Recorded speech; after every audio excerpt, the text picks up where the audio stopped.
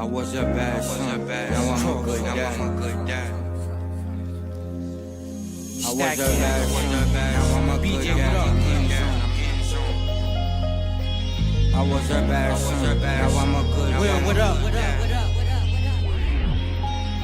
When I was a little boy, I put my hood on my back. All eyes on me and nobody cut me no slack. While bowling up and down, that cold money was all I thought. And daddy was selling drugs, so it made me say fuck sports. Him teaching me the game, felt like he was passing the torch. In front of projects, I jumped off the stoop, not a port. My OGs was my idols, not no Meech or Rick Ross. And remember, to be a boss, life was always the cause. I carry Christ on my back, that's why they call me the cross. And whenever shit was rough, I just hustle and stay my course. And every time I pull myself back on my feet, digging my cleats. Every step I take, rip up the streets. A gun in a vest, some money and weed is all I need. When I hit the block, my mama started losing her sleep. To love a nigga like me is really not for the weak. I became a villain after that 100 bullets ate up my Uncle G. I was a bad son, now I'm a good dad. I'm hands-on, my kids ain't raised by no iPad. I show up every day, if you a man, try that. Can't call yourself a man if you make a child and deny that. Oh, I was on the wrong screen. Boom, boom, boom, boom, boom, boom. What's up with it? What up, cuz? Coolin', cuz. Same old. How's your week? Worked all week as usual. Been attacked by the LGBTQ all week. For some reason this week, boy, I was under attack. What they say to you? First, it was a stud. It was a stud. First, it was something happening. I was in Marietta. No, I was in Kennesaw. I was in Kennesaw the other night. It's like 10 o'clock at night. I'm getting to 75, and I see people ain't moving. I'm thinking it's a car accident, so I jump in the turning lane to get past all of this. The turning lane could take me the whole block through the intersection, so I jump in the turning lane, get to the intersection. Now other cars is, you know what I mean, seeing what I'm doing, they jumping behind me, so I'm going through. But now the police coming, so I'm trying. A fire truck done came and everything. A fire truck done came, so I'm trying to get through before they shut the joint off, but this fire truck beats me. So, but they left me some room to squeeze through. So I'm easing through. I'm in the 18-wheel. I'm easing through. And stud jumped in front of the truck. Stop. There's people trying to walk across. I'm like, man, ain't nobody walking across, move.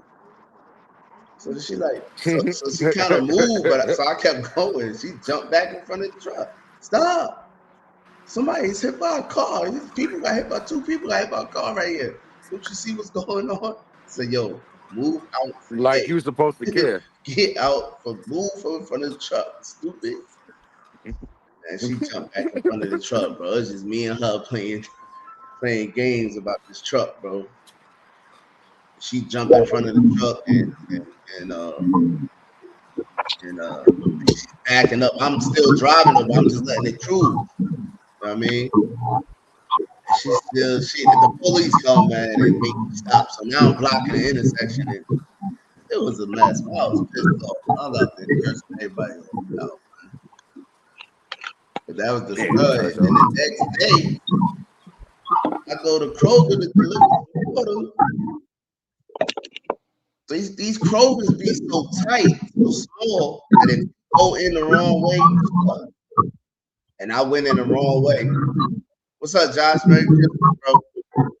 I went in the wrong way, and they got two exits for the trucks or whatever. I'm way up in Forsyth County, man. I don't come out here. So it's another entrance on half a block down. So I went in the first entrance. I would have made it, but the way they parked their cars, I couldn't make that left turn. It's a cleaners right there to go in the back, around the back side of Kroger's. I couldn't make that turn the way they parked their cars. They parked their cars right there. So I'm like, damn. So now I'm in the front of Kroger. Christmas Eve, matter of fact. Christmas Eve. This was yesterday morning. I'm in the front of Kroger. Can't move. cars coming, people walking, all type of stuff. I gotta back up the whole joint. I gotta back. I can't turn or nothing. I gotta back up the whole joint. I'm backing up. I'm taking my time, making sure I'm looking at everything. I'm letting it roll in reverse, so it's just rolling. Then I damn near get to the end to where I can make a turn. Little gay white nigga come out. What are you doing? What it look like I'm doing? What the fuck are you talking about? Why are You you was just backing up? beefing with everybody all week. It's Christmas Eve. It wasn't everybody. It's just the LGBTQ. It was a stud broad and a gay nigga. It's the LGBTQ people, man. People crazy. Then he like, it's Christmas Eve. Why are you backing up? You're gonna hit people and that. I'm like, yo, you got a solution, man?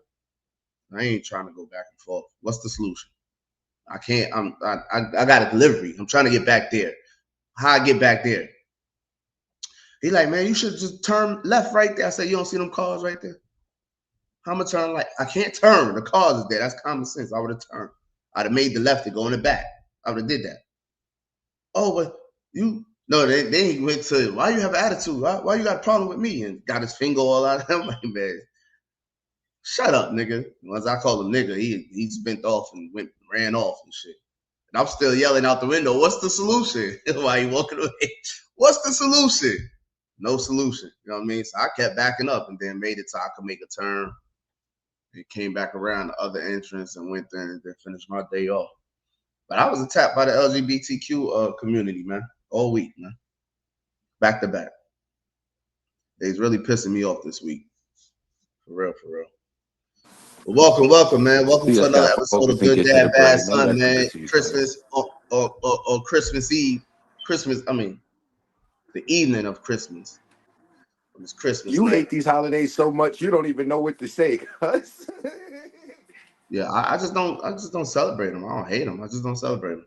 Nah, I know you don't hate them, but I know you don't celebrate them. Happy holidays to everybody, man. Keep it short and simple. Whatever y'all celebrate, enjoy. Yeah, I said Merry Christmas to Josh. Heard up. Mm-hmm. But what your week was looking like? Job hunting, trying to find something new. Try not to settle for some regular warehouse jobs, and instead trying to get where what I studied for. So I got a choice You got between FedEx and some place called AIM. I don't want to do FedEx since they not talking about enough. So I'm thinking about rocking with AIM. We'll see what they talking local though, in Gainesville, Florida. That was what my week was about. Still that shit. what driving the truck? 18-wheeler? Yeah. Oh, okay. All right. Man. Josh, what it look Yeah, like? What that's you the doing plan, over there? man. That's the plan. I was gonna cover that UPS joint, man. I watched the first half of that video. I can't even get through that video, bro. Once them kids started running around and crying after and all that, I was like, I ain't playing that. I ain't in the mood to play that. You saw the video with them dudes dressed up as the UPS workers and killed them people.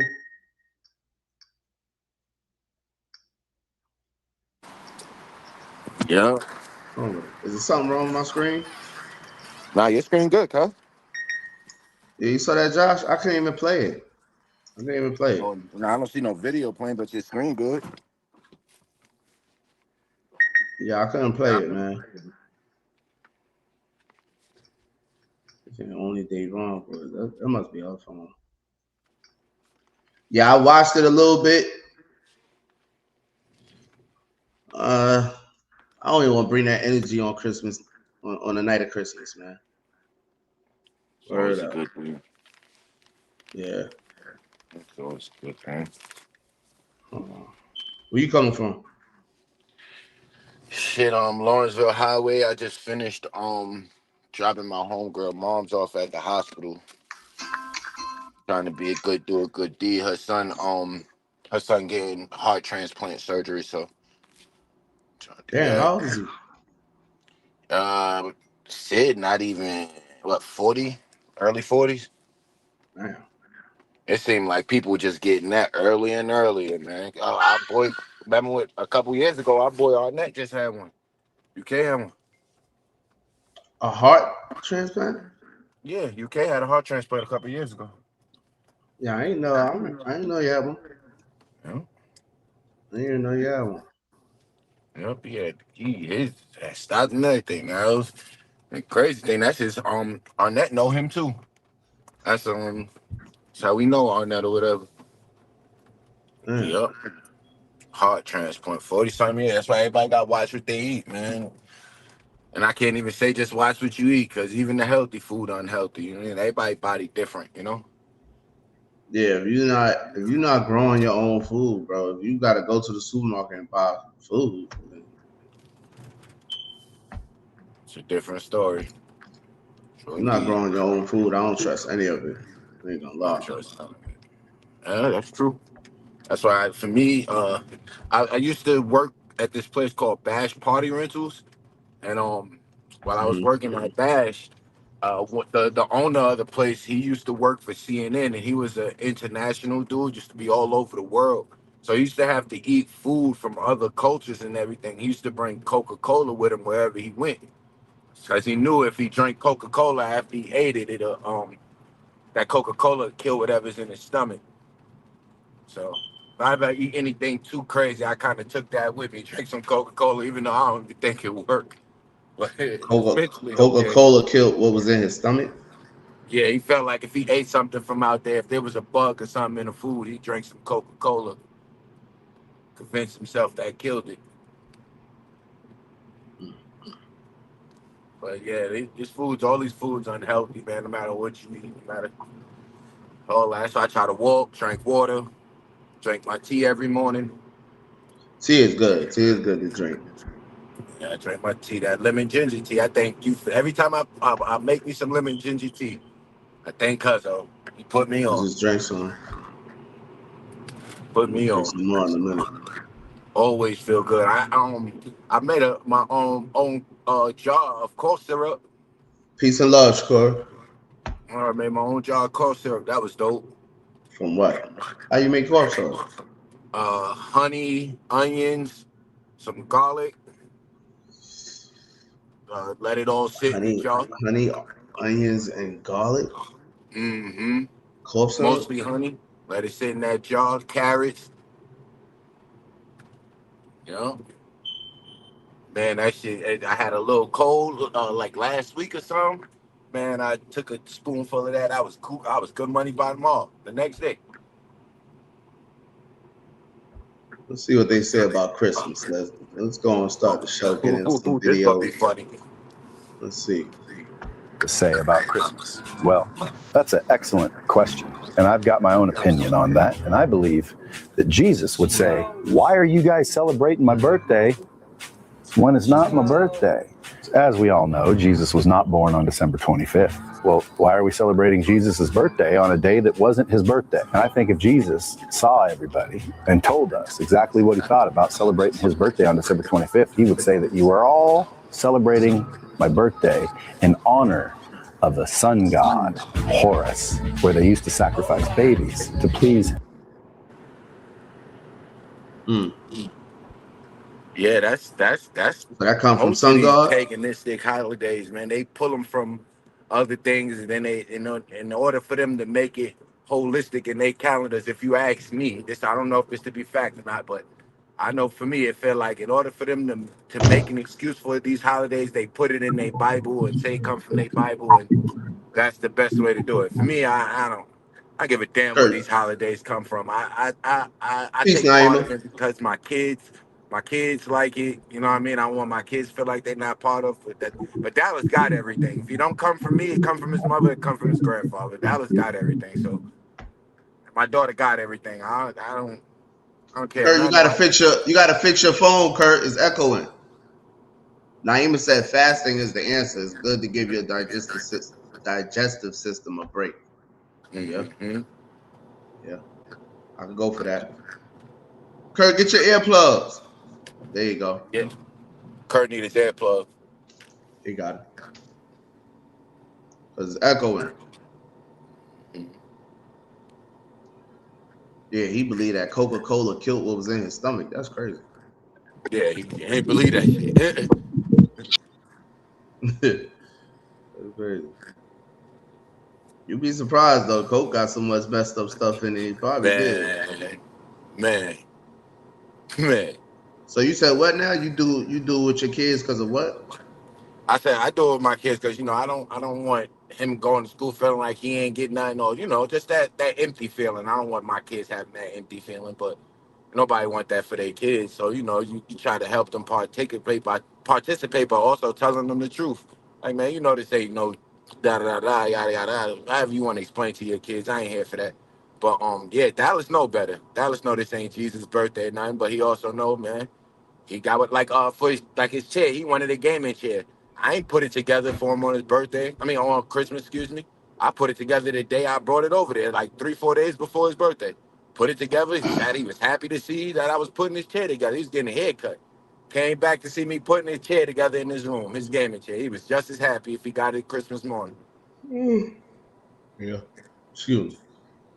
Yeah. Uh, I ain't I'm have to feel like I need to send him a gift today and all that.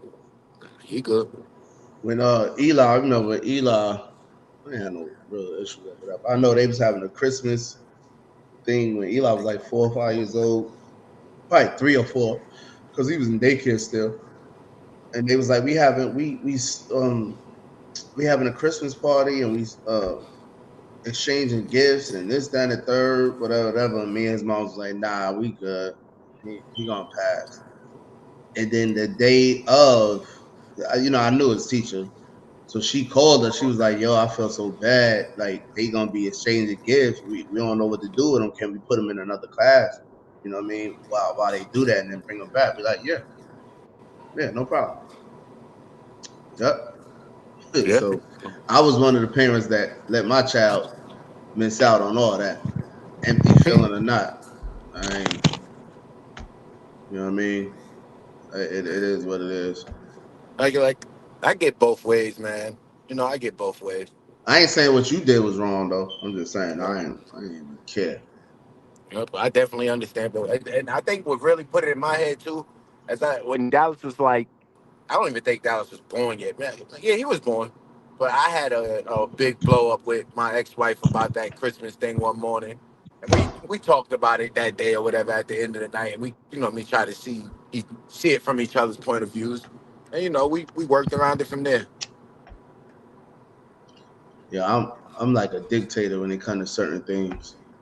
I'll be on some dictator. Yeah, I turned into a dictator, bro. I ain't doing that. I ain't doing that. Cause no, There's trust me, no reason for it. nobody know your dictator ways, pause better than I do, bro. I know exactly how you be on it. There's no reason for it. I know. No, it's not. There's nothing it's not something that's needed. I don't see why we fighting over this. I'm saying it's not beneficial to the family or to the children to celebrate some old bull crap. You know what I'm saying? What's the sense of it? What are we debating here? It's I not think beneficial in no way. people carried that tradition with them for so many years, man. I Where they think get it that from? That's the yeah, problem. That's the that's same. the That's the problem. same thing with politics and religion and everything else. You just continuing something that you don't even know nothing about. You don't even know where it came from. I used to celebrate Christmas. I grew up celebrating Christmas, trees, gifts, waking up with gifts underneath the tree and all that stuff. I used to do that. We grew up, doing that. I just as I got older and started having my own children, I still did it in the beginning. I never did the Christmas tree and the gifts. But I don't even remember doing it when Eli was born, to tell you the truth. I just never saw the purpose of it. And then I see people break their backs to buy all these Christmas gifts and be broke. Can't even pay their rent Hmm. in January. They Hmm. broke. January come borrowing money. People borrow money to buy gifts for their kids to celebrate this Christmas stuff. Yeah, people That's get crazy into to me. people get into dangerous You situations going on into what is that? debt to Black celebrate a holiday. Friday, and they get into dangerous situations on Black Friday, and damn near kill each other for them gifts. I won't even say damn near. It's happened since the It '90s. doesn't I it remember. doesn't make sense to me, man. No, it It don't. don't. Don't. Definitely What's up, don't. Kurt? What's going on, brother man? Not much. Big Getting brother into Kurt. a little bit of Christmas, pagan feast transform He was Christmas. rewriting history and renaming pagan feasts with Christian names. Is celebrated on December 25th, the date of the pagans' winter festival. What is the pagans' winter festival? It is the winter solstice or the Saturnalia, brothers and sisters.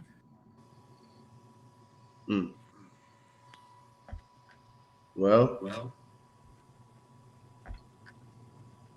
and I've been everybody. saying I've been saying that for the longest about that pagan holiday, and it even talks about it in the Bible that it's the culture of the pagans. People don't care. People don't look into it. I see people talking about thank Jesus and all that for today and this, that, and the third.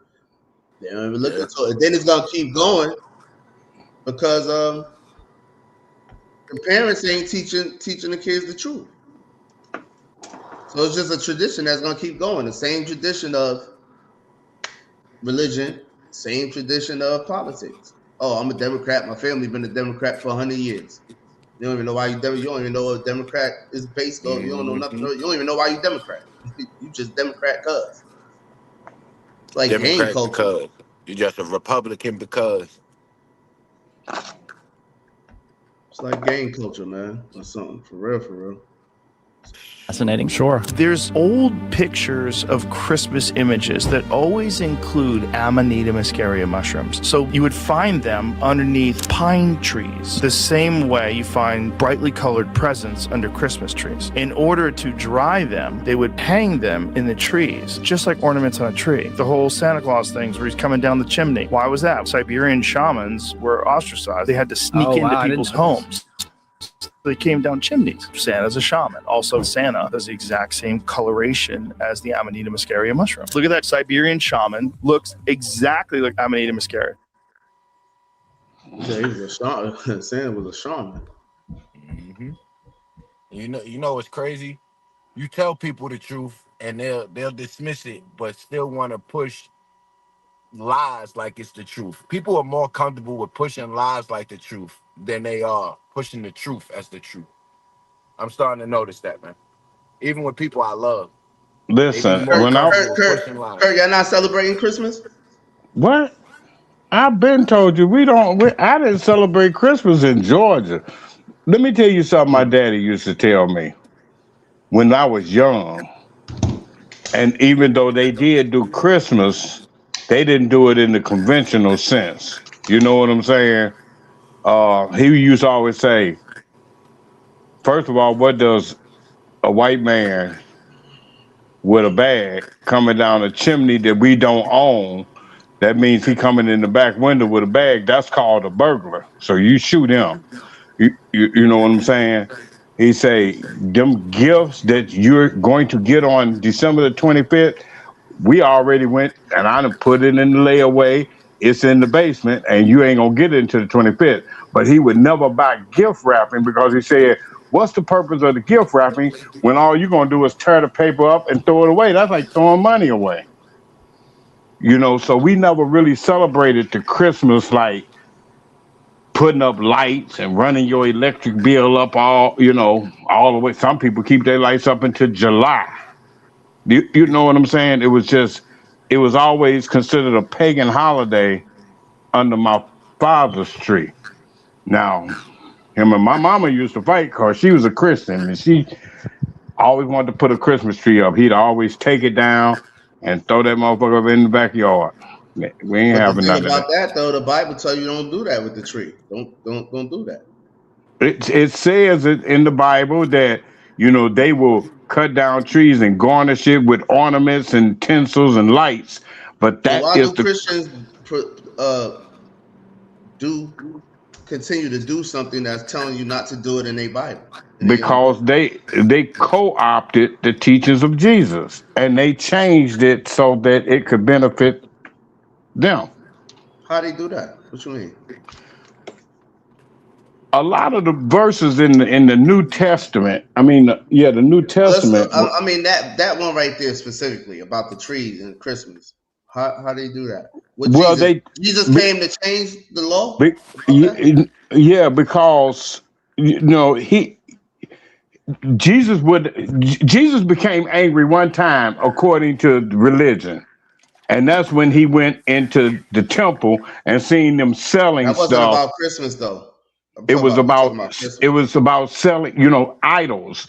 The tree is symbolic of an idol. They start worshiping the tree as the birth of Jesus, and that's totally against what Jesus taught. So the Christian church co-opted the religion and started erecting idols such as trees and men on crosses to idolize them. And in the European sect, what they did, they monopolized off of it. You buying gifts, you spending your money on electricity and a whole bunch of, you gotta wait 1 day out the year to eat good, you know what I'm saying? So they co-opted the religion of Jesus and turned it into a holiday and turned him into an idol, which is what he taught against. All of that, them pagan holidays, the American pagan holidays, which came out of the colonial stages, Europe and all of them, the shamans and all of them. That's why we got bunny rabbits on Easter, and those are idols. Those are pagans, the non-believers of the scripture. Yo, you heard of this guy named Noah? The African dude that said it's gonna flood, the earth is gonna flood on December 25th or something like that. He got hundreds of people what they coming to Ghana or something. He built the ark. Let's check this guy out. He built the ark. This is what religion does. This is what religion does, man. People just Noah, the self-acclaimed prophet who claims God will destroy the world on 25th of December, 2025, has just announced an update. Take a listen. God reveals to redeem. I have prayed, I have fasted, I have donated, and I have built. And through my prayers, I got another vision.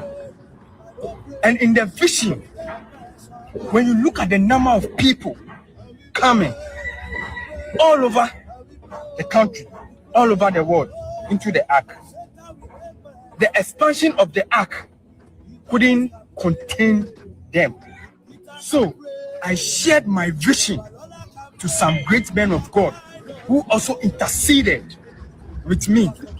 After the intercession, God has given us some time to build more arks in addition to the 10 that will contain all of us. So tomorrow, nobody should rush to any location. I am not selling tickets. I am not taking money from anyone also. So please, stay home, enjoy yourself, have fun. And also, I am wishing all of you Merry Christmas and Happy New Year. Still, the ark is there. Repent. Repent. Repent. God bless you. Now let's give you the background to this trending story. Noah, a Ghanaian man who has gained massive viral attention on social media, claims to have received a divine vision from God, warning of a catastrophic global flood starting on December 25th, 2025, Christmas Day. He said the heavy rains will last 3 years or more, destroying the world, and that he has been instructed to build arks to save believers, mirroring the biblical story of Noah. Public reaction remains mixed. Many view it as a hoax, content creation stunt, or misunderstanding, with some locals claiming the arks are actually fishing boats built by communities and not his project. Others debate it seriously, though no major religious leaders or authorities have endorsed the prophecy. Notably, the Bible, Genesis 9, states God promised never to flood the earth again, which critics often point out. What do you also say? Do you agree with him or the Bible's statement? Let's hear thoughts in the comment. What y'all think, man? He started talking back his own prophecy, talking about y'all just stay home. It's gonna happen over time. Now, yeah, man, stop it. He one of them preachers that's trying to co-opt enough following. When you get enough followings, you monetize. They That's arrested all. him. They supposedly arrested him. He's been arrested for spreading fake news about God ending the world on the 25th of December. He is causing tensions everywhere, and people from far and near are already preparing to come enter his ark on the 25th. Ebo Noah claimed that God revealed to him that he will destroy the world on the 25th using water again. He constructed over 8 arks to house people. Why would they lock him up for that? Why? And what's different between him, Moses, Muhammad, and all of them? What's the difference? God spoke to him like he spoke to them. Who's to say God ain't talking to him? Because the world didn't flood December the 25th. So what he was saying is not factual. A lot of the That's things, where he messed up at. yeah, a lot of the things that Jesus, Aces, and Moses and spoke were things that came to light. You know, they actually came true. That's where he messed up at, right? Yeah. He started trying to talk back. Well, just stay home and I'm gonna build some more boats. Just But keep should he be following. locked up? I don't think he should be locked up. That Merry Christmas was crazy. That Merry Christmas was crazy. Oh, the way he came forward with that. I don't think he was locked up. I don't think they should lock him up, but they should debunk his lie. You know, call him out. You know, call truth to power. You know, you just talking. You trying to find followers. You know, and everybody can see that just by that whole statement. Then he talking about, well, Merry Christmas to all. What? Bree said they arrested him. Naima said that was the red flag. Where he gave himself away with saying that. He had hundreds of people traveling to get to the ark. It was a lot of people coming, Kurt. He had a lot of people coming. Yeah, well, the dude. Once you start saying God told you something and you dress a certain, you look a certain kind of way, people wait. The same story with the Jim Jones thing. You remember that? Yeah. He killed people. He tricked all them people to Ghana and then said the government gonna come get me, and they trying to come get us, so we all gonna go meet Jesus, drink this Kool-Aid, and all of them killed themselves. Like, you know. I wonder if they met Jesus. No, they met their demise. They are in the ground now. Nobody came back yet talking about they met. No, well, I seen some clips of people saying they saw this person, they died and came back to life. Oh, SPV TOP for life. Most choose to ignore the laws of the scriptures. That's why people are so lost today. They have a problem with Sharia law. When Sharia is the law of the scriptures, they prefer false religion. So exactly. So you think the government should be a country should be ran by the scriptures of the Bible or the Quran?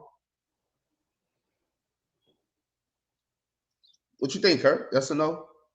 Chat. Do you want your country ran by scriptures, the laws of the scriptures, totally? If we're going to say that we're going to be people of morals and principles, yes, I do. I think that it should be religious leaders that lead the country. Josh said no. I agree. I'm with you on that one, Josh. I say no too. I say but no. If you let non-believers or people that are not of the cloth per se run the country, then they'll run it according to their moral turpitude, if you will. You know what I'm saying? And therefore it will be in conflict with the laws of the scripture. But that's why in the Constitution they got a separation of church and state. You know, it's supposed to be a separation of church and state. That's a law. I mean, I don't mind some of the laws of the books, the basic ones, the 10 Commandments and stuff. Thou shalt not kill and all that. You know what I mean? Commit adultery or whatever. Respect thy neighbor. All of those, the regular ones. But when you start going into Davon, something wrong with your mic. When you start going into the little intricate details of each scripture of either one of them books, the Bible or the Quran, I don't agree with a lot of that stuff. In the Quran, it says you could marry a cousin or something. Should the country be? Should you be allowed to marry your cousin? Have children with your cousin? I wouldn't agree with that. Let me see. It is easier for people to obey the same laws. Religion is a different ballgame. I don't want to do religion, bro. You know what I mean? Naima said that's not a law. Hold on, I'm gonna find that, Naima, because I seen a Muslim dude talking about it's in the scripture or something. The scripture supersede any European structure or governance. Our people had universal laws prescribed by Allah, God. What's going on with Davon? That was from that time. See, then that's something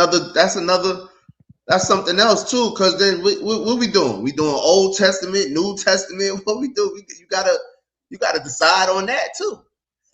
We're not gonna follow the Old Testament because that was so we need a New Testament because the New Testament is old too. The New Testament is 2,000 years old. The New Testament are scriptures written by man. They work the universal laws of God. That sound better, Cuzzo? A little. How that sound, Kurt? Yeah, I don't hear good, but when you're not speaking, it's like the airplane sound, like not airplane sound, but like you know what I mean? Like he outside just keep it on mute until you are ready to speak. Got you. Yeah, some kind of now that sounds better. It sounded like he was in his car with the air blowing. LGBTQ turning out our children and sinful lifestyle dominating our society. Sinful lifestyle is the source of crime. Yeah, but that's just laws of nature though. That don't even got nothing to do with the Bible or Quran. The laws of nature teaches you that. It wasn't no book that taught Adam and Eve that, and Abraham and all that came to follow. They didn't have a Bible or Quran. So how they knew not to have sex with same sex? How they know? Nah, meaning it was necessary at the time. It was never a law. It's not something you have to do. The same with polygamy. There are benefits, but it's not a law. Okay, so then y'all gonna have to be specific with what y'all gonna make law and what y'all not. The same goes for the Christians too. You'll have to come up with a whole new constitution. You really don't. You really could just, if there's gonna be a Christian society, if they go by the Christian way of life, it's a lot of stuff that shouldn't be done. That they're allowing. Abortion. I believe the law should be changed every 30 or so years. Maybe every 30 to 40 years. The law should change every 40 or so years, matter of fact. Right now, the Trump administration is being sued by 19 states, 19 states or something. Let me see. By 19 states over gender transition treatment for minors. This is what we got going on in America. This is what we got going on in America. This is what we got to do. We got a lot more than that going on. There's a lot of bullshit going on. Well, that's one of the things. That's one of the things. You could name something else, but I'm naming that. This is a problem. And that's a problem.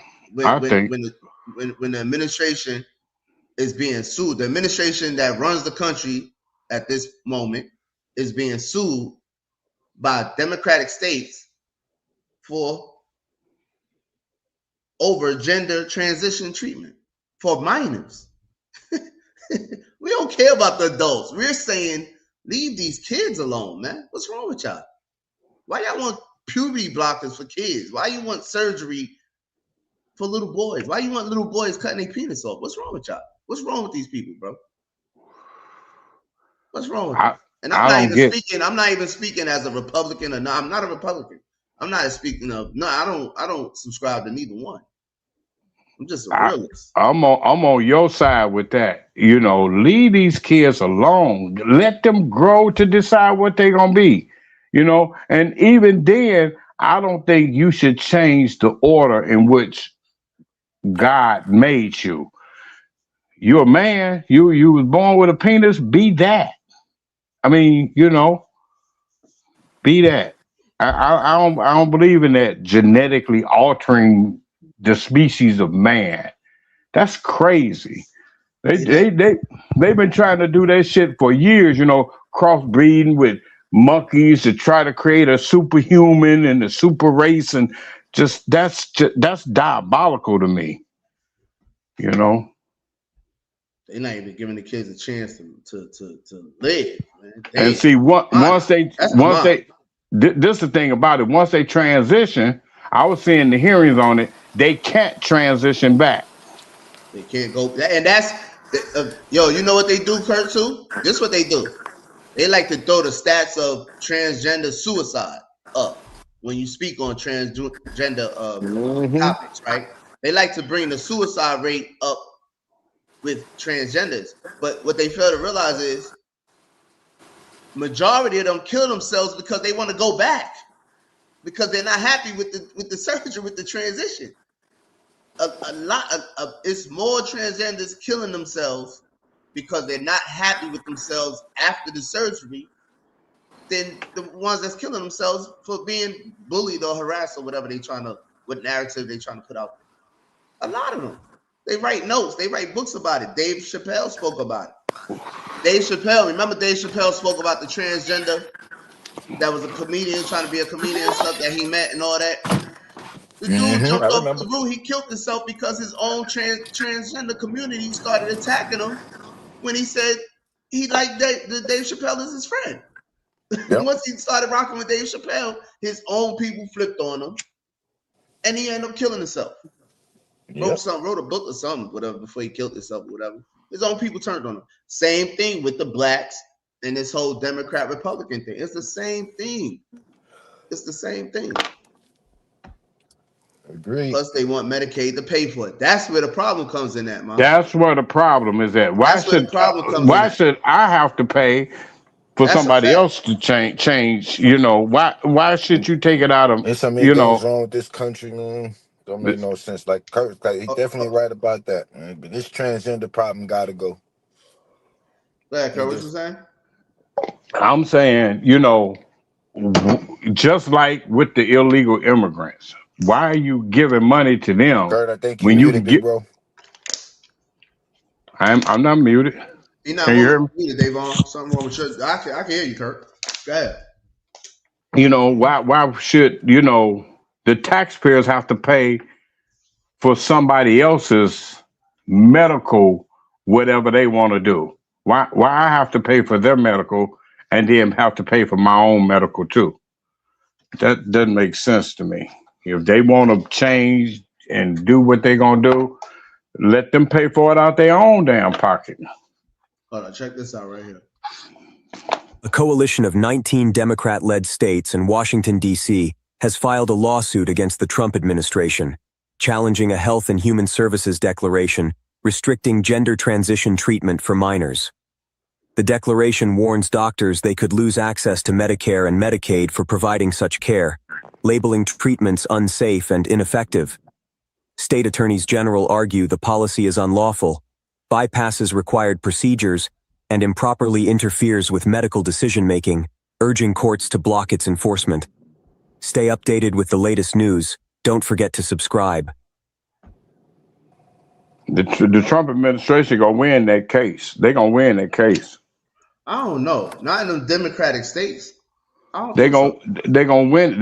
Because they got Democratic judges But even if they lose at the state level, when it goes up to the Supreme Court gonna kill it because you know we already talking about waste and this and that. Why should states have to pay for a procedure that's not necessary? Well, if that's the case, if I was Trump, I would just let them do what they do because the state paying for it. I'm not paying for it. The feds ain't.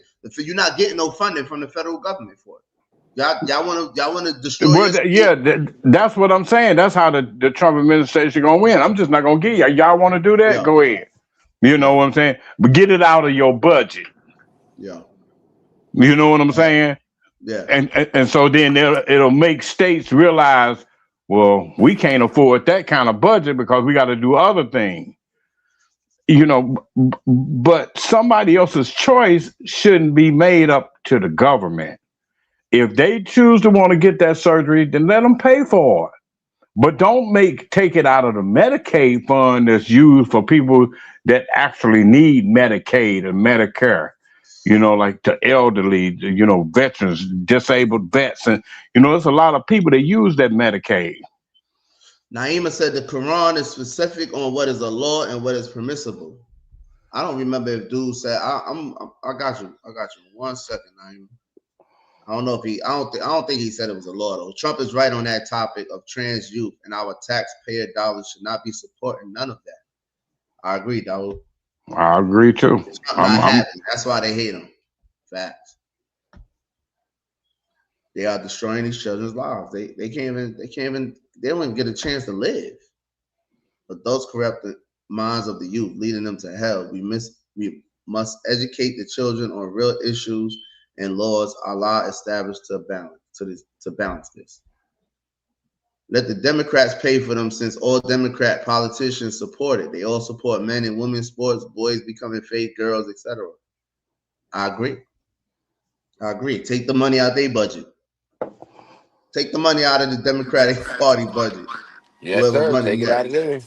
Yeah, whoever's running next. Hold on, here it go right here, Naima. This dude was talking about right here.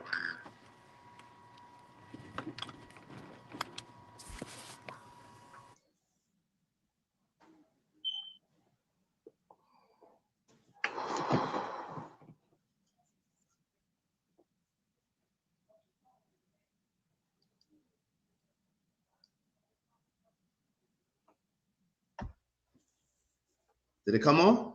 No, ain't nothing came on. It's quiet. Oh, I'm the one. I'm tripping. My bad. I've been sitting there watching it the whole time. It's a white screen. Nah, I got you. I didn't even do it this way. I'm tripping. This is why I haven't seen Will out there. Yeah, I need to get you something on BJ. Will out there celebrating that bullshit, man. Got me in here doing everything. Hold on, Kurt. Let's go.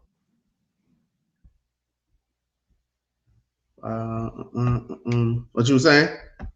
I need to get you on something. I need to call you on something. I need to clap back at you. You talking about I got cross deranged syndrome because I brought him up. That's my alter ego almost like. You know what I'm saying? I almost protested this podcast because he ain't here. He need to be here. He probably I don't have nothing to crash out about if he ain't here. I spoke to him today. He probably sleep. Yeah. Kurt, stop making that man your natural enemy. Find something to do. Huh? What'd you say, Davon? You ain't got to make that man your natural enemy. You smarter than that. Hey, he never was my enemy. I like to go back and forth with him though, cause you know. Oh, here you go. Acceptable to marry my cousin. If you want to marry her, go ahead. It is halal. Now, for some reason, this is something people make fun of Muslims. Oh, go marry your cousin. Go marry cousin. Yo, bro, we marry cousins all the time. People have been marrying cousins for millions of years, bro. And yes, the chances of a birth defect might be increased, but it's not to the level where Allah knows us. Allah knows best. It's not to the level where it's going to be dangerous. My parents were cousins. Look how I turned out. I have brothers and sisters who married cousins. I have lots of people in my family who are cousins who are married. Absolutely not a single issue in any of my siblings' family ever. So you want to marry cousin, go ahead. You don't want to, go find a halal badi. Okay, yeah, he didn't say it was law or anything. I don't really know what he's saying, to tell you the truth. Sound like he just want to marry his cousin. Seems like he just want to marry his cousins. Or it sounds like he just okay with. Word up. I don't know where he going with that one. You right, Naeem, I don't know. Or that he's okay with incest. Yeah, I don't know where he came with that one. I don't know where he went left. Came with that one. But is it? He said it's halal. It's not against your religion. Doing way too much. Is it against your religion though? Is it haram in Islam? And I'm sure the I'm sure the Christians do the same thing too. You know they do. Yeah. Allah is permissible. Yeah, that's all I got from him when he said that. Oh, this is what I wanted to get into too. Why everybody attacking Nicki Minaj now? What she did? Because her fan base is stupid. Devon, tell them, explain what happened. Explain what happened for Nicki people that don't know what happened. Like Kurt. Nicki got on stage with the Turning Point, excuse me, and she pretty much backed Trump and denounced. She pretty much said it's okay for boys to be boys, and did a lot of things that was pro-Bible. I guess people really was just mad that she was up there in the first point because she ain't say nothing to me. People mad that she's just with Turning Point USA and with Trump. Any black person that says any black celebrity that says they're with Trump is gonna get scrutinized by black people. That's all it is. Especially the hip hop community or whatever. She didn't go up there and say anything crazy. I listened to the whole thing. All she said, hold on, I got it's okay for boys to be boys. I like that part. That was cool for that. I'm like, what'd she say? Then I realized the true problem is her fan base. Right. For them, and I'm not even surprised because to even be a fan of Nicki in the first place did something wrong with you. So I'm not even surprised with all them anyway. I'm not. They all slow. Let me play this clip right here. You had some fun words for Governor Newsom. I have to read these tweets because they're amazing and they are so funny. Okay, first one, we'll do this one. Unless you want to read it in your own voice. I think it'd be really great. Imagine being the guy running on wanting to see trans kids. Haha, not even a trans adult would run on that. Normal adults wake up and think they want to see healthy, safe, happy kids. Not Gav. Okay. The Gav knocks. Gav not in, Gav out. Send in the next guy. I'm bored. She up there rapping. I don't know. I mean, people in the uproar. Black people don't like that. I don't know. She got a right to feel how she want to feel. It makes no sense. Why your political party got to have anything to do with anything that's personal? That's personal to who you vote for. That ain't got nothing to do with nothing. You can't be a fan of somebody because of who they voted for, because of what their religion is, or because of what. I just think this country is retarded. They care more about certain things and don't even care about gun control. I'm still on that. That should be the number one problem in America to take care of is gun control. Until we start addressing that, man, I really don't want to hear nothing America got to say, really. I think her fans are stupid. I think anytime somebody want to cancel somebody because they're a fan or because of their political party or their religion or something, man, miss me. Miss me. Damn, Davon, shit, you creating an alliance with me, ain't you? I'm the same way. I don't give a damn. You know, Hey yo, I got one more clip, and I'm gonna get into what you was talking about, Davon, as far as the gun control, because I got something for that too. Hold on. They're young men. You have amazing role models like our handsome, dashing president. And you have amazing role models like the assassin J.D. Vance, our vice president. And when I say that,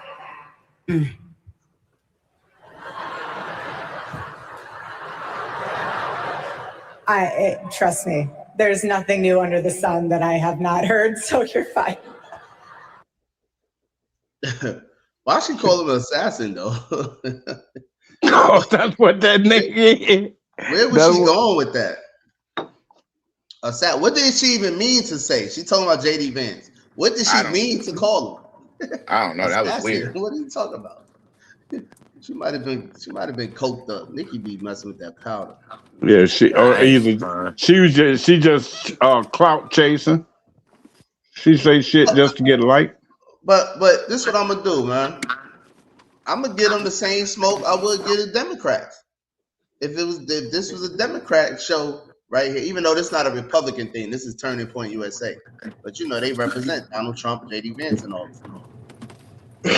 Even Turning Point USA, Erica Kirk, she dead wrong because Charlie Kirk didn't even rock with Nicki. Charlie Kirk said Nicki is a terrible role model for black women. Definitely did, and I agree with him. Why is his wife up here bringing Nicki Minaj on stage? Anybody with the name Minaj in it, why would you bring them on stage to represent something other than the fact that she's a good rapper? She's a great rapper. She's a celebrity with a lot of money. That's it. That's why she's up there calling JD Vance an assassin, because she has nothing to say. She brings no value to this. I think you would have been better off bringing Candace Owens up there, but because Candace Owens is up there exposing your Turning Point USA counterparts, you can't bring her up there. You know what I'm saying? So you go get Nicki Minaj. Now, it's starting to become more weird and weird to me, because Nicki Minaj, you not only did you guys pick Nicki Minaj, right? But she really has no credibility. Like everyone she loved, the men that she loves the most are rapists, child predators. That's not a good look. Who did the background check to have Nicki Minaj up here? Nicki Minaj's husband did 4 years for attempt rape. Her brother is doing a 25 years to life prison sentence for child rape. Why do they have Nicki Minaj up here? Why? I think they had something to say that Nicki Minaj's new husband or whatever was trying to get a There's no new husband. There's only one husband. Well, I don't know. Kenneth Petty. Okay, Yeah, it's only one. That's what I'm telling you. It's only one husband.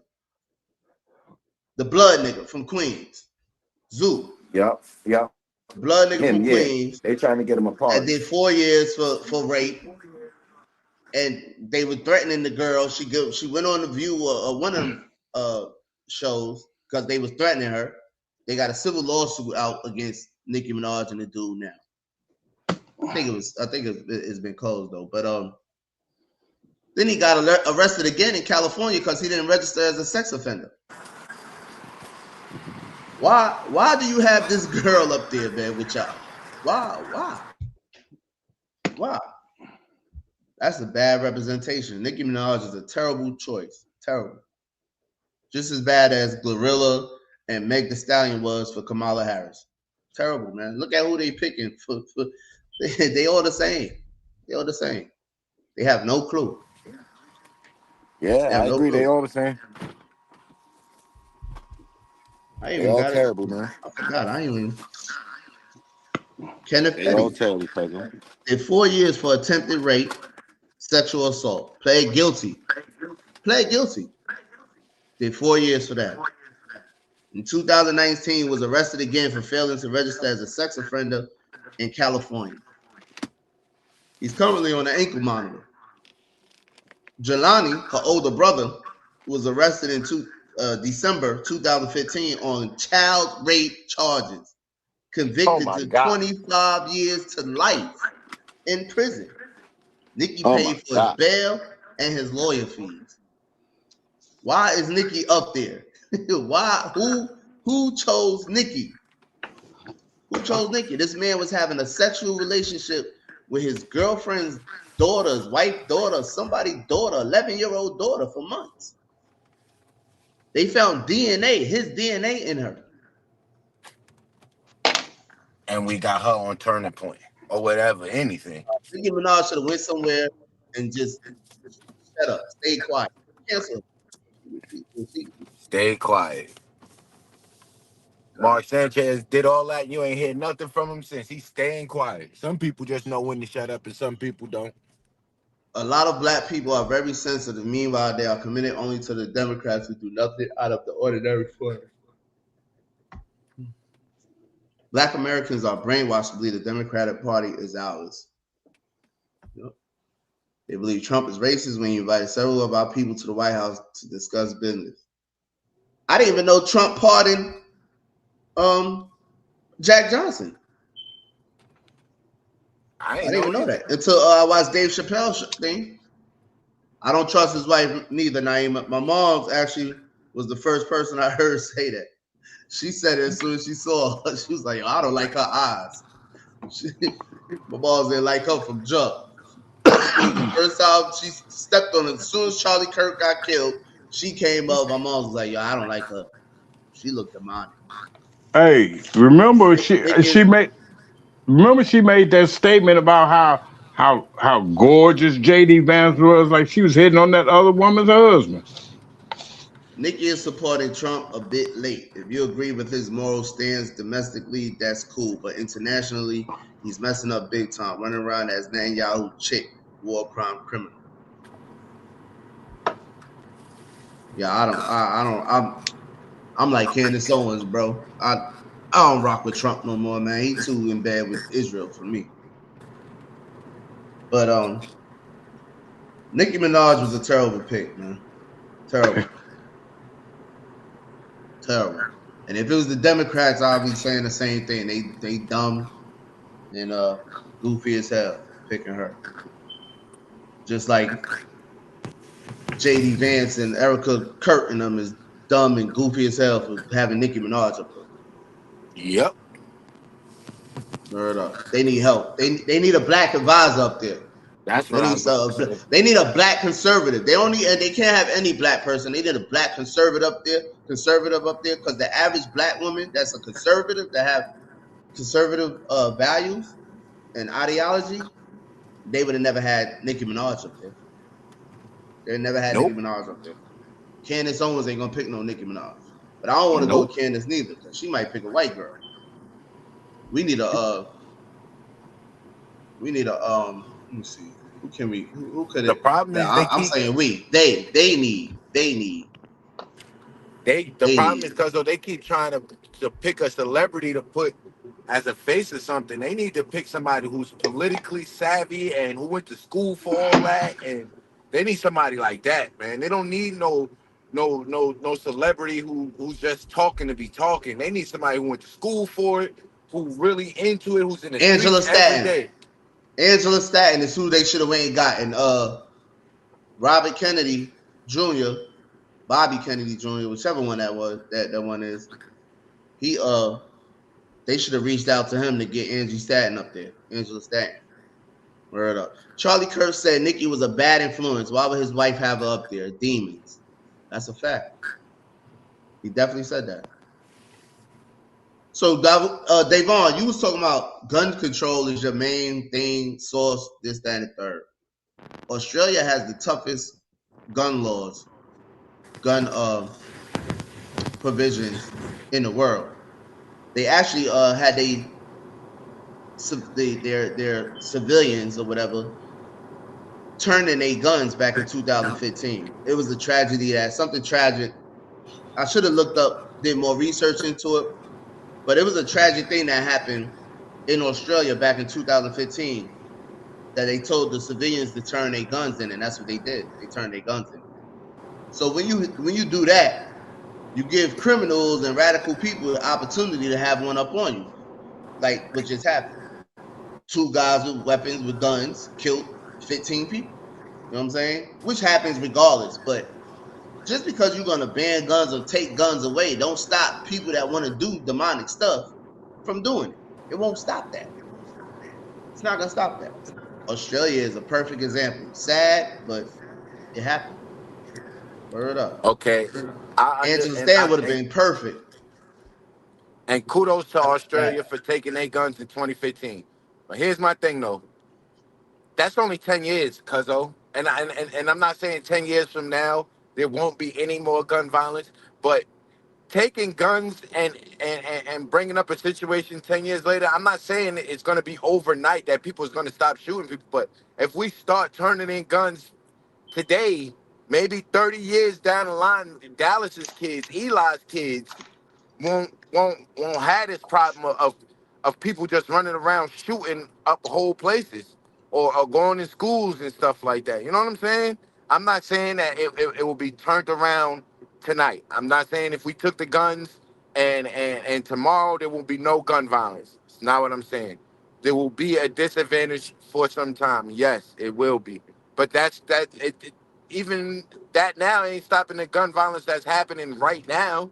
So we got to do something. Sitting back doing nothing, sitting on our hands, ain't doing anything. Kudos to Australia for saying, yo, listen, we got to do something about these guns. I know one thing. After the shooting in Australia, they didn't say, all right, everybody, let's put guns back in your hand because this incident happened. So we can't measure things like that. We gotta start somewhere. And maybe taking guns is too radical. Maybe we should start somewhere else. But I know sitting on our hands doing nothing about the gun problem we absolutely have is crazy. Which gun problem are you talking about? Because we shouldn't be sitting on our hands doing nothing. Which gun problem are you talking about? Let's say all these criminals in urban neighborhoods with guns. How about the Charlie Kirk situation? How about transgender situations when they feel certain type of way and they shoot up a school because they got bullied? There's a whole bunch of gun violence going on, cuzzo. Whole bunch of gun violence. I just wanted you to name one so we could come up with a solution. You talking about in the urban area? That was the first one you said. Yep. Guns in the urban area. They okay. So I would say before the guns is the mentality. It's the mental. It's plenty of people. It's plenty niggas in the streets with guns that's not running around shooting people. Plenty. It's more niggas in the streets with guns not running around shooting people than it is running around shooting people. Cuzzo, I hear your First. mentality argument, but that's like the same argument you bring with the guns in saying that they shouldn't take them. You're not gonna be able to change people's mentality. I'm not, Davon. What you doing though is you just repeating yourself. I'm not saying we shouldn't. I asked you what's the solution. Your only solution is taking the guns. That's never gonna happen. All you keep saying is we need to take the guns. We need to take the guns. That's never gonna happen. So you have to come up with a solution. I think since we started this podcast, I came up with another solution, the insurance solution, taking guns, and I came up with something else. It's eluding me right now. You don't even remember what you came up with, so I damn sure don't. What the insurance thing? It was cool, but you really have to be serious about what you're saying. The insurance thing, what? Insurance, what? Insurance on guns? Everybody should put guns. Your phone breaking up. You got your phone breaking up. Just hold on, bro. Hold on one second. So that way, if you shoot somebody, It worked the same way. It could work the No, same way, you just like car insurance. You get into an Davon. accident.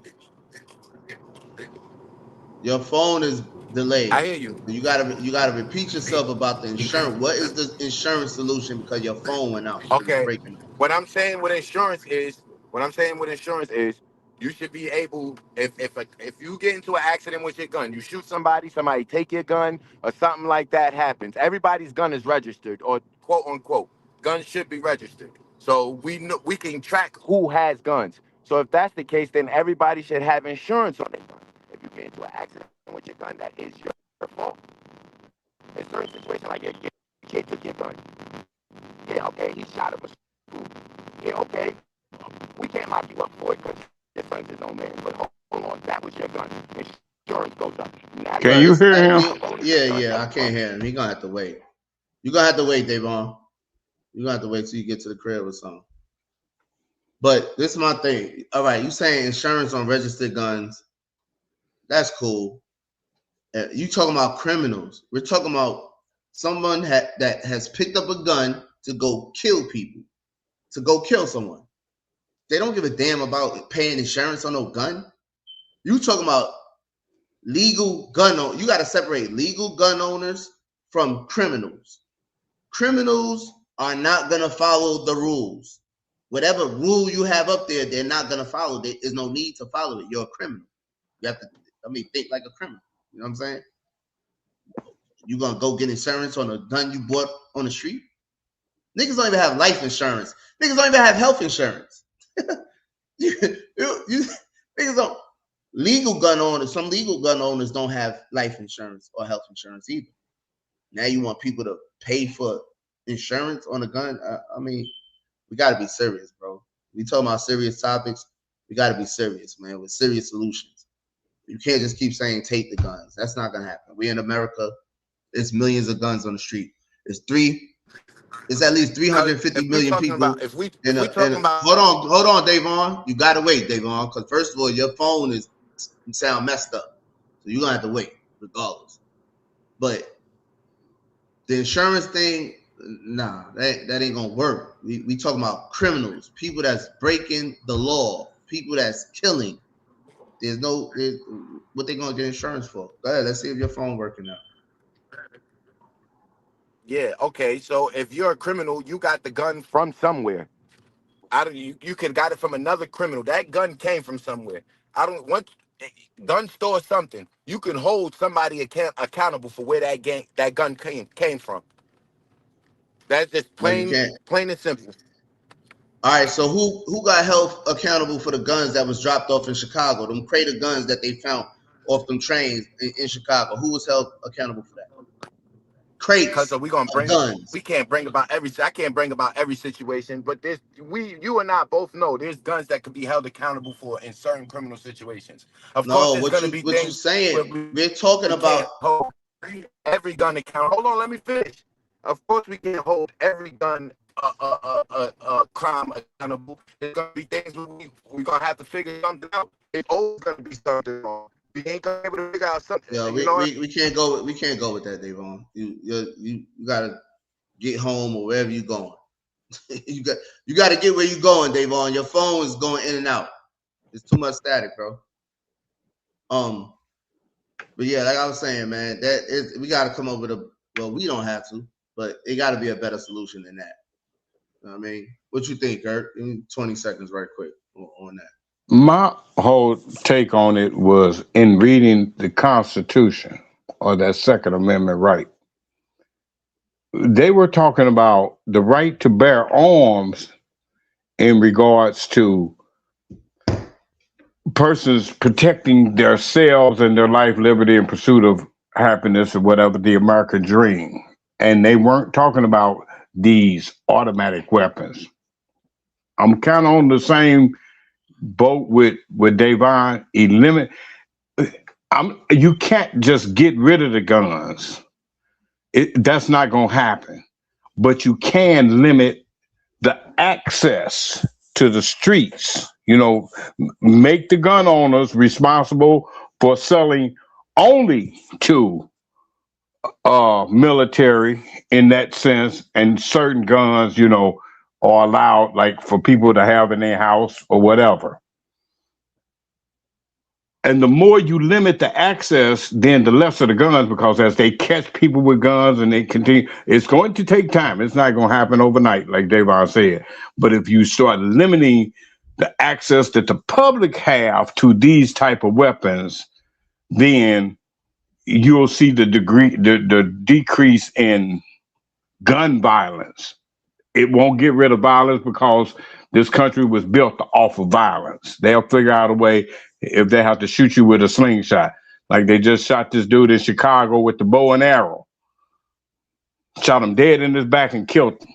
I didn't even see that. That's crazy. He was walking down the street. That's crazy.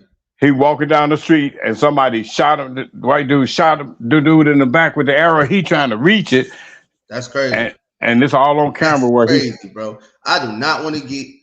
I don't know. I ain't speaking on that. What's up, TT? It shot him down like a deer. Hey, Killed him. What up, TT? You ain't heard that about that? That ain't gonna work, Davon. No, I didn't hear about it. I just said that's crazy. I ain't hear about that. Because the insurance, if you put insurance on it, criminals don't care about criminals don't care about. Kurt, niggas driving around with guns in the car with no insurance on it. I drove around Georgia for years with no license. I ain't get a license. Motherfuckers drive around with no insurance all the time, so the insurance thing ain't gonna work. No, bro, come on, be for real. They need a comprehensive agenda to reduce the output. Yeah. You know what I'm saying? Other than that, it's going. We was out here with no insurance, man. We was out here with no insurance, man. No insurance on the cars, man. Driving. I came out here in 03. I ain't get a license in 2011, Kurt. I came out here in 03. That's 8 years in Georgia. I had a car all the time. Drove every day.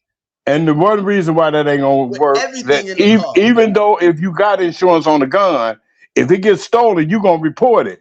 Then they still gonna have it in the street. They still gonna, if it was stolen, Kurt, they don't care what they got. Tell me if you agree with this or not. America bans all guns. Guns are abolished, right? No more guns. Take the guns away. You get found with a gun, you're keeping it, whatever. No more gun stores. No more nothing, right? You think there's not guns? You think there's not gonna be guns brought in America from somewhere else? Oh yeah, it's gonna be a dark market.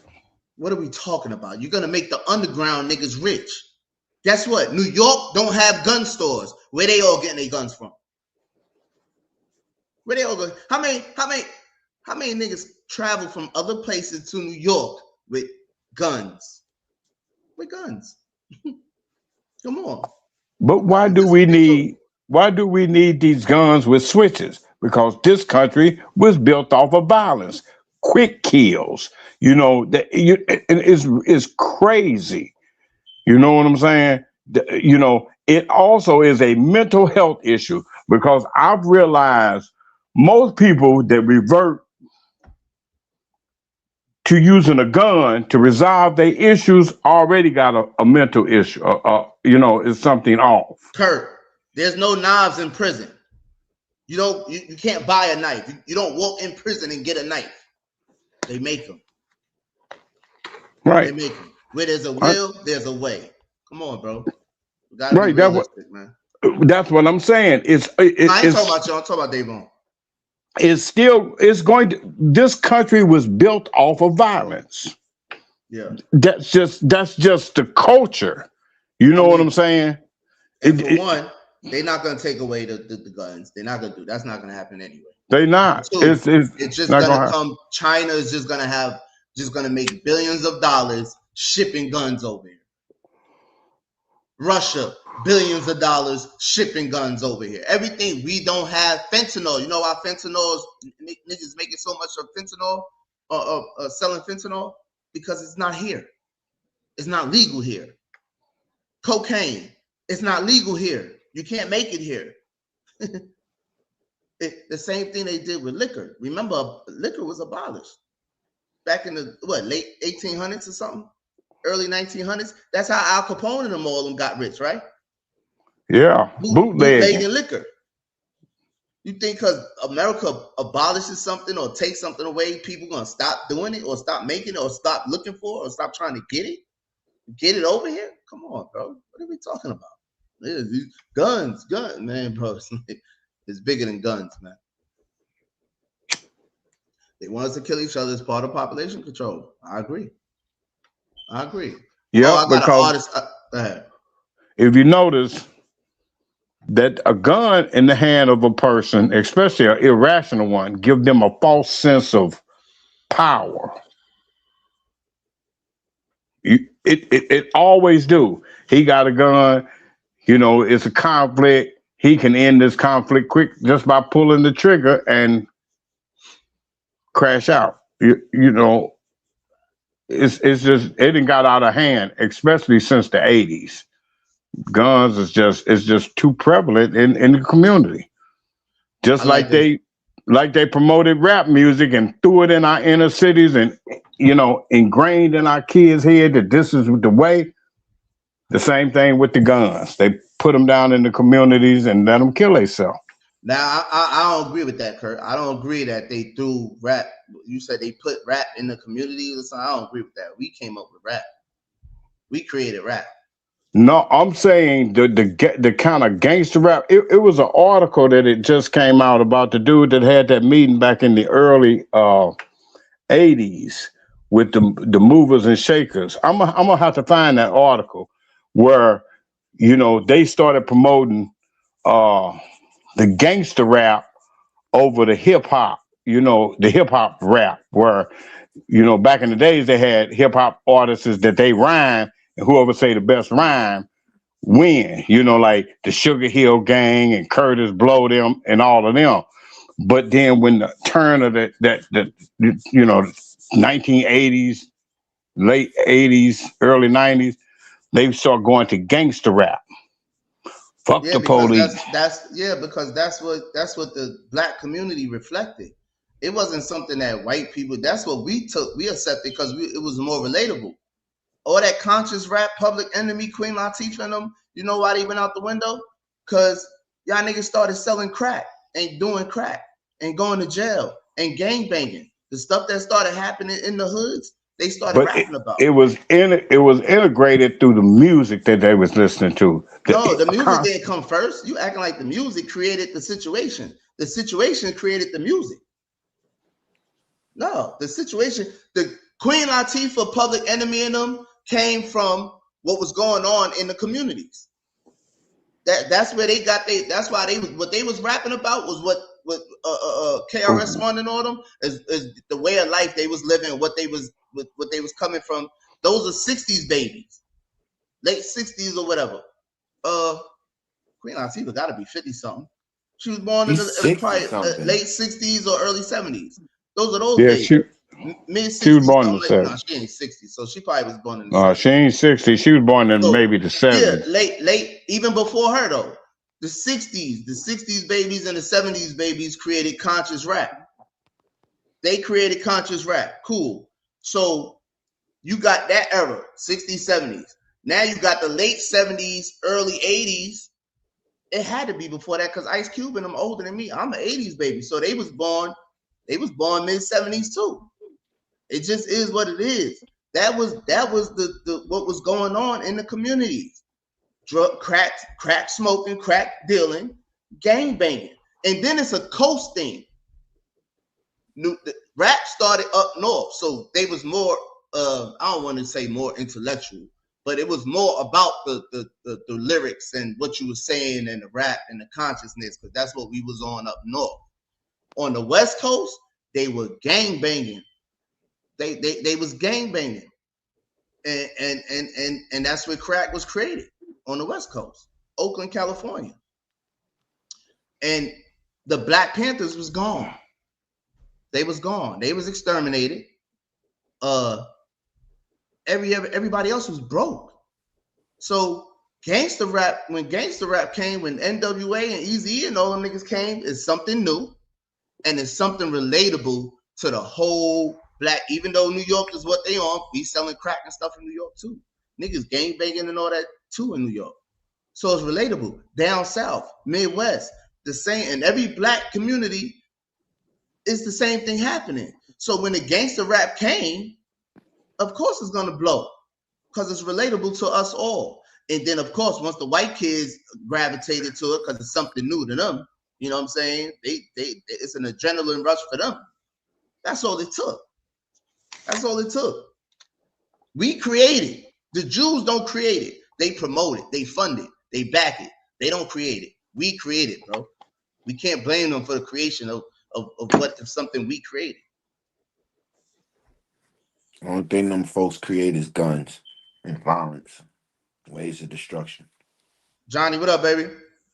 And just to articulate my point a little bit more, since I'm at the crib now, all I'm saying is, but they killed the Panthers and promoted the gangster rappers. Go ahead, Davon, real quick, because I ain't going back to guns. Yeah, real quick. I ain't trying to go through all that either. All I'm saying is, we just need. I feel like we need some type of gun reform. If we're gonna say there's a problem with all these communities, there's got to be a problem with guns. We can't say that the only thing that's hurting us is the trans community, Republicans, and the pride community, and not guns. Nah, we can't do that. We can't do that. We can't address every situation and just leave guns in the corner and say, well, nobody's saying there's not a problem with guns. Nobody's been saying that. Nobody said we don't have a gun problem. We asked for a solution. You said take the guns away. That's never gonna happen. Then you said something about insurance. That really don't even make sense. That's not gonna happen either. I don't understand how that don't make sense to you, but all right.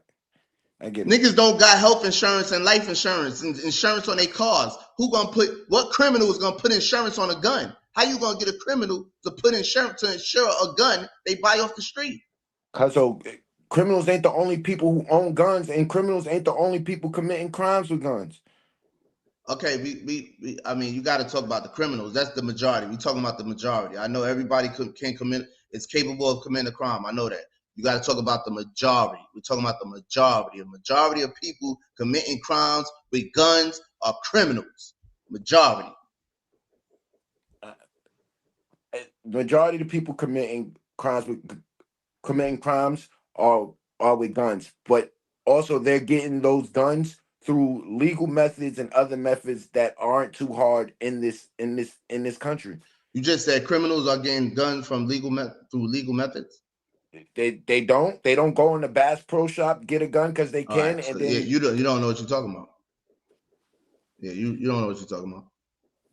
Because of how hard it is for one of us to get a gun in Georgia. First of all, it's hard when you're a convicted felon. You're buying it off the street. But what about New York, New Jersey, Chicago, Maryland, DC, Baltimore? New York, correct me if I'm wrong. California. New York, you're not allowed to buy guns, but Jersey, you can. Most of the states that you can't buy a gun at, the neighboring states you can. So it ain't nothing to go to New Jersey and come back to New York with a gun. You saying that? You've never done that? I don't even know anybody that ever done that. You've never done it, but someone is. I know, because that's not how it's done. I'm not going to speak on how it's done though. That's not how it's done. That's why I'm like, what are you talking about? That's not how it's done. That's not how it's done. You can't just go in Jersey and buy a gun neither. No, you can't. All right, so what are you talking about? You can't just go to PA and buy a gun neither. In Pennsylvania, guns are legal. But if you have contacts in PA or New Jersey, you can. All right, man. I don't know what to tell you, bro. You know, if you feel like it's that easy, they can stop it. You know, the criminals is getting guns from neighboring states because they got contact. Niggas don't even leave the block, but they got contacts in PA and Jersey and all that. Cool, man. I don't know what to tell you, man. I don't know what to tell you. Load it up. Shakur said they killed the Panthers and promoted the gangster rappers. Yeah. Yeah. I agree. Pretty much. They refuse to promote anything that's positive. It's not on them to promote something positive. It's on us. It's on us. And I got something positive coming up.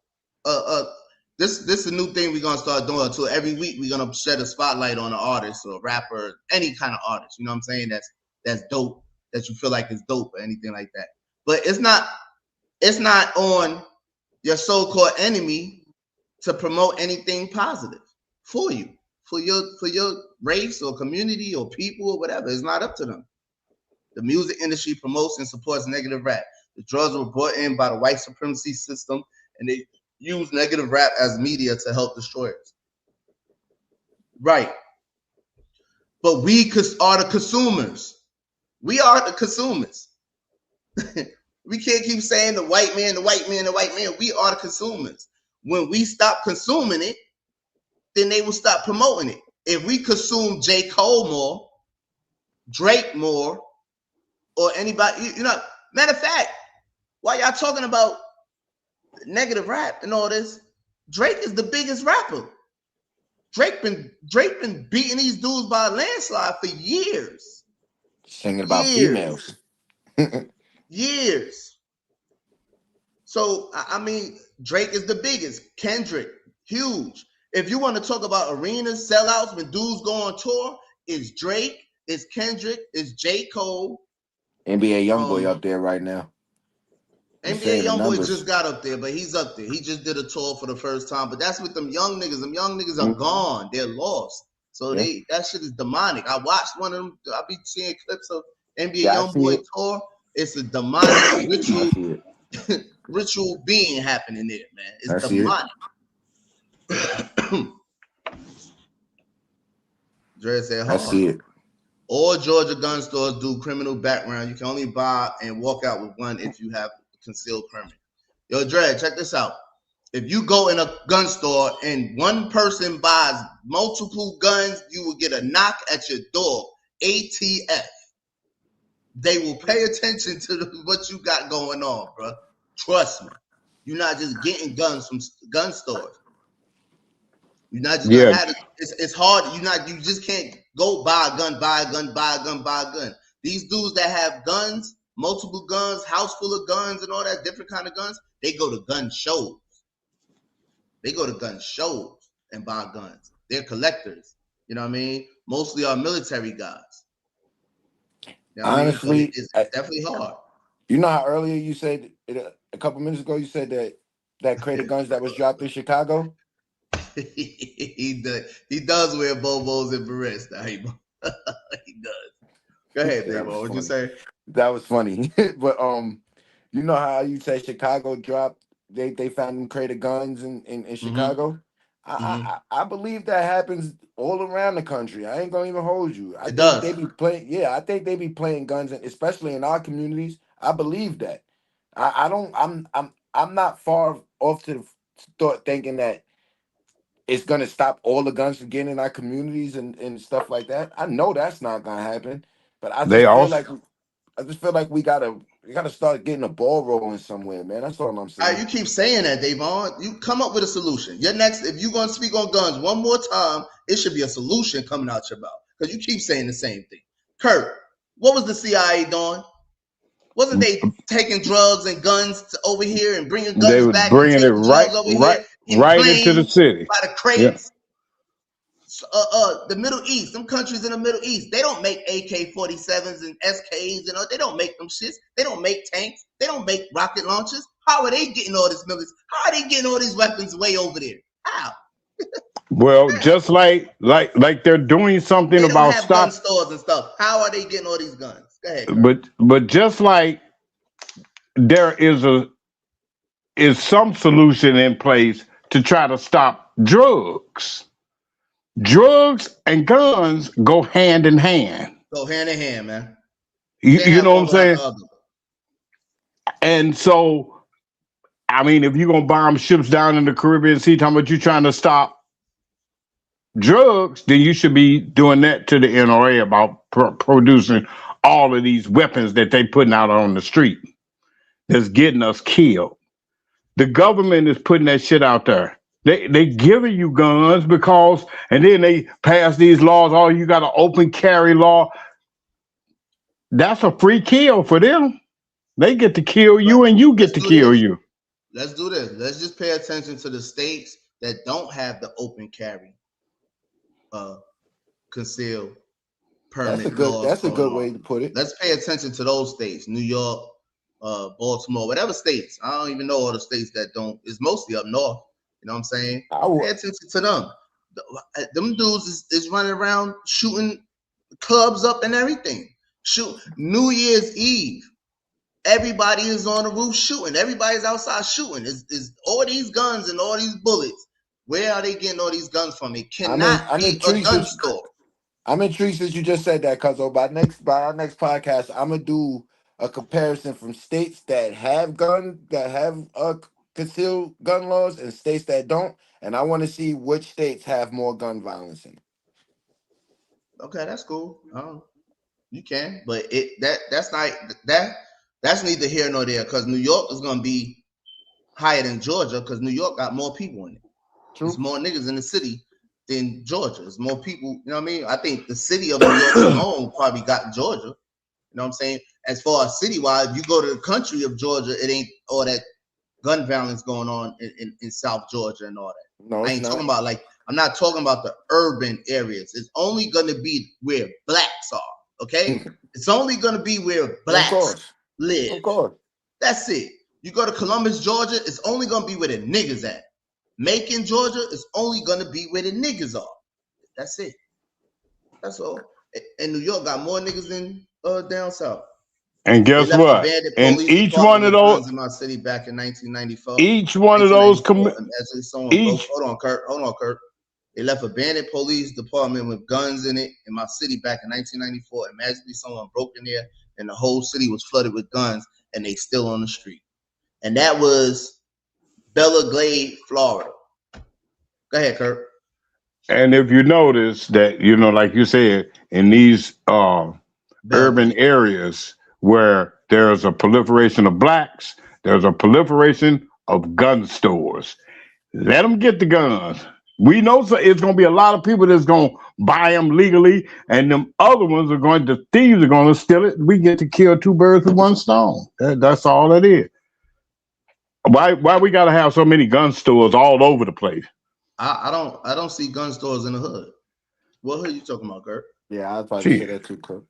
They all in the hood or in St. Louis. Ain't no gun stores in New York, so you talking about St. Louis, but it's legal to carry in Missouri, right? Yeah, they have an open carry. Okay, but I'm sure them niggas running around Missouri, gang banging and shooting stuff up. They're not legal gun owners. Same thing with Memphis, Tennessee. I'm sure Tennessee is legal to carry in Tennessee, but them niggas in Memphis gang banging ain't legally carrying pistols. Right. The switches they have is not legal. They call them throwaways. Yeah. This my spotlight. This is my artist of the week, man. Right here. His name, we're talking about our community. His name is Toby. TOBENGIW something. WME or something. I like him. I think he's dope. Hold on. I think he's dope. I keep it cool. I keep it my life I just shout out my mama. She ain't a poor me. Raised a real nigga to copy the glory. Yeah. Hallelujah. Give the most high praise, but I still put a hollow through. Yeah. Oh yeah. But not for no frivolous reason. Feel like the realest nigga breathing. But niggas still be ho and knowing they can't find no Saint Nick in my region. Oh, praise break. Hallelujah. Give the most high praise, but I still put a hollow through. Yeah. Oh yeah. Oh yeah. Oh yeah. Oh yeah. One more time, praise break. Oh. Yeah. Hallelujah. Give the most high praise, but I still put a hollow through. Yeah. Oh yeah. Oh yeah. Oh yeah. Yeah. In a song, grass. No, Merry Christmas though. You can say it. Say Merry Christmas. Merry Christmas. Say Happy New Year. Happy New Year. All right, that's it. Man, you never. Yeah, I believe those his kids too, but he's dope. I like. I kind of like that. Who is that? Toby. Let me see. TOBE. Put it in the chat for me. He started a new genre, gospel trap. TOVENWIGWE. I think he African. Toby's my guy. Now, I even know who that is. Well, you know, there's a lot of churches now that's integrating rap music into gospel music. That's starting to go. Yeah, he's dope. Cause it really is promoting the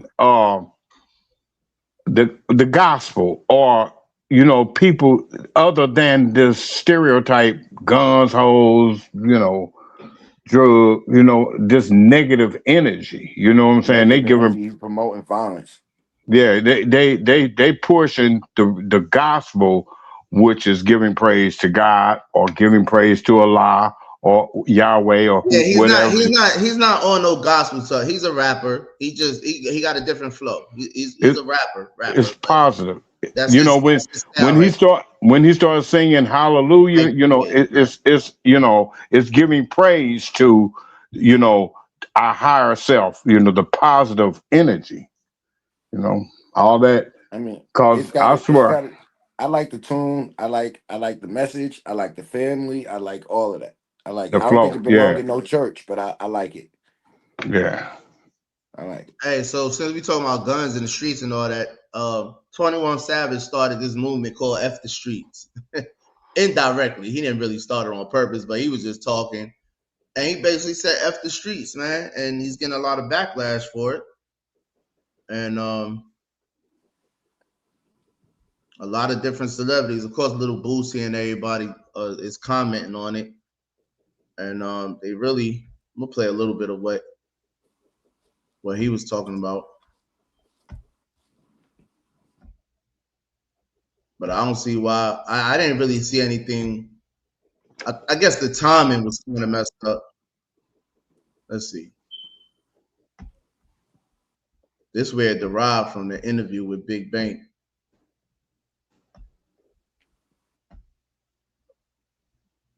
Niggas don't want to do nothing. It ain't even no money in the streets for real, unless you playing on a certain level type shit. It ain't none. It's money in the street if you playing on a certain level. But you have to wait. The grinder don't exist no more.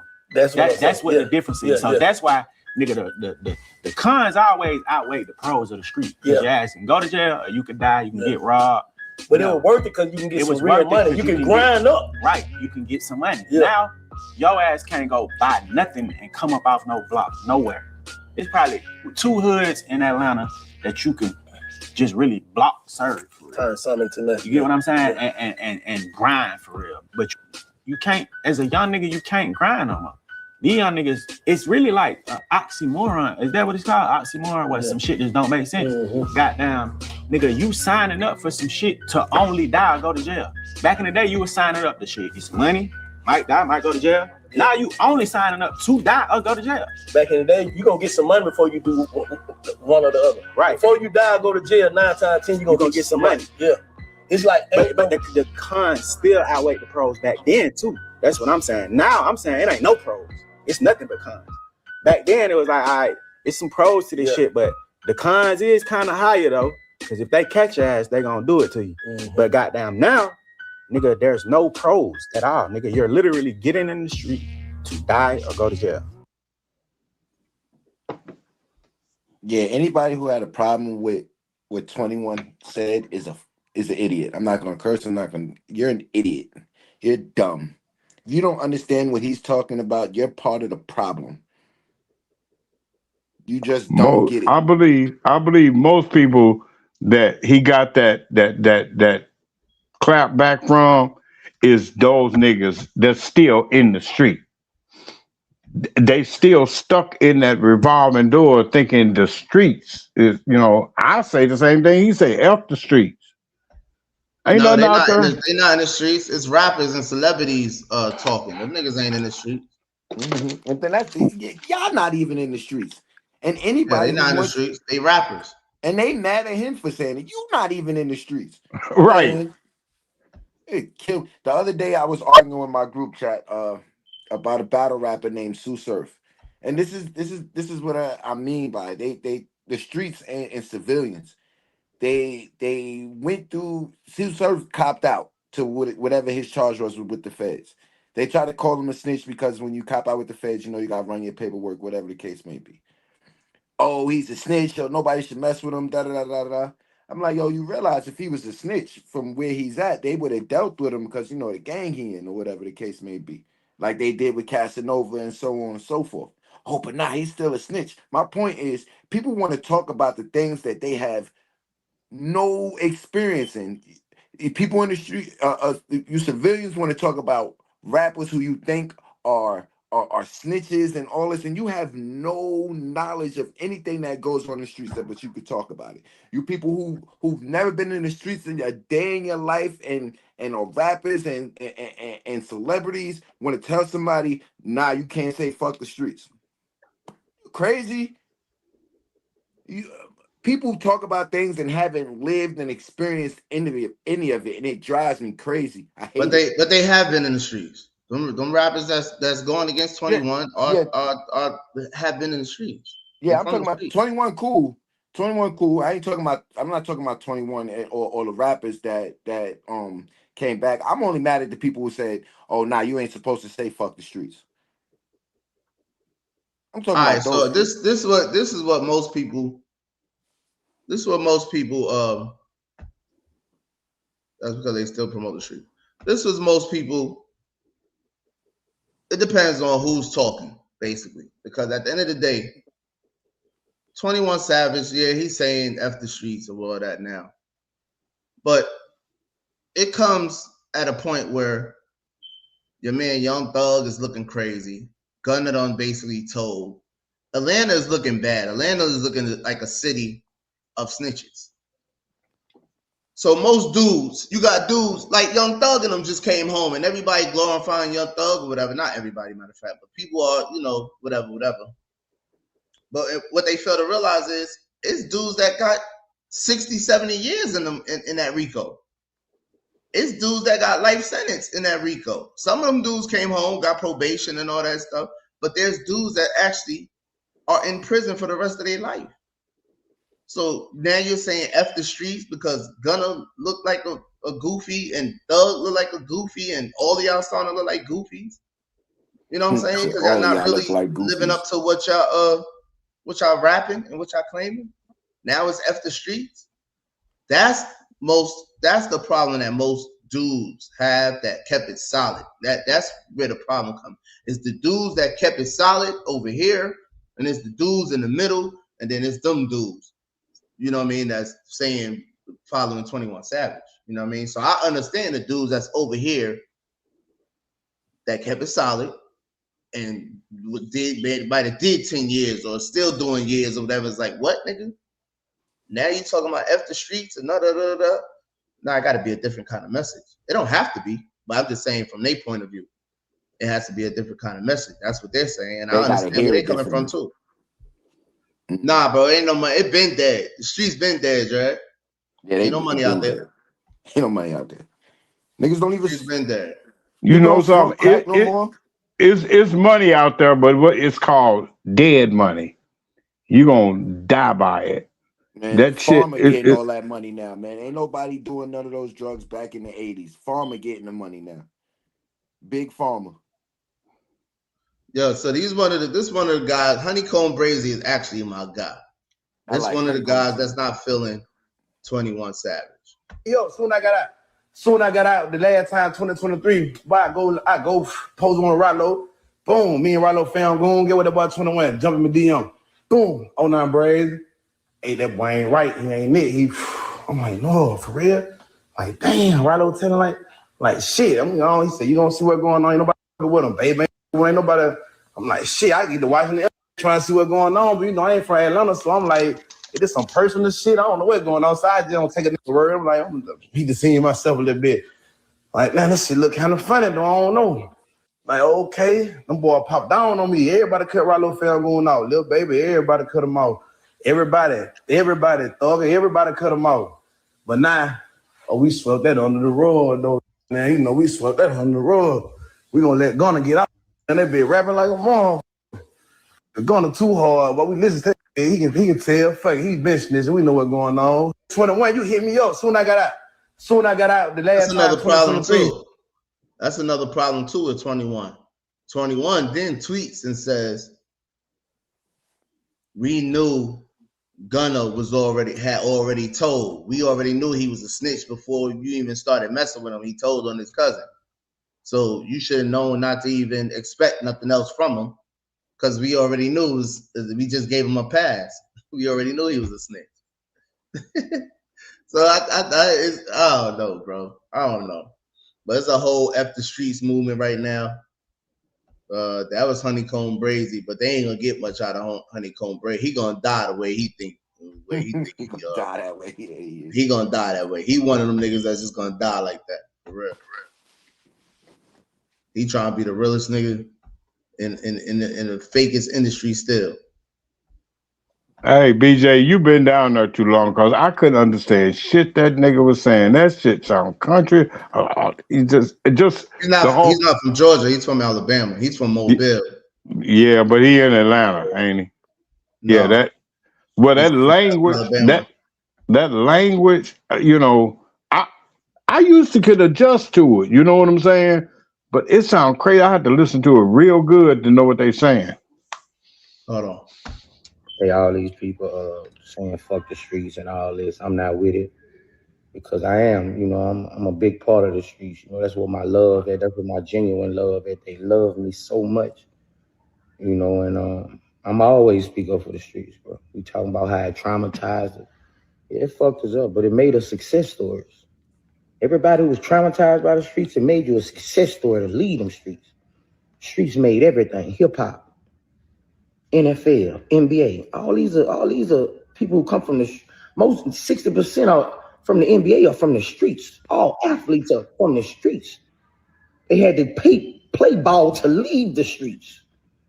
So the streets got success stories. This shit ain't all trauma. Trauma turned into success. Let's keep it real, bro. Like, man, I ain't gonna nah, man. We ain't finna be on no fuck the street shit, especially if you done made it off the streets, nigga. Come on, man. Like, take the streets out of all our music. Take street shit out, all our music. Who are we now? Who are you now without that street message that you preach to everybody? Who are you now, nigga? Yeah, man. So that ain't cool, right? I'm not. Man, that nigga so dumb. I can't even listen to that. Yeah. Niggas shouldn't be listening to rappers anyway, though. I ain't gonna lie. Thank you, BJ, man. Niggas shouldn't be taking advice from rappers, bro. From gangster rappers, especially Boosie, 21 Savage, and then. But I do know that these young boys do look up to them. You know what I'm saying? But I mean, man, come on, man. Come on, man. Let's be for real. You know what I'm saying? I don't know what he talking about. street success stories for the streets. What?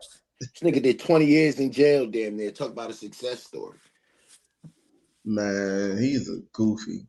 Half the kids don't even like you. You talk about a success story. Boosie is a goof. Boosie is a goofy.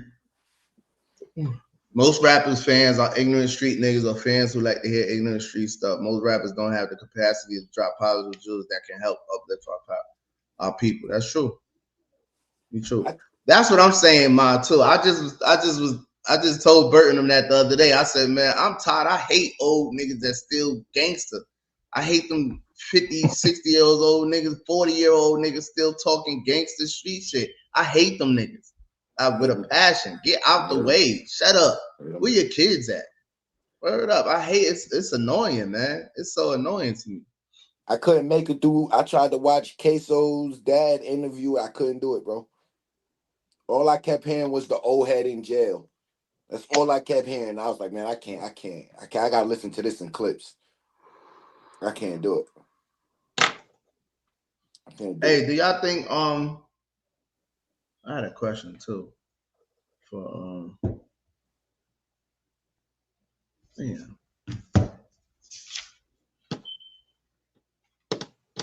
Let me see. Oh, let me ask Naima. Naima, when do you start teaching the youth? You got to go pay. You can't go to the teenagers and the 20-year-olds and stuff, niggas in the 20s and stuff. You got to catch them at 4 or 5 years old now, man. Stay with them the whole way through, and have something ready for when they 16, 17, 15, 14. Get them out the hood.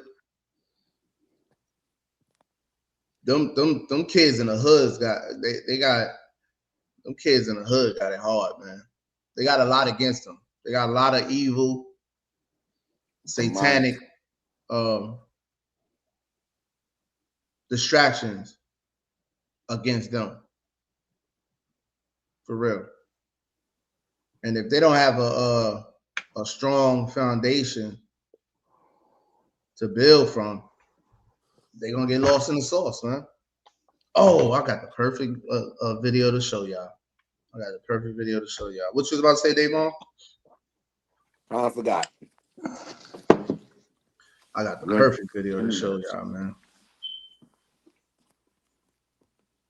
Hey, BJ. Go ahead. I wish I could have had my mom on to talk to you, but anything. Yeah. Oh, man. Hold on, man. when your mother's birthday, Kurt? December the 19th. It just passed. Happy birthday to the queen. Facts. Family. Kurt mother just turned 100 years old. 100, right? Yeah. Kurt mother just turned 100 years old. Kurt, if you could send me that picture, I'm gonna put it up, man. Kurt mother just turned 100 years old. She look good. It's in the chat. Look good. I can't go back through that chat, bro. You know how much stuff. Let me see if I can do it. I ain't gonna be see if you can go back. You said it's a picture, Kurt? Yeah, I sent the picture. Did I send it to you? Yeah, I sent it to the chat. Hey, let me tell you, me and her was at it. Cause she's unapologetically a Christian her whole life. Her whole life, and we've always had our time that we talked in regards to Christianity, Islam, or the true religion of our people, so, but boy, she is not hearing none of that. She don't want to hear none of that. I told her she's been waiting 100 years for Jesus to come back, and she's still waiting. What y'all did for her birthday? No, we went out to that. I took that picture out at her place. We went out there to see her. I took her some all-you-can-eat dinner, all kind of different foods that she liked, and I bought her a big thing of chocolate because she liked chocolate. And she started talking about something that happened in 1942. I'm like, oh shit, that's damn near 20 years before I was born. You can't find it in there, Kurt. You might have sent it to BJ and not the group chat. No, I put it on the group chat, but it was on the 19th. You got to go back to the 19th. Let me see if I can go there. You said the 19th? Yeah, December the 19th. Go to the chat. That was around December the 19th. Man, bro. Gotta find this video of this young boy, man. Got to find that. This is what I'm talking about. Kurt mother is 100 years old, man. That's what's up. Oh, let me see. There's another video I was looking for. She can't remember things that happened like a week ago, but her memory is real clear about when she was a young girl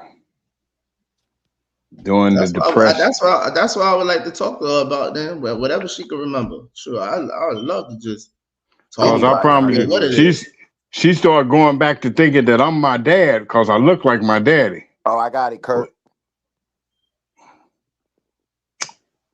I got it. Send it to BJ. And I'm gonna pick the perfect picture so he could put it up. Don't worry, I got you.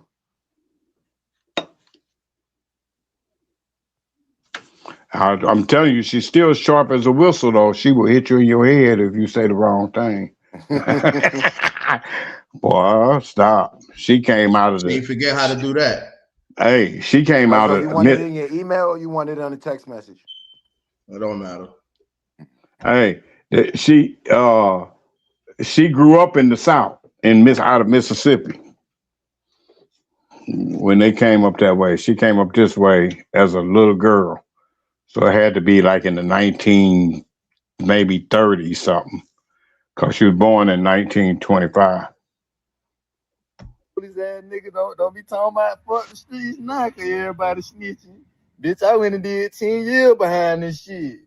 Bitch, I love the streets. Ain't no motherfucking fuck the streets, just fuck the snitches. Fuck road child.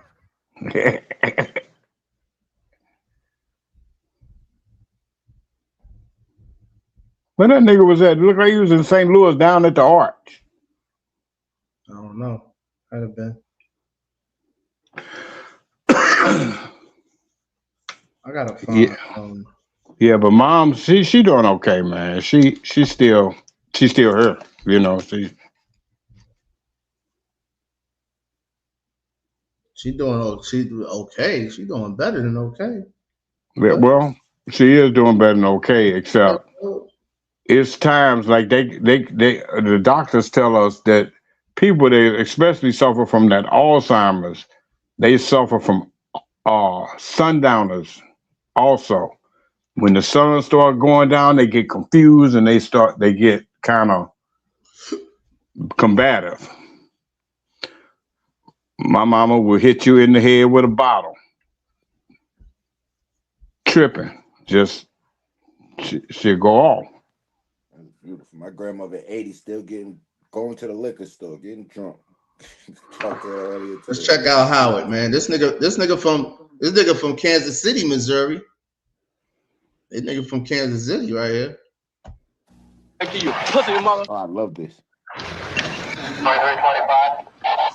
Have that wagon make that close. Okay, I'll give my goddamn jacket. Where's my jacket, boy?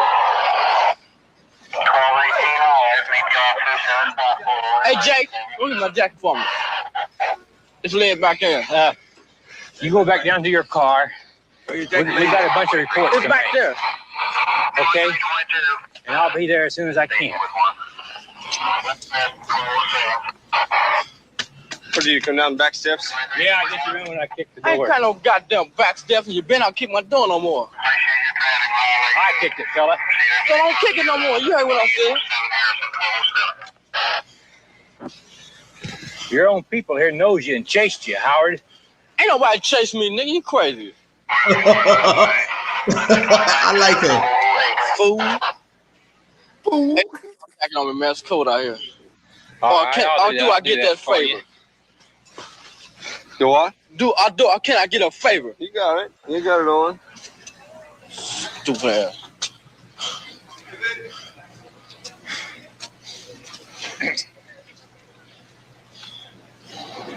Say, man, I'm killing you when I get out. You and your little brother and there. And you don't believe you don't believe that I do something to your ass little sissy ass cousin or brother, whatever it is. He ain't nothing but a punk himself. You run into my car, you can stop and talk to me. Hey, that's right, nigga. I got your handcuffs on too. I'm not talking to you, baby. Whatever you say, bitch raised mother. My car, I'd have shot you. Yeah, I would have shot back too. Yeah, would you? You're a killer. Hard. Yeah, I'm a killer. All right. Come on, you pushing me, man. What's wrong with you? Hands off me.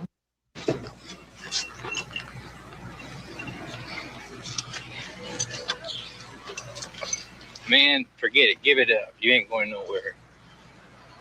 I ain't get him. Think of that nigga in my mouth back there. You tried hard and you lost. Now forget it. I ain't trying to do a mother thing. See, man, don't be putting them. You looking for something important now? Huh? I don't see anything of important, Howard. So what you looking for?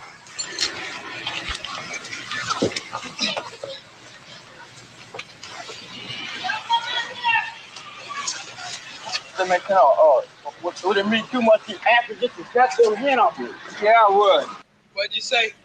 Get my socks He said, Get my socks out my pocket, man.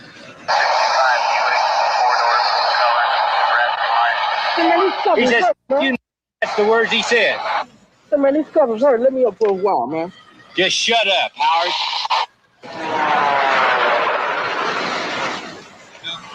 Yeah.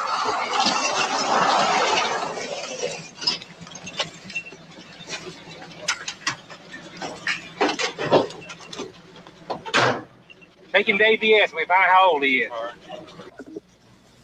2320 is just 12 from Euclid. 2320, make 12 from Euclid. Any other car in the area?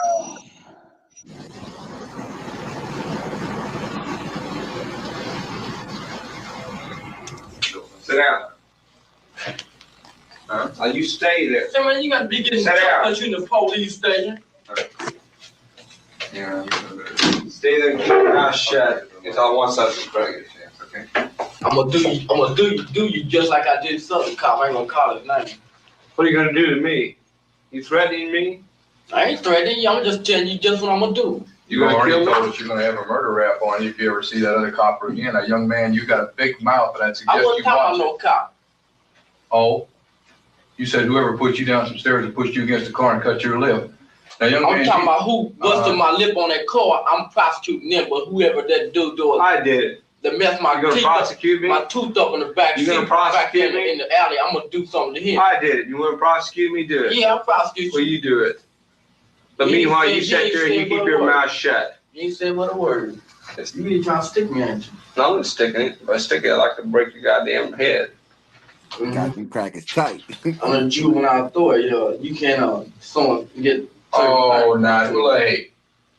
Now, don't come off with this juvenile jazz. You may be a juvenile now, young man, but not too much longer. You're going to be an adult. And when you're an adult, you don't go to that 7th floor up there. They don't pat you on the wrist. They don't turn you loose to your mother and let you go home to steal again. They put you in jail. And you get bond. And you get bond. You ever hear of Vicky Shockley? You knew him. That's what happens. That's what happens when you're a thief. He got so big for his own britches. His own friends put 5 bullets in him and killed him. You think about that for a minute. I ain't go back to jail. You're not. Why not? Because I ain't. You ain't gonna get caught? Confidence in myself. Do you? Okay. How many times you been arrested this year? Once. Once for what? A burglary.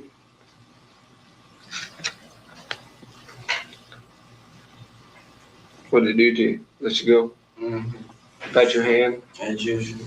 As usual, huh? You like that, huh? You think that's straight being juvenile, huh? I can do it if I was older. My cousin did it. I can do it too. Who's your cousin? Nanny Kelly. Oh, boy. That boy a fool. I fucking love Howard. What year was that? 1969. Hey,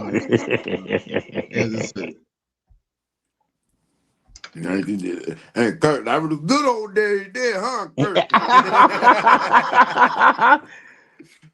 That's all I can think of.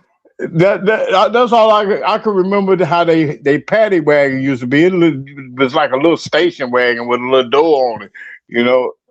Kurt, you not only remember that station wagon, Howard was your best friend. Y'all went to school together. I don't know who you fooling. At St. Louis, Missouri, too. You and Howard went to school together.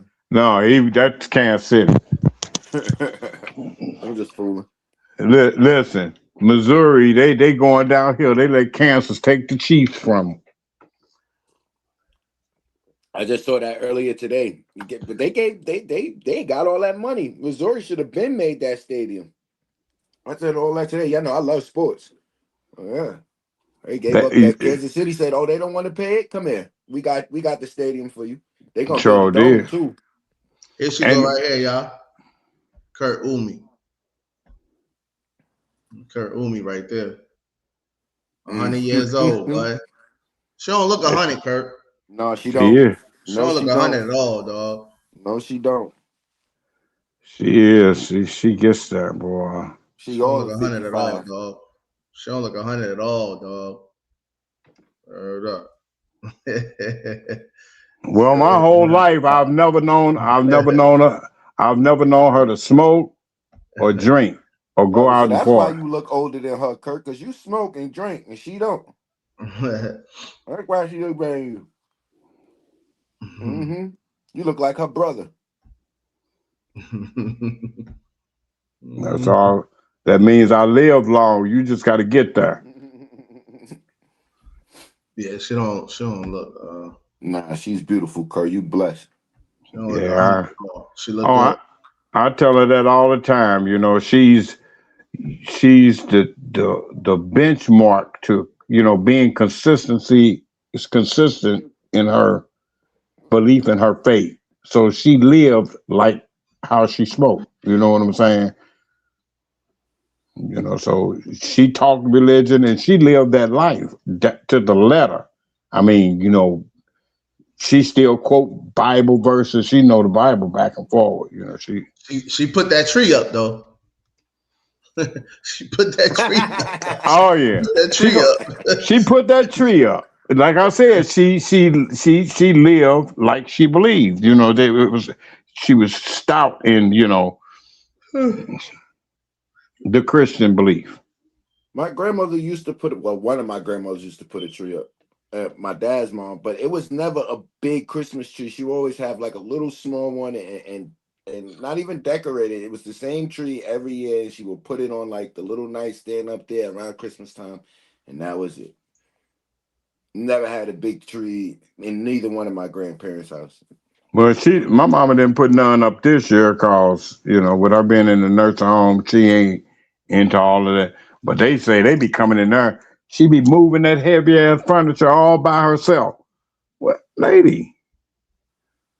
It was like, we can't stop her. She changed her room because she don't like her room to stay the same way every month. You know, she had put the bed on this wall. Why is you moving all this heavy ass furniture, lady? Crazy. Hey, if y'all didn't understand what Honeycomb Brazy was saying, y'all ain't gonna understand my man right here, the horse whisperer from Mississippi. Hold on. Hold on. Here. Get over here. You're supposed to know what to do for you eat.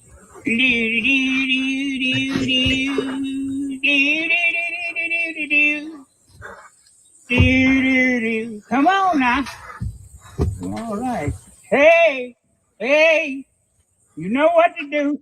Hey, stomp your foot now.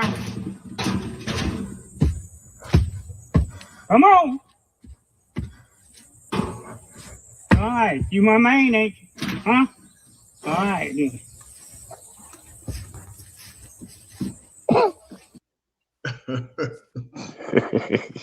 Man, that man sounded like he was from, you know, those old black paintings you used to see, the jazz, and they be all swiggly lined and all that. Yeah, he fresh from one of those pictures, them country old jazz bar pictures.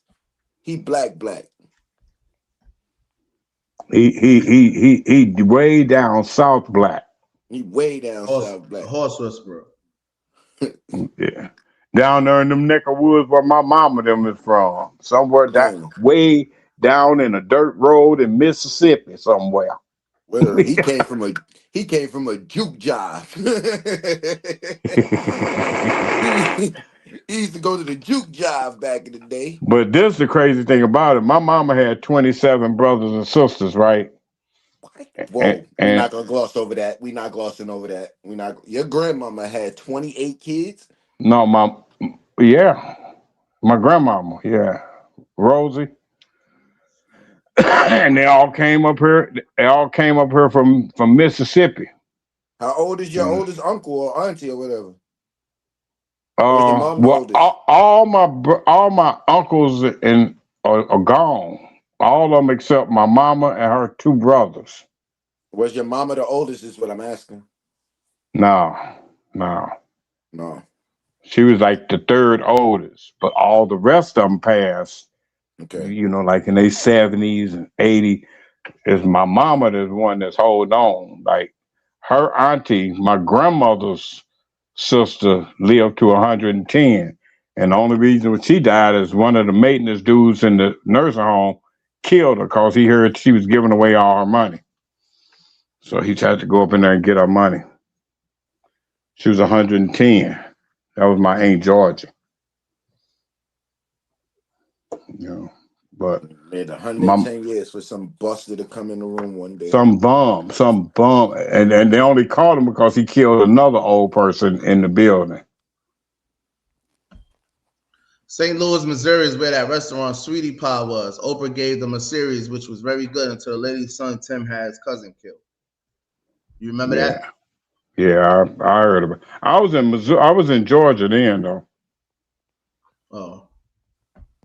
Wow, 28 children. You have a big family, Kurt.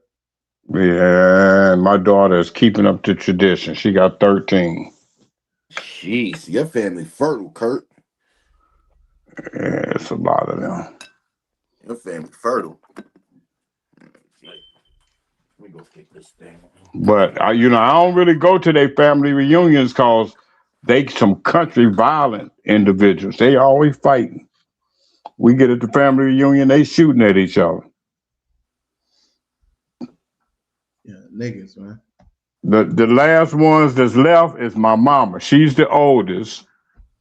And then she got 2 brothers. But all of their kids and my other uncles and aunties' children, they all to the wind. They everywhere. It's a lot. It's a lot. It's some moved down there in Atlanta. Them Hesters. You know, that's my mama's maiden name.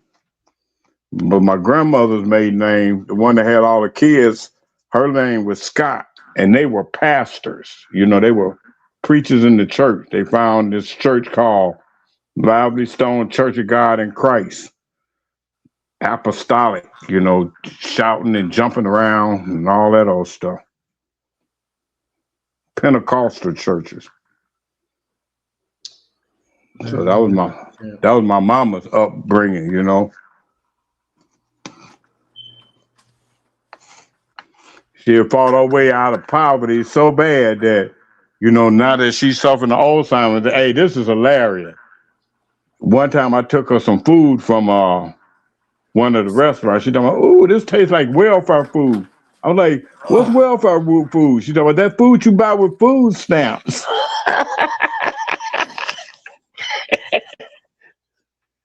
If you ain't spending a lot of money on something, she think it's for poor people. Because she fought up out of poverty, she don't want nothing that's cheap. They tried to sell her a bed. I promise you, just when we moved in the nursing home about 2 years ago. So I told her, I said, you know, she can only get a twin size bed, mattress, and box spring in the nursing home, because any other bed would be too big. So I said, I'm trying to get a mattress that may cost about $200 or something. No, I want that one. That motherfucking twin size mattress was $9,000. I'm not about to let you spend that. I don't want that poor people's mattress.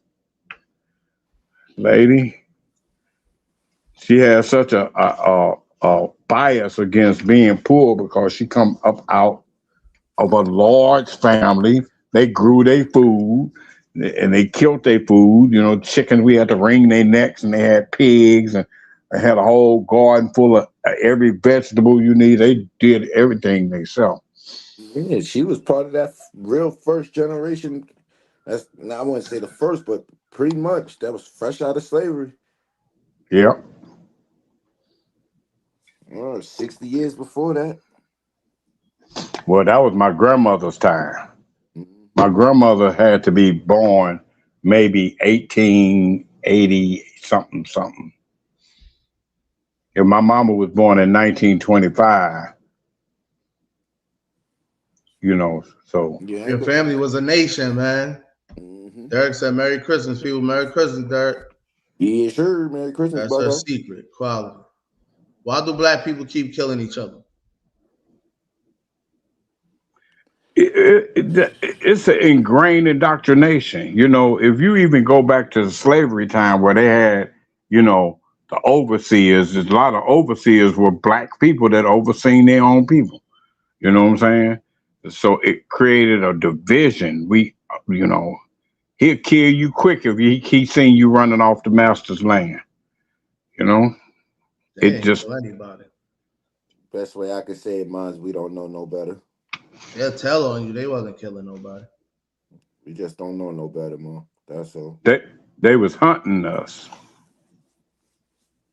Just don't know no better. You know, what it is they so. And this is what I don't understand. This is why I like Georgia so much.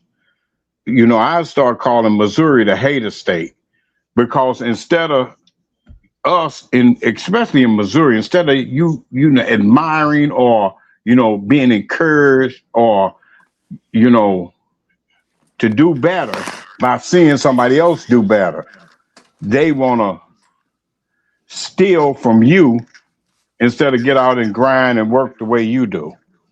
They hate to see you do better. They'll try to tear you down. They like crabs in a bucket. And I don't know where that came from, where I have to hate my brother man because he bought a Mercedes Benz. You know what I'm saying?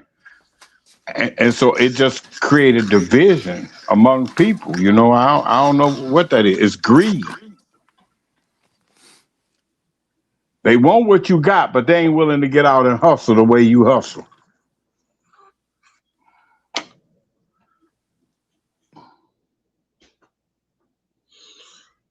Why do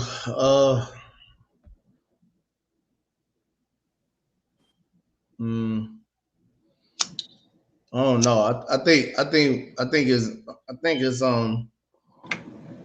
don't even think it's that deep. I think it's just as simple as we damn near made it a cool thing.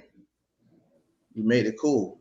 We made it cool to gangbang. We made it cool to now the cool thing is how many murders you got. That's the thing. Or how many people you can snitch on. Or how you could do both of them.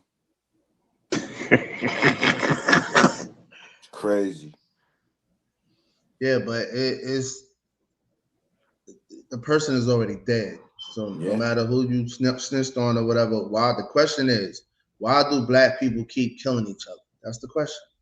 Why do black people keep killing each other? Because it's made to it's the thing to do. It's that simple. It's the thing to do when you're in the streets. It's glorified everywhere. Music, videos, shows. And if you don't know better, you just think it's the thing to do. Instagram, TikTok, media. They talk about it in church. They talk about it on the news. They talk about it everywhere. Violence is just everywhere. Black on black violence is just everywhere. It's when I was in the penitentiary, I studied a little bit of law, but if you notice, most crime are crimes of opportunity. People steal from the community that they in because of the access. The nigga down the street see me go to work, he see that I done bought a TV or something nice come in my house, and because the opportunity is there, he's right there. Rarely do you see people going out like how they doing now with the celebrities, going out to where motherfucker got some. They prefer to do it right there in the neighborhood. They know how to get away. It's like a crime of opportunity. Instead of them getting up and going out and getting it themselves, they can get a quick pop by running in your house because they know you just went and got in the truck and you're going to be gone for 6 hours, 8 hours type of shit. It depends, because Charleston White speaks on him growing up under the old nigga Pop and the blacks that he grew up under taught him to grow across the tracks and rob white people, break into their homes. He was taught by the old country niggas not to rob your own and do to your own.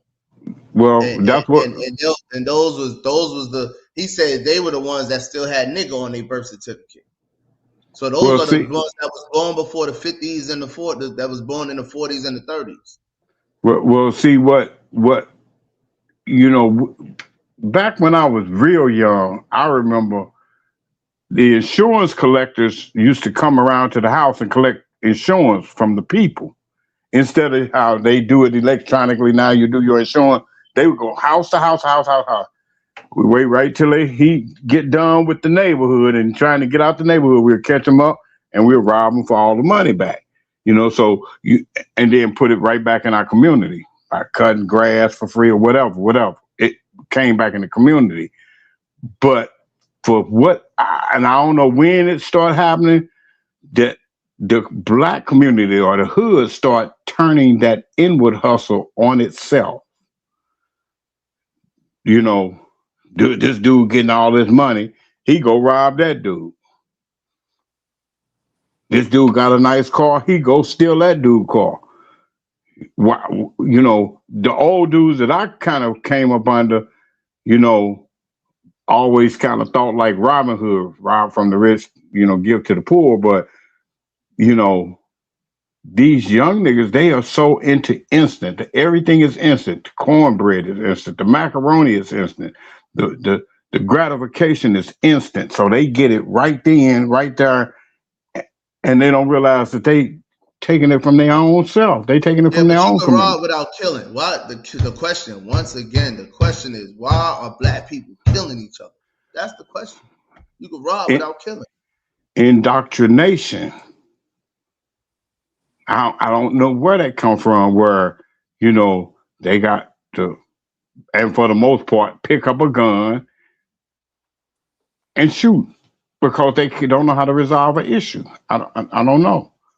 And honestly, I think, and as much as this sounds stupid, honestly, I think some of these niggas think death isn't real. Because the way they kill and and get sentenced and be crying, you would think they thought that it was just a joke. Wait, they don't even, for whatever reason, I don't know if it was in the teaching of our children that basically, for the most part, over the last 4 or 5 decades, been raised predominantly by black women. They've lost respect for life, or we was always taught to respect your elders. I could have had an uncle that was 1 year older than me, but because he was older than me, was considered my uncle, I used to have to say yes, sir, or no, sir. They called in their parents by their first name. Naima, that's a good point too. They sensitive. Old, young, in between. There's so many sensitive niggas in this world now, man. Don't make no sense. So they were never taught how to deal with situations from more of a rational point of view. It's all emotional. I've never in my life seen so many guys, when they get mad, they start clapping their hands like they at church. What are you clapping your hands for? That's when you know to just go ahead and steal them, because after they clap their hands, they go to try to steal on you. Dude, or go get a gun. You don't even need access to a gun. I had a 16-year-old kid that stayed above me before I came down there to Georgia, shot through the floor, had a 9mm with a 100-round drum clip on it. Why you need them many bullets? Oh, I got ops. Dude, if at 16 you got 100 ops, you need to take one of them bullets and kill your motherfucking self, because one of them gonna get you. I've never had 100 enemies in my whole lifespan. So their whole culture is, from when they're younger, and I wrote a paper on this. A lot of times, and I hate to, and this ain't all sisters, but a lot of these new young chicks, all you hear them say is, your daddy ain't shit. Your daddy ain't shit. Your daddy ain't shit. He ain't do shit. He ain't shit. When these cats grow up from you and get in the streets, it's already ingrained in their head. Niggas ain't shit. And that's how they start responding to niggas out in the street that may be a real ally that could pull them up out of that mentality. But they have learned no respect.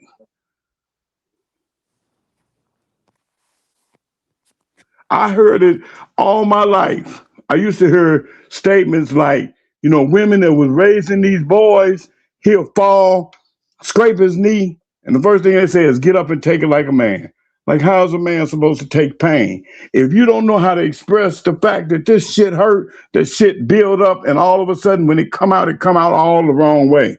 Learn how to deal with shit from a more rational point as opposed to an emotional point of view. But our young men wasn't raised by men because the men weren't there. The welfare system. Black people were killing blacks for a year before I was young. So stop saying the young, the only ones. I'm not saying that they're the only. I'm not saying that they're the only ones. I was thinking that as we was talking. I'm not saying that the young ones are the only ones because the young ones learned it from the old motherfuckers. Stop cursing. Yeah, can you stop cursing so much? My bad. But I mean, it's just the whole mentality. I think the turn of the 50s or the 60s, especially when they start putting like the welfare system in the house, when the man couldn't be there and the women was becoming more masculine, or they had to take on the job of what that man is supposed to be bringing to that household as far as, directing his kingdom, how his men are supposed to act. Look at our dudes out here in the street. Yeah, but the dads was gone. There are no men there. Right. And so they were being taught to deal with a situation, how a man's supposed to deal with a situation from a woman's perspective because they learned it from their mama. That could be true.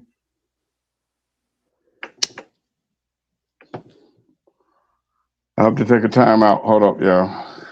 I'll be back. Bro. Yeah, that could be true. They I don't know. I ain't really got no answer for it. I don't know, Ma. I ain't got no answer for it. They just doing it. It's just the thing to do. Everything starts with the men being responsible fathers. That's a good start. Definitely. That's a good start. Man wrong. That's a good start. Let me check my man Gypsy out. What my man Gypsy got going on. Exception for other black people or Jewish people. There's no exception for Jews. That's a non-starter. Dude, we're having a conversation. You just said that you respect me for even having a convo with you. I respect you for having an opinion that is different from the Jews, but that doesn't mean that I would not laugh if I seen you in a gas chamber. Of course I would. But how do you say that with a straight face? Of course I would. I would laugh. I would cheer it on. No, you wouldn't. No, sure, I would. Absolutely, I would. That doesn't mean I wouldn't cheer it on, Aiden. If they stuck you in a gas chamber, and threw the switch on all the way high, I would be sitting there in this same fucking suit, laughing my ass off. Ma, I told you, man, be people up here going at the Jews. You can't be monetized. You could talk about the Jews like you talk about the blacks, like you talk about the Muslims, like you talk about the whites. You just can't be monetized. Gypsy don't give a damn. Gypsy don't give a damn. Nick Fuentes don't give a damn. It's a lot of people that be up here talking about Charleston White. He always was talking about the Jews. You just can't be monetized. Yeah. You ain't gonna make no bread off of it once you stick to talking. That's all. I mean, what's that amendment? Right to free speech. As long as you got the bread. You can't be on the Jewish platform. Right to free speech. The new amendment is right to free speech as long as you got the money. You can't be on the Jewish platform. That's for sure. That either. That's for sure.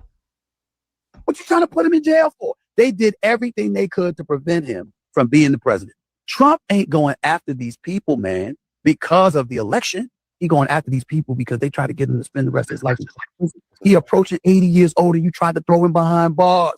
He coming.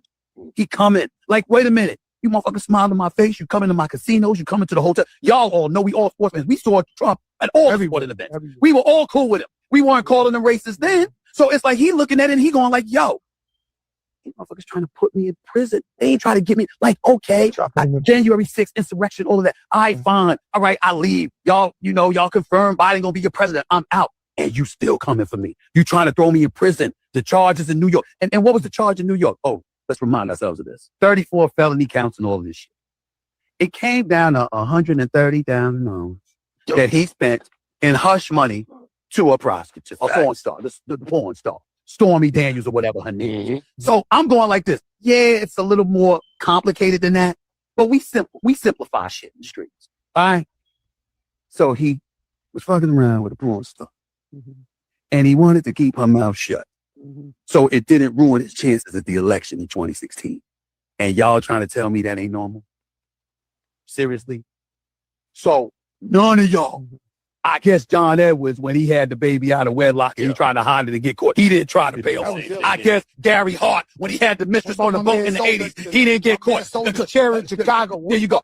What about Clinton in the Oval Office? Clinton in the Oval Office. Wiener. Who the hell was volunteer? Wiener. He didn't try to bail. Fat Joe and Jadakiss know everything Stephen A is saying is true. Jada, you know it's true. Jada, you like one of my posts that had it. Yeah, that's a fact. Police let our criminals get away with murder while those willing to stand up ready to protect their criminal community are criminalized and not allowed to handle things without police looking the other way.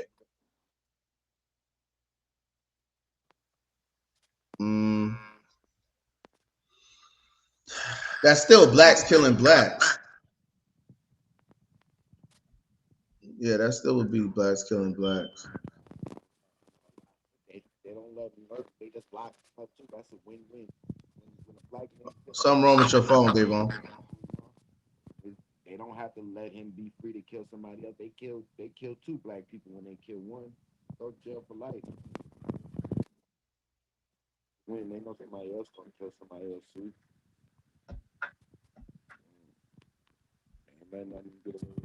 Something wrong with your phone, bro.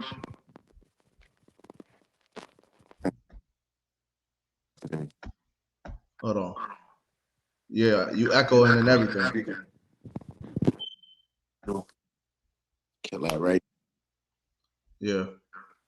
You sound better now. So we need it. Yeah. But yeah, so man, they don't need to let a murderer free. They know somebody else gonna kill somebody else. For what? Lock them both up, get rid of 2 black men off the streets, and let the next 2 black men handle it out. They don't have to let a murderer free. Let me ask y'all this. Matter of fact. Kurt, you back? Yeah. Do y'all think Islam is a religion of peace? I don't think there's a such thing. I don't think there's a religion of peace. Yeah. What you think, Kurt? Religion of peace. I think Islam is a belief of peace. The religion part, they believe in peace. Do you think Islam is a religion of peace? Yes or no? I don't know if I could say it's a religion, though. People say, it gets so convoluted when, we talk about that. I think Islam, okay, let's just use your words, is a religion of peace. Unfortunate. Yes or no? Yeah, I just said Islam is a religion of peace. Yes. You saying yes? Yeah. Okay. Go ahead. For me, yet my fault. Hold on, Davon. Yet they have to resort to violence in instances. It's been like that for the beginning of the time. Like what? Name an instance. Moses having to leave Egypt or wherever. It's always been wars. Moses was Muslim? I believe he was. All right. that promote peace. Suleiman, are you pro Hamas or anti Hamas? I can't believe there's a religion that pushes peace, because if there's another religion that disagrees with y'all go to war. So I can't believe y'all push peace if you'll go to war for someone who believes something different than you. That's not pushing peace. That's a good point, Davon. That's a good point. That's what I was gonna say. How can it be a religion of peace when your religion tells you if you find someone from another religion or something, don't it tell you kill the infidels or something like that? I'm gonna find it. It was so much. BJ said it.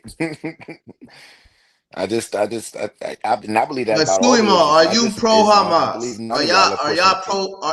Are y'all pro Hamas, Kurt? Do you agree with Hamas? I don't agree with Hamas simply because Hamas is a government agency that was erected by Israel to offset the PLO. When they killed Yasser Arafat, they erected Hamas as the government that governed Palestine. And when they stopped going along with Israel, that's when all of this shit started happening. Naeem, are you pro Hamas? Get him, Kurt.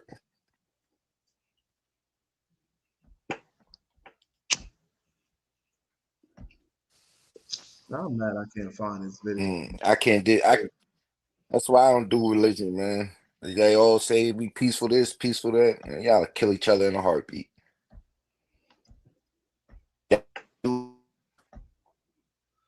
Okay, Naima said yes. That's what I said too earlier. Your phone messed up again, Davon.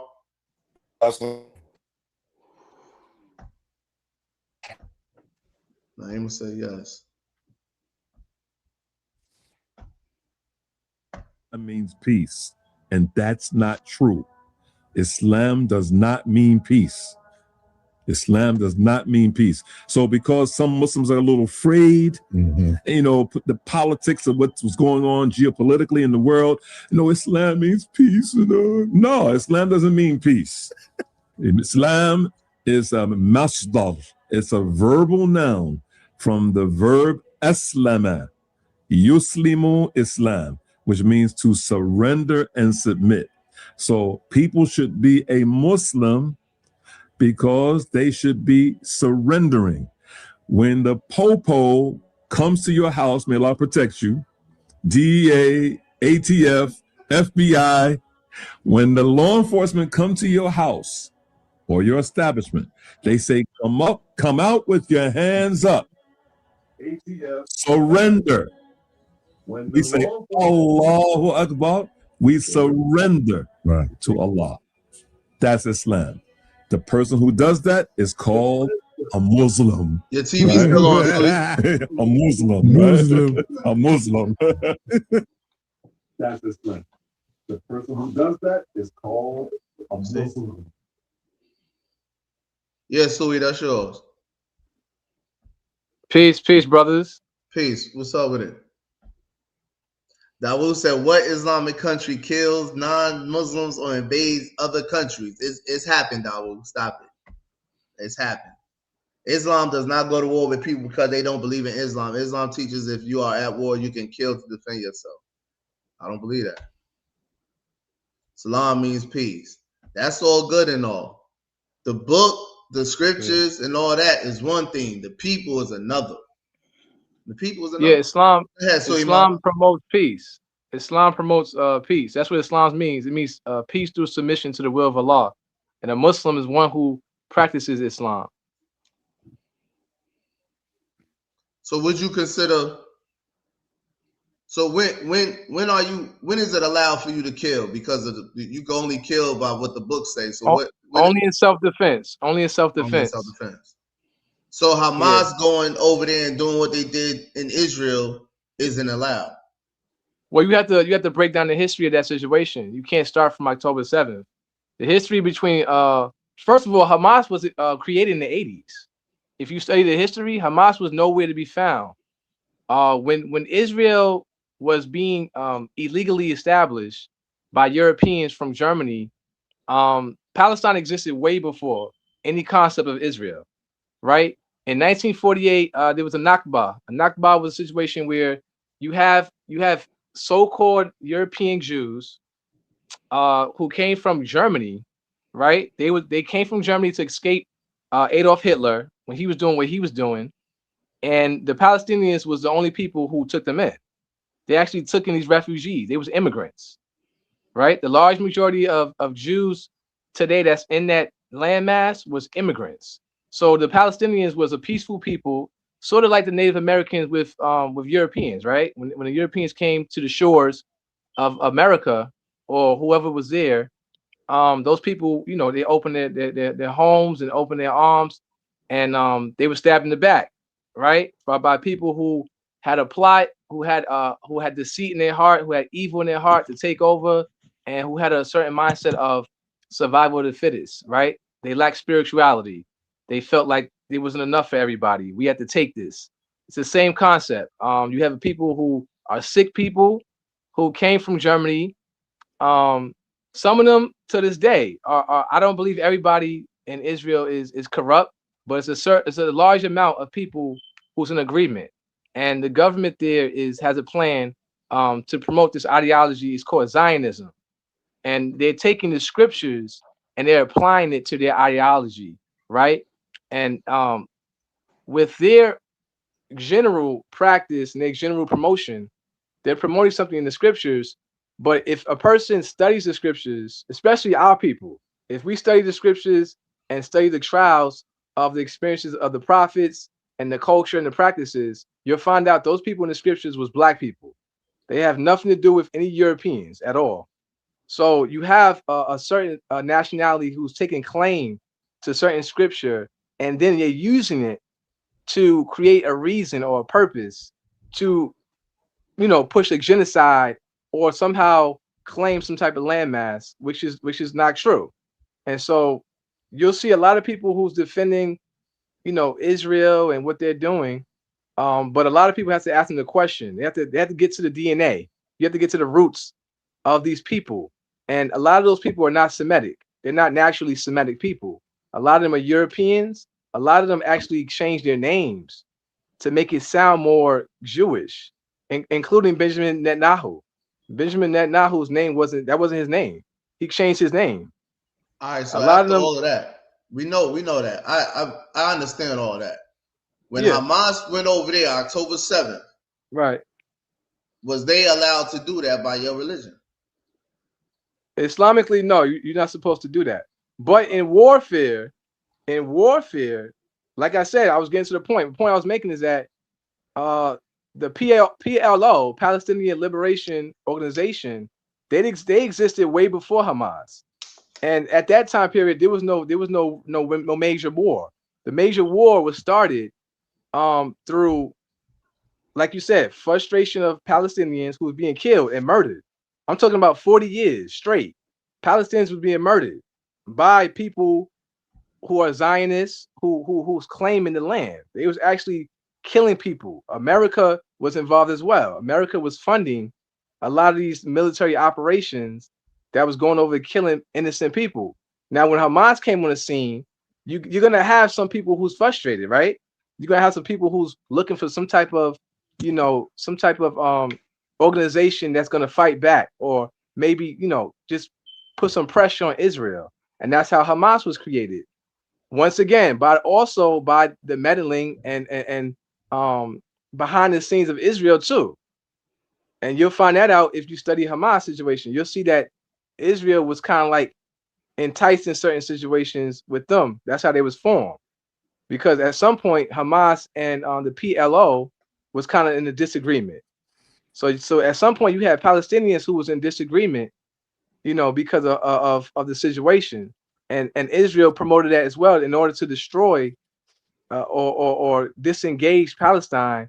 They created a sort of a foe for Palestine to keep them busy and distracted. And so, but any Muslim that goes and just kill people, no, that's haram. Now, now the story goes, they went to get hostages. That's the story, how the story goes. Now, when they found certain bodies and certain people was killed, a lot of their bodies was burnt. Now, Hamas did not have the military capabilities to burn anybody. It was told Israel was just bombarding them, just killing everybody, hostages and all. I'm talking about Israeli hostages was being killed by Israel through drone strikes, through different tactics by the military. And Well, so let me I ask can't you say this: Hamas was doing all what that. did Hamas do besides kidnapping hostages of legal settlers to trade for Palestinian hostages? They didn't do nothing else. A lot of studies said Palestine did. They lied about when Joe Biden got on tape and said that Palestine had babies and ovens and they was killing people and this and that. A lot of that stuff was debunked. If you look into it, all the claims they said, a lot of people was saying they was lying. They to this day they refuse to have reporters, independent reporters on the scene in Gaza Strip and the West Bank.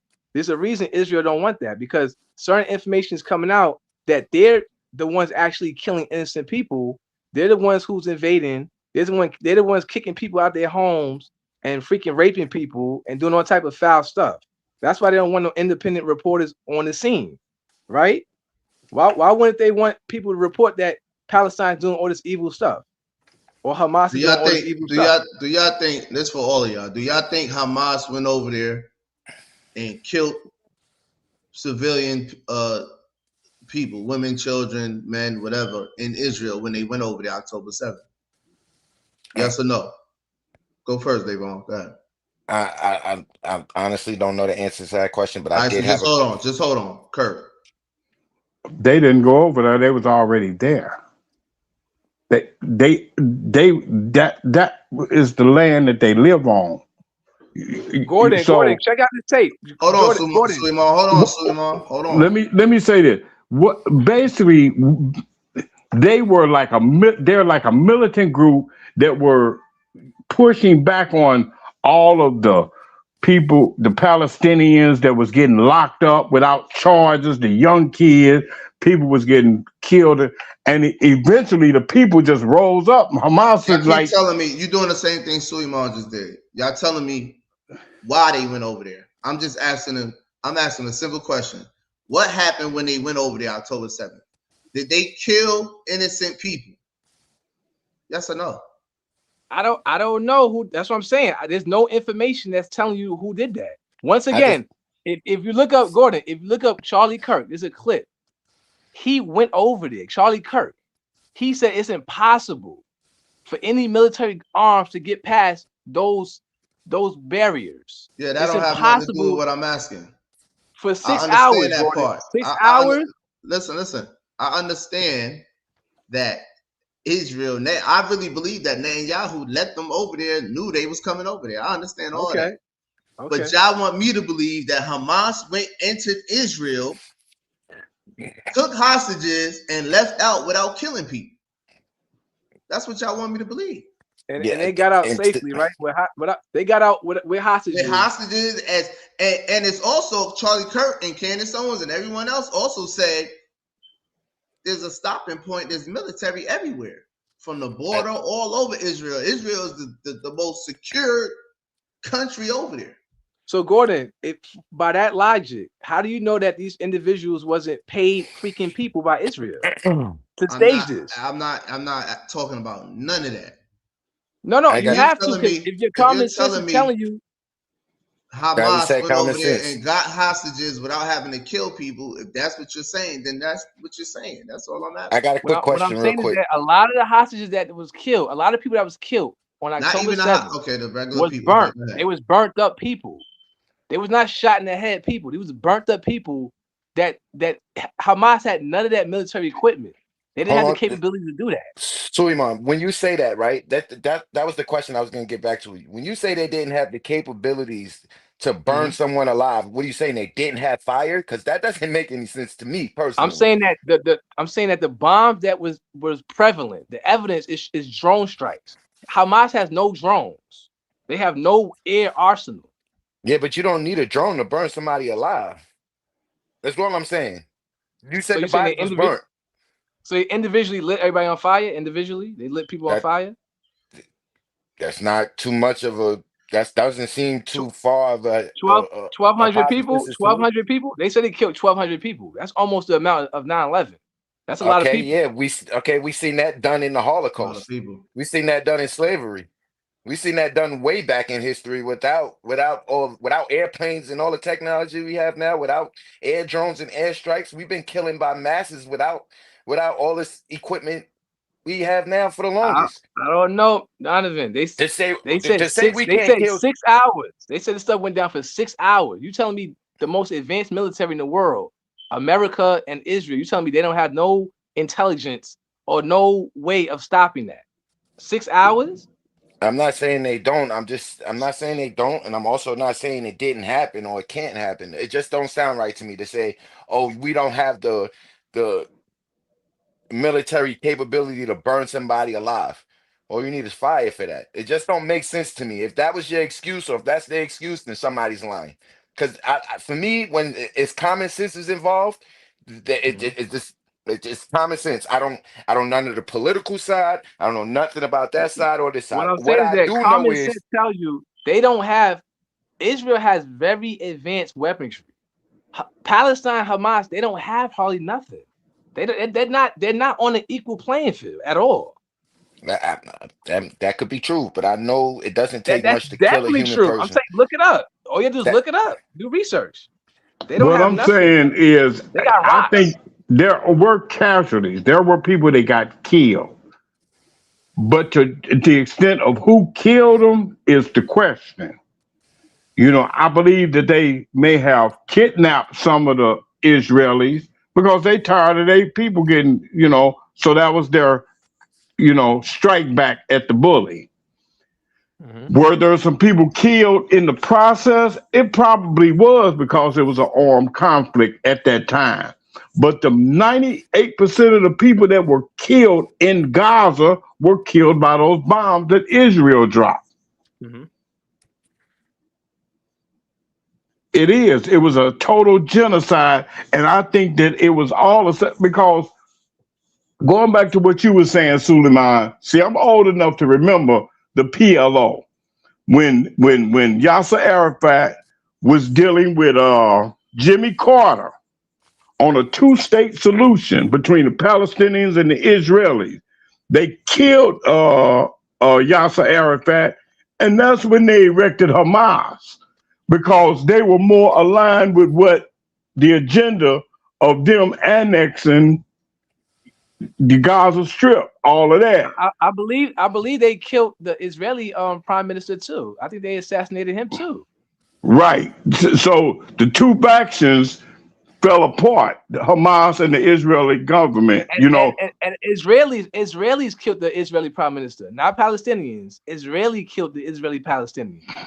Excuse me, the Israeli prime minister. Because they were trying to go toward that David, whatever, Camp David Accord that Jimmy Carter had with Yasser Arafat, which was a two-state solution where Israel could live independently from Palestine.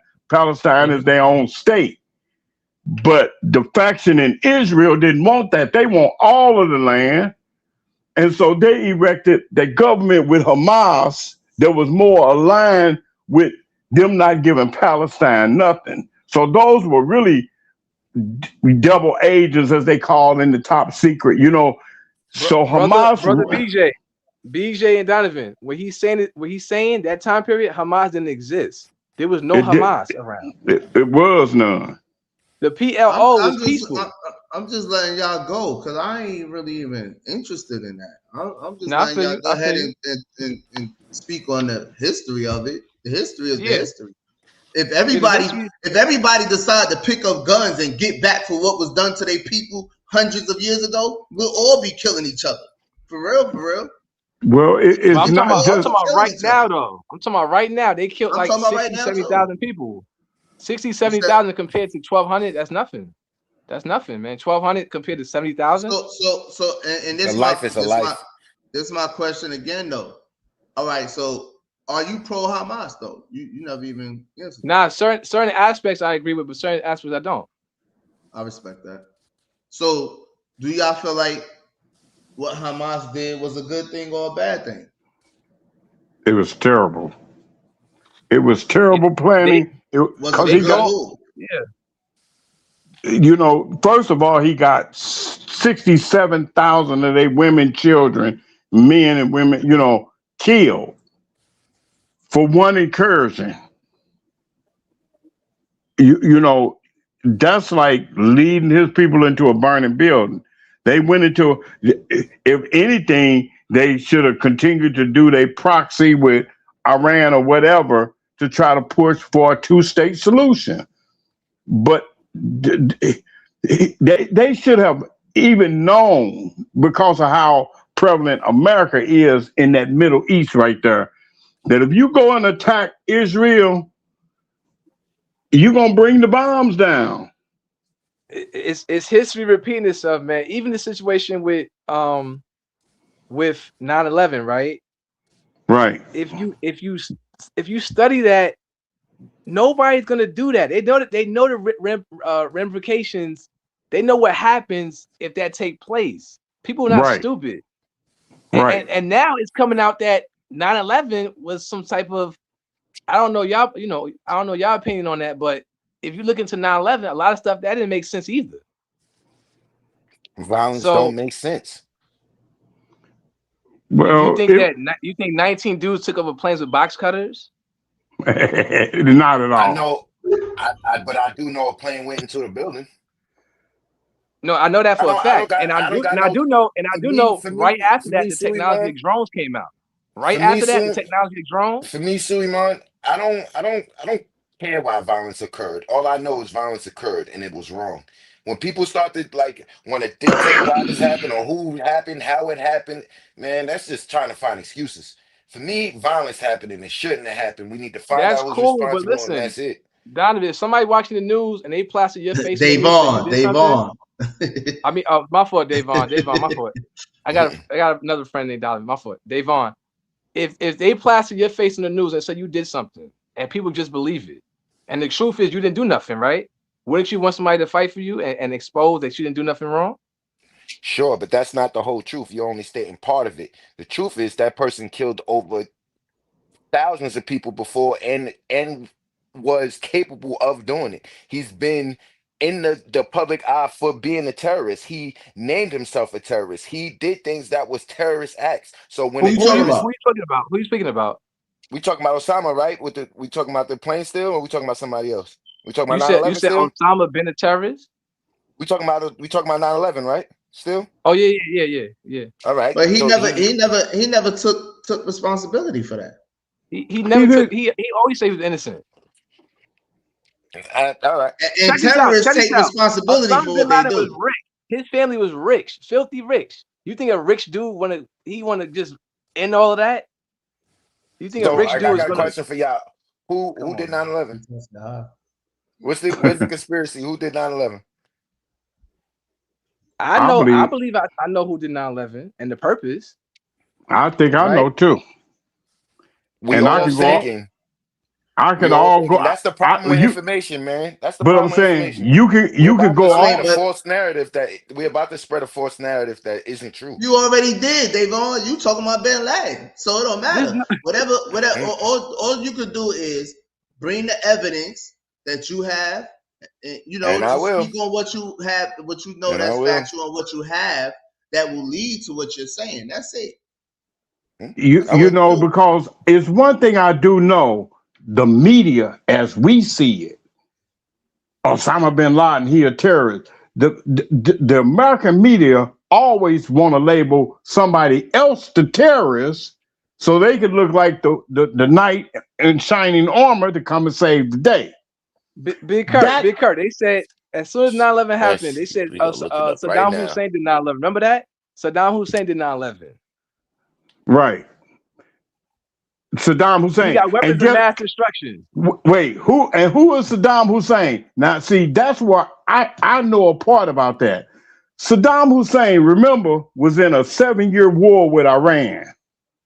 Now, why was they in war? Because America gave Saddam Hussein all those weapons of mass destruction. They say they gave him, which was them M1 which was them M1 machine guns, right?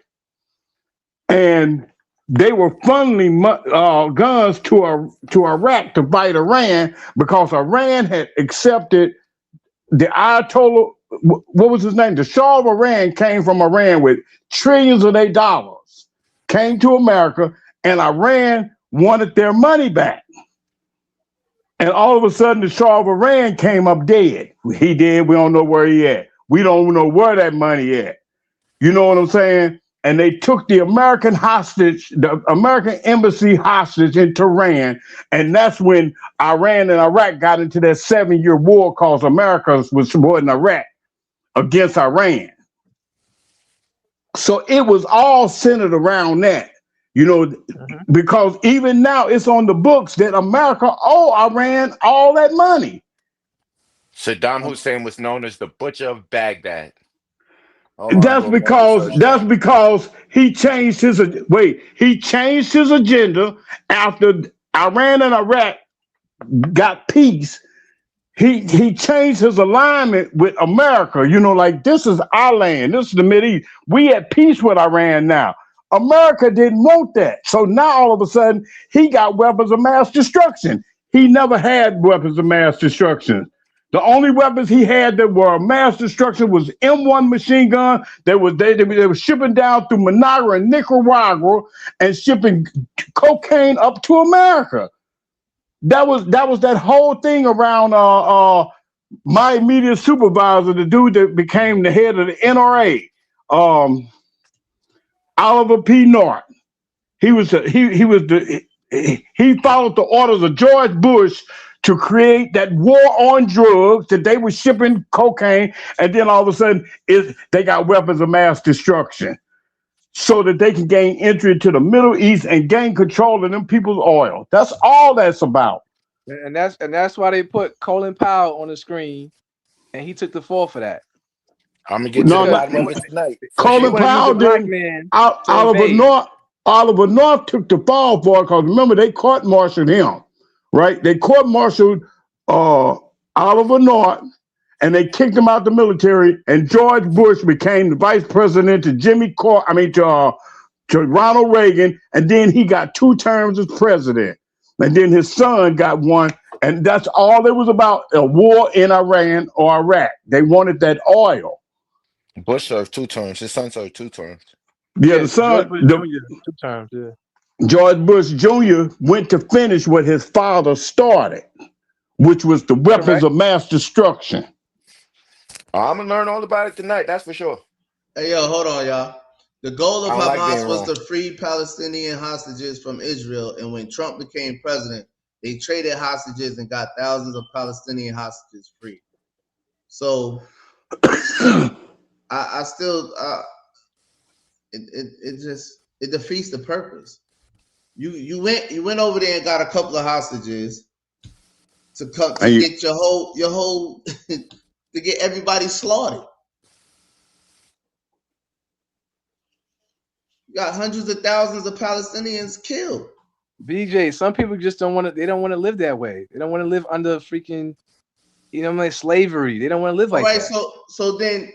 So then, you might as well kill the Israelis. That at least why don't you form everybody then? Why don't you find a way to get more guns to everybody? Arm all your people instead of doing that. But that's and it wasn't. Hold on. They wasn't in slavery. It wasn't in slavery. I mean, you can't walk down the street. You gotta walk down imagine you gotta walk through the backyard. You can't go through the front of your house. You gotta walk through the backyard. You can't go certain places. You can't go visit certain masjids without a bunch of cops watching over you or cops beating you or whatever. That's not slavery. That's not slavery. All right, well, they occupy. Black people live through that in America. Yeah, that's why black people should understand. Yeah, black people should know. Yeah. Yeah, it ain't even about understanding. You can't. It ain't even about understanding, bro. It's like what I'm saying understand, it didn't even make sense. You're more humane. That's where humanity comes in play. If you understand, you got to understand. Because you wouldn't want your kids to be killed. What do you want me to understand? Humanity. Understand, you know what I'm saying? Freedom, liberty. You know what I'm saying? Peace. They wasn't enslaved. Freedom to do what? They occupied, BJ. They occupied. That means somebody's always breathing over your neck. All right, man. It's crazy, different, bro. It's a difference. I mean, if you basically gonna declare war, then go to war. If you're gonna die behind that, then die behind it. But that's the thing, though. The whole country's not saying that. Palestine's not saying that. You got groups. Right, and so Hamas they should be denouncing Hamas then. They should be denouncing Hamas. Because y'all went over there, stole these people, came back over here, and now y'all just hiding. That's another thing. They're hiding. Where's Hamas at? Why they not fighting? Since they're tired of living occupied and all that, why are they hiding? BJ, how you gonna fight against Rome? So then why do it? You saying certain people should just submit. They should just submit to whatever. You might as well. What you mean? What you dying for? What you dying for? What you go over there? They not scared. They believe in heaven and hell. They are scared. They are scared. They're hiding. Just said they were scared of the drones. Which one is scared? They're hiding. Why I'm saying that's not hiding. That's freaking. That's Call of Duty. That's freaking. Come on, in Call of Duty, you don't just go out and get killed. Come on, in Call of Duty, you don't just run out and get killed. Come on, man. You serious? I don't play it no more. All right, so you don't just run out and get killed, but you get all your people killed. When the Israeli forces or whatever they doing to come in Gaza, however they killing all these Palestinians, y'all underground hiding with a few hostages. How is that real? That's what the news telling you, man. That's what the news telling you. So what are they doing then, Suleiman? You tell me. Since that's why I was getting ready to. They definitely not in those buildings they blowing up. They definitely not in those buildings they blowing up. I know that for sure. They're not in hospitals. They're not in schools. Where are they? They destroyed the whole Gaza. There's nothing standing in Gaza. The whole Gaza is destroyed. Where is Hamas? Yeah, that's my point. That's my point, BJ. These are questions you should ask. Where's Hamas? The whole place is flattened. You know where they at. I'm asking you. I know where they at. I don't know where they at. Because I just told you where you at, and you told me that's not where they at. You told me don't believe it. Then you told us that's not what they did, so you should know where they at, Suey. And I'm not saying that to I told you earlier that these individuals could be freaking hired mercenaries by Israel. I don't even know they're real opposition. This could be made up stuff. Suey, you coming up with a lot of excuses other than the truth, Suey. Come on, man. I think that the narrative is a bigger picture. I think the one reason why Hamas did this is to bring their cause on a national stage. They've been pushing for a two-state solution for decades. They just want recognition for them being there on their land. Israel have continued over the last, I promise you, 4 decades that I've been kind of around politics. Israel have constantly went further and further inland from the Gaza Strip to what's the other area? The other area in the West Bank. And they taking those people land without giving them a two-state solution. They saying can't Palestinian state exists. In other words, telling them people you could no longer exist. Yo, and brothers, check this out. Check out that movie, Long Kiss Goodnight, with Samuel Jackson and the white girl. It's called Long Kiss Goodnight. It came out in 1997. Yeah, that's a 90 movie, right? Yeah, it came out before 9/11, and it told you, and there's a scene that tells you about 9/11 in the movie.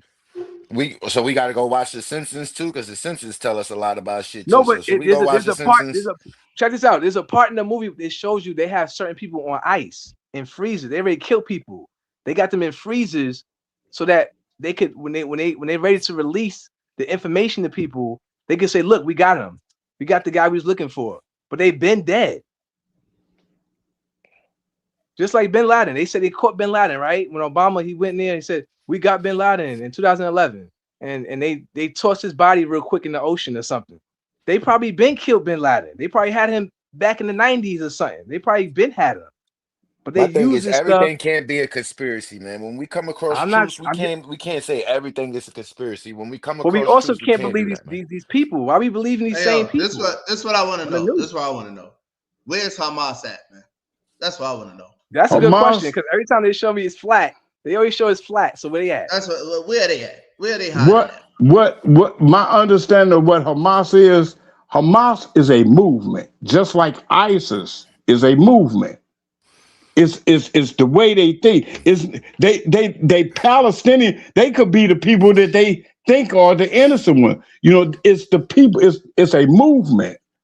It's the Hamas movement. It's just not a group of people. You know, it's a whole bunch of missionaries. They got hands on some arms, probably during the arm trade, because just like they said they got rid of ISIS. And ISIS just killed 2 American informants over there in Syria. You know, the movement is still alive, just like the ISIS movement is still alive. And the Hamas movement is to free Palestine, to create a two-state solution. Freedom how, man? Freedom how? Give them their land. Whatever Hamas did, Israel did that a million times. Whatever Hamas did. Yeah. So, I'm not saying one is better than the other, and they wrong, and this one is wrong. I'm just what I'm saying is none of that. Let them people have their land and leave them alone. Quit putting your houses on their land and making them live over on the desert. They constantly building settlements in the West Bank for Israelis and pushing Palestinians out and trying to make Palestinians immigrants on their own land. Yo, man, that's being done everywhere, man. And there's Muslims doing that also. They might not be Palestinians, but there's Muslims doing the same thing. No, I agree with you. Just like Saddam Hussein, he was wrong too. I agree with you. You got Muslims who be invading Muslims and killing Muslims. That's wrong.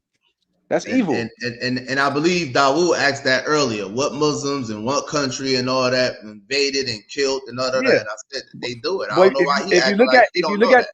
If you look at the Muslims that doing evil stuff, it's a reoccurring theme. A lot of them is linked with United States, and a lot of them linked with this one. And they on the same squad. They're on the same team. A lot of them, you know what I'm saying? I just don't see why Hamas would do that. Why would you pick a fight with some people that you know you can't beat? Like Big Kurt said, maybe they just want attention. They just want it to be, to bring attention to the situation. I don't know. You know what I'm saying? Or either, like I said, when Netanyahu really wanted that war and he wanted to prolong it because he was under indictment, right? And as long as it's a war, they can't take him to trial, right? So with the government of Hamas that he erected after the PLO and he became prime minister, they erected Hamas. Those could have been his own agents doing that just so he could blow that land up and say, now it's a graveyard. Now we can build our shit on it. Okay, but that's not true because Hamas they still had hostages. They still was over there. They just released hostages and got hostages from them. So we know that's not true. We know that's wait, BJ, what's not true? What you say? What's not true? He said they could have been their own Israeli agents or whatever. Netanyahu could have done that himself. But we know that's not true because Hamas is still over there. The people that had the hostages is still over there somewhere. They're not. But you're missing the underlying. They just wanted to blow the land up so that they could say that the land we said that already. We keep saying the same thing. So came in here saying that. So the agents that are so-called still releasing hostages could be still agents of the Israeli government because they are the Hamas people.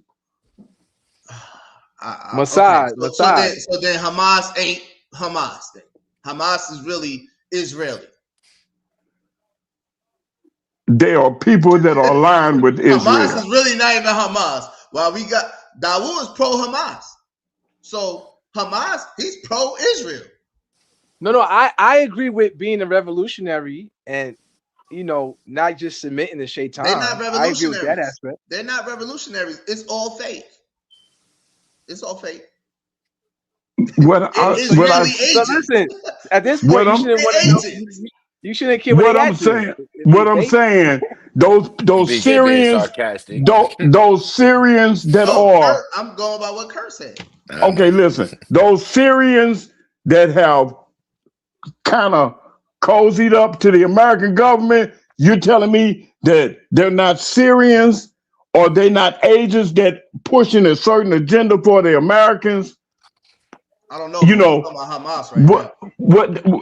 What happened was Hamas made pacts with Israel after Arafat. That this is how the government. We said that, Kurt. Well, that's what I'm saying. We saying that. So they are in cahoots with Israel. Okay, they in cahoots with Israel. Got it. Got you. So you're saying that Hamas is like this terrorist organization when really it's just a movement for a two-state solution. That's all it is. It's not just a certain people. All I'm saying is the movement some bullshit, and the movement got their people killed, got their people slaughtered. And matter of fact, can we agree that the Palestinian people are worse off than they were before? Because Suey, you was upset how of the way they was living before, but the way they living now, I'm saying I can't speak for the Palestinian people. I could look at them and say they was better off living the way they were before they living right now in them tents. So was the black American better off in slavery? Time to go. No, you still saying slavery. Yo. Still saying slavery. I'm just saying that's what they say. That's the same thing they say. They say, we was better off. No, but I'll give you this.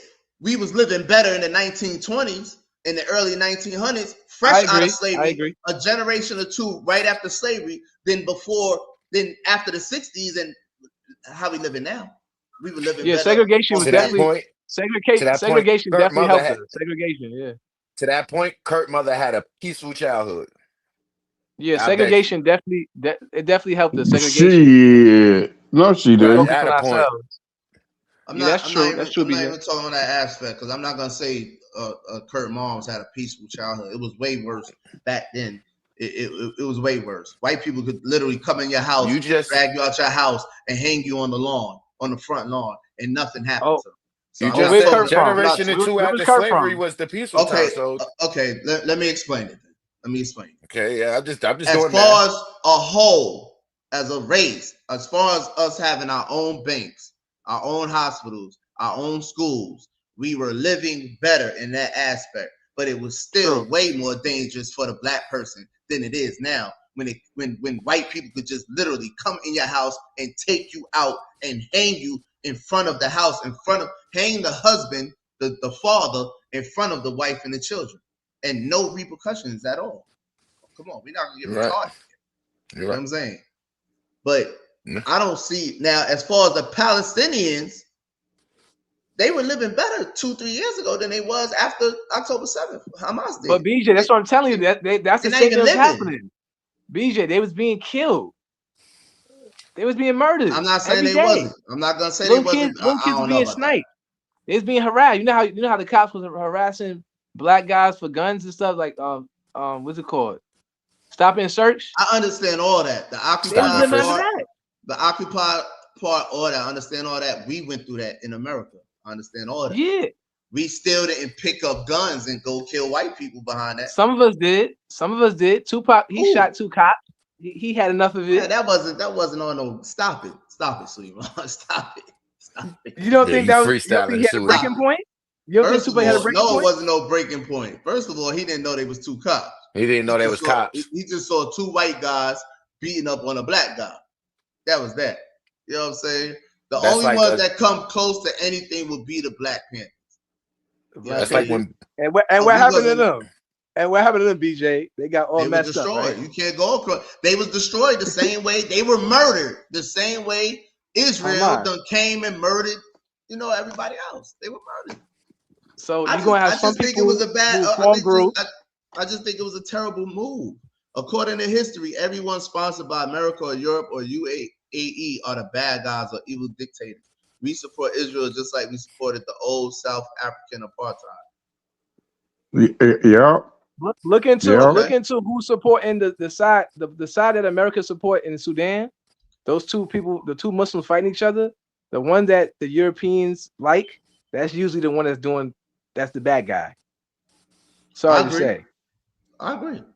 So we can't be fooled by the whole scene of even in Libya. When Gaddafi, his people, they said his people turned on him or something like that. All of that is staged, man. That's coups. That's a coup. That's somebody, different countries with intelligence. They pay mercenaries to overthrow governments. They are fighting. Obama been said Gaddafi got to leave. That's Obama was telling everybody you have to take cover. Gaddafi got to leave. That's not what you're doing. War. That's not what you're doing. War. This ain't war. This ain't war. If it was war, this ain't war. They'll still be. You'll actually see Hamas out there fighting. That's the point. They killing innocent people. They're not killing combatants. They're killing innocent children, women, men. That's my point. That's my point. Why start a fight and then go hide? So you don't think Israel could find who did what? They gotta kill everybody?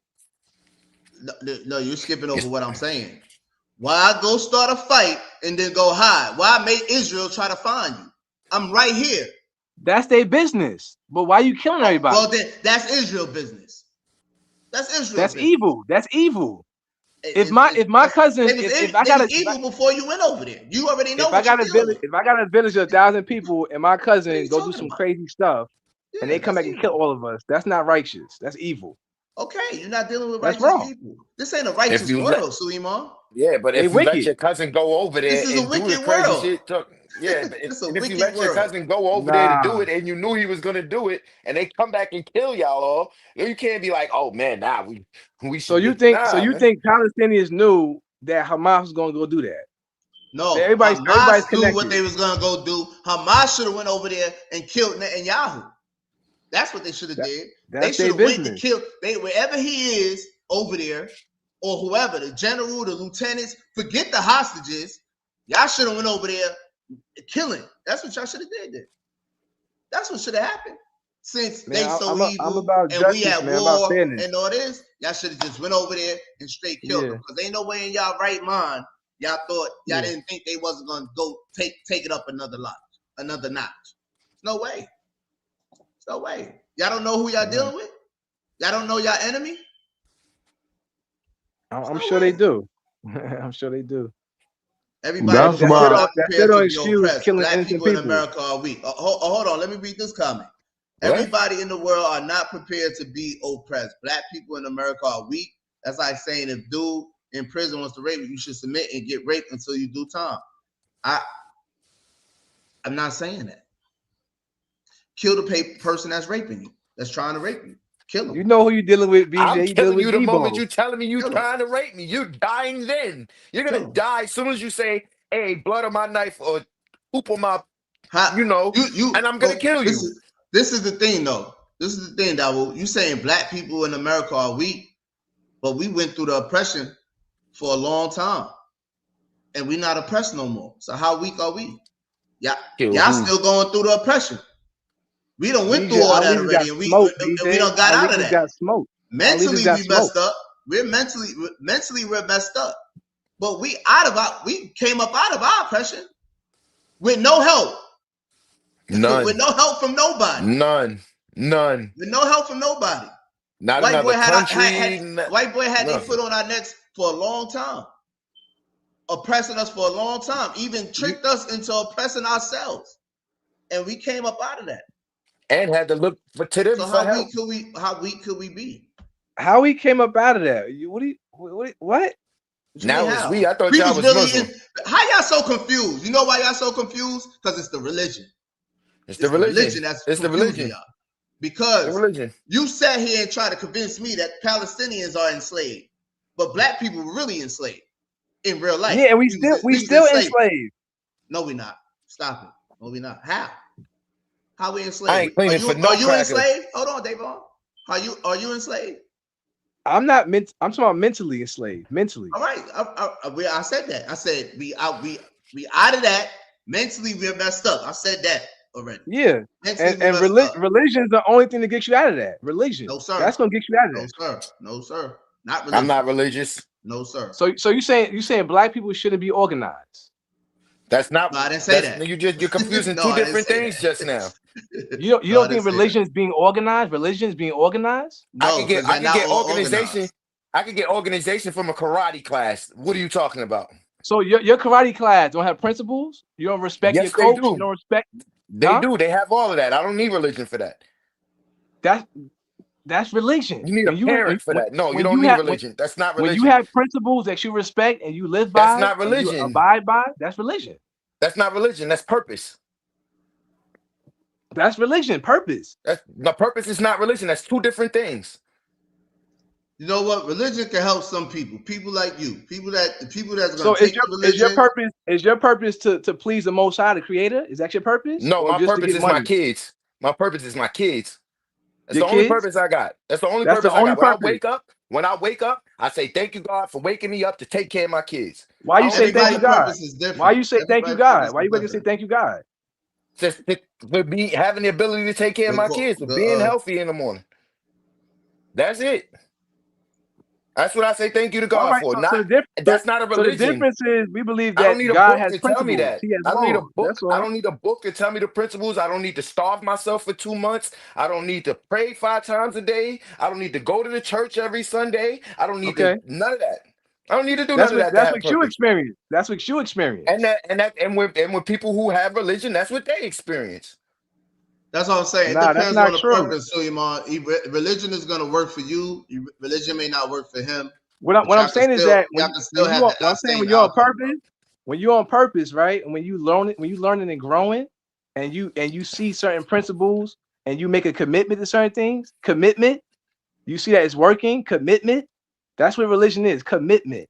You're committed to praying. You're committed to having a certain mindset. You're committed to not doing certain things, to fighting certain fleshly ways, certain feelings. You're committed to fighting against that. Religion came up with commitment, religion came up with discipline. That's what religion is. All civilizations has certain rules and principles that they live by. I'm gonna keep it a bean. I'm not gonna sugarcoat it. Y'all put too much faith into these I'm sorry for cursing. Y'all put too much faith in these books and these writings and these teachings that was all created by men. I believe in God. Yeah. That's why we all. Y'all put all these faith into people that would kill each other for believing in something else. I'm not putting my faith into nobody that would kill somebody else because of what they believe in. I'm sorry, I can't do it. Okay. We can sit here. For me, that's why I don't sit here and argue the Hamas thing or the Christianity thing or none of that, because I think it's all stupid. You've been doing it all night. What the hell did you talking about? I mean, I do it. Wait. So you're gonna give knowledge. You're gonna give knowledge to man. You've been sitting here arguing this shit all night. So all the knowledge. You give all knowledge to man. Man created all knowledge. No, we create understanding. We don't have the knowledge of this world. We are not obligated to understand how the universe exists. That's not something where that's not something we're obligated not to understand. We understand what we can understand. That's it. We find new discoveries every day. That's why you got people that dispel your Bibles, that dispels your Qurans, that dispels anything of y'all religion's teachings. People get sick on the stars. Y'all come up. Y'all came up. The stars was this. The stars was named after this god, that god, this god, and this came out with that. And this man, no. Hey, yo, hold on, y'all. Let me get into some of these comments, man. Naima said, killing their people for over 40 years where their family is buried is their birthright to be there, but they're supposed to just fold. Right now, it's Israel destroying the Palestinians. The people being got slaughtered because they not weak chicks like your President Trump. I gotta catch up, y'all. Israel's behind all of this to destroy Palestine. The Israelis did the same thing to the Palestinians that the Europeans did to the Native Americans and took over their land. What y'all think about Trump bombing the country in Africa over the Christians being so-called killed? We all getting involved? Yeah, I heard about that earlier too, Josh. That's crazy. They didn't go over there to kill anyone. We are black and Muslim. And That's not what it's about, bro. Okay. With all that being said, Hamas went over there. Y'all saying they didn't go over there to kill nobody, and that's not what it was about. Hamas went over there and did whatever they did. They got the hostages. They come back. Now they hiding. They hiding, bro. What are y'all talking about? Hundreds of thousands of Palestinians have been slaughtered. Still over there in flooded waters and stuff, living out of tents. Don't got no food, no nothing. What are we talking about, man? Hamas should have just left them alone. Y'all really just talking. Y'all really in America just talking. Because there's no way y'all gonna convince me that what they did was the right thing to do. It wasn't. Not for your people. You gotta think about your people first. You have hostages. They're hostages. Think about the ones right here. But matter of fact, Israel runs Hamas. So once again, Hamas not even with y'all. Y'all with Hamas. Hamas not with y'all. Because that's Israel. It don't make sense. That's the only thing that makes sense to me, Kurt. Hamas did it on purpose so Israel could have come over there and do what they're doing now. That's the only thing that makes sense. Only thing. All right. Because that don't make sense. There's no way you're going to convince me that my people, okay, we're going to go get our people from these people, right? And then we're going to come back over here with our people. And I know they're stronger than us. They got more guns than us. They got more military, everything, artillery, everything than us. But they're not going to come over here and do nothing to us? How? We was doing that in the streets. Let's say Hamas is crazy. I knew that in the streets. How they don't know this? I knew that in the streets. That's my point, BJ. That's the point. The point is that let's say that Hamas is crazy, right? And they do some crazy stuff, some foul stuff, which is wrong, right? Israel is still wrong for killing innocent people.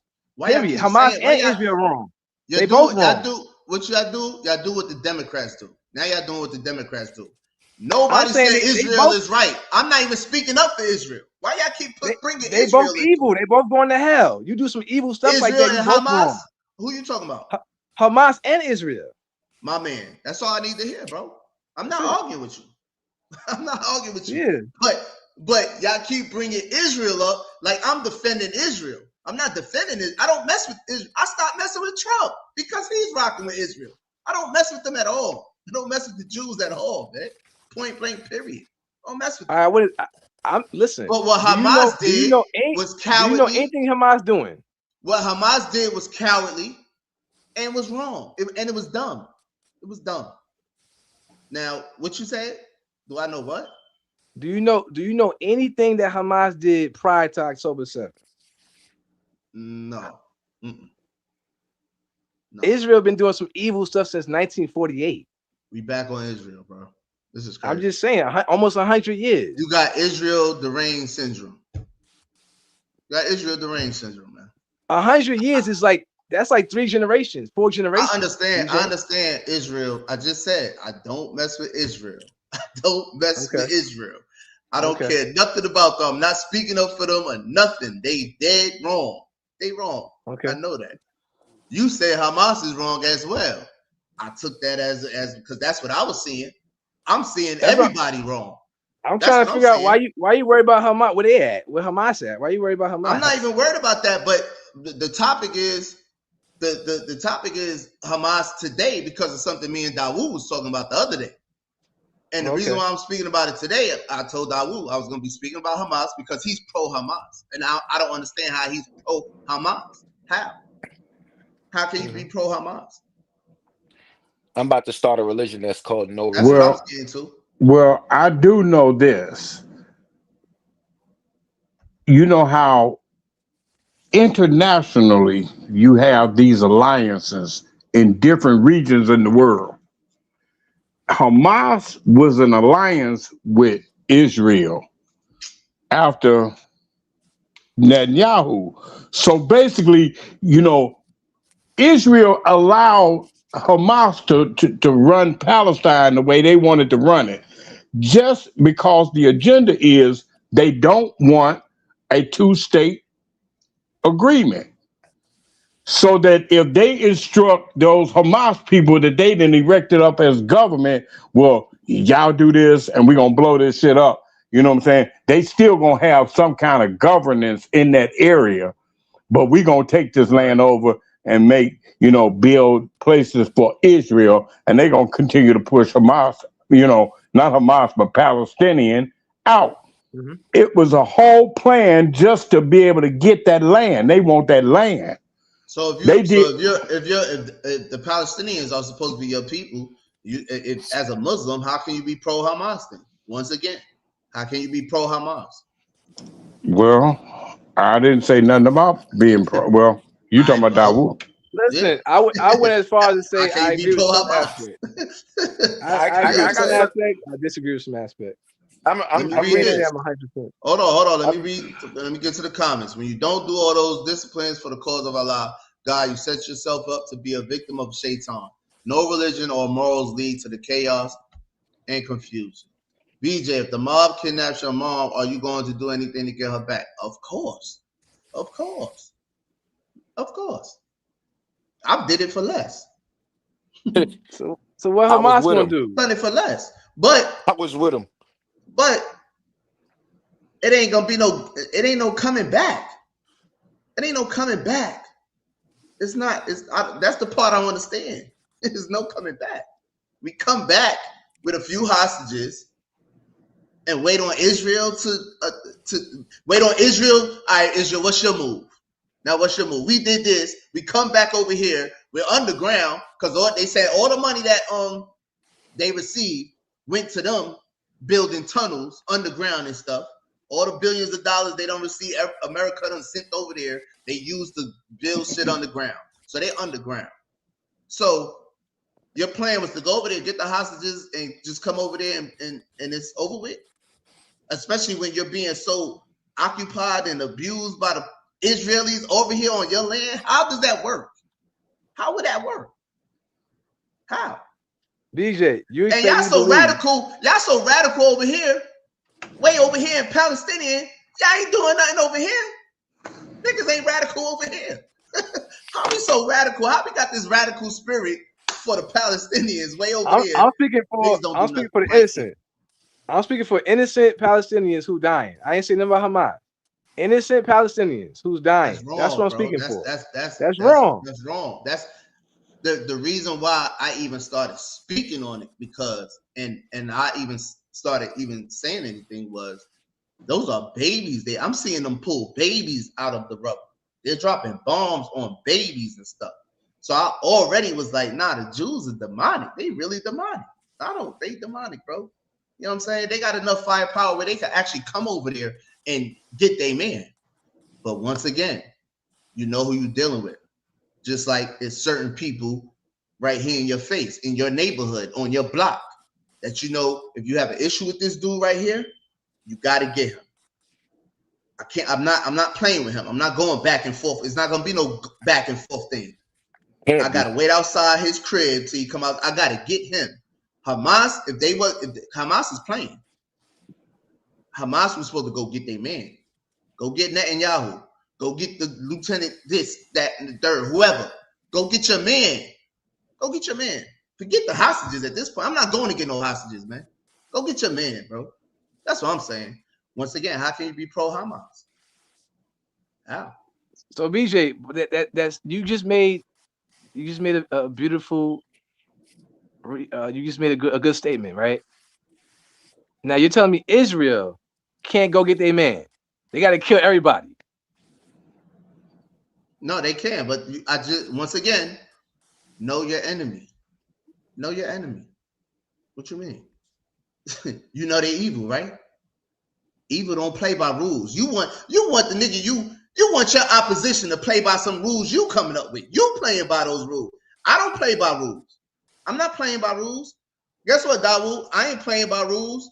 I'm liable to go kill the mob, whoever got my mother, come back and go call the police and go testify against the mob and go witness protection with my whole family. I'm not playing by no rules.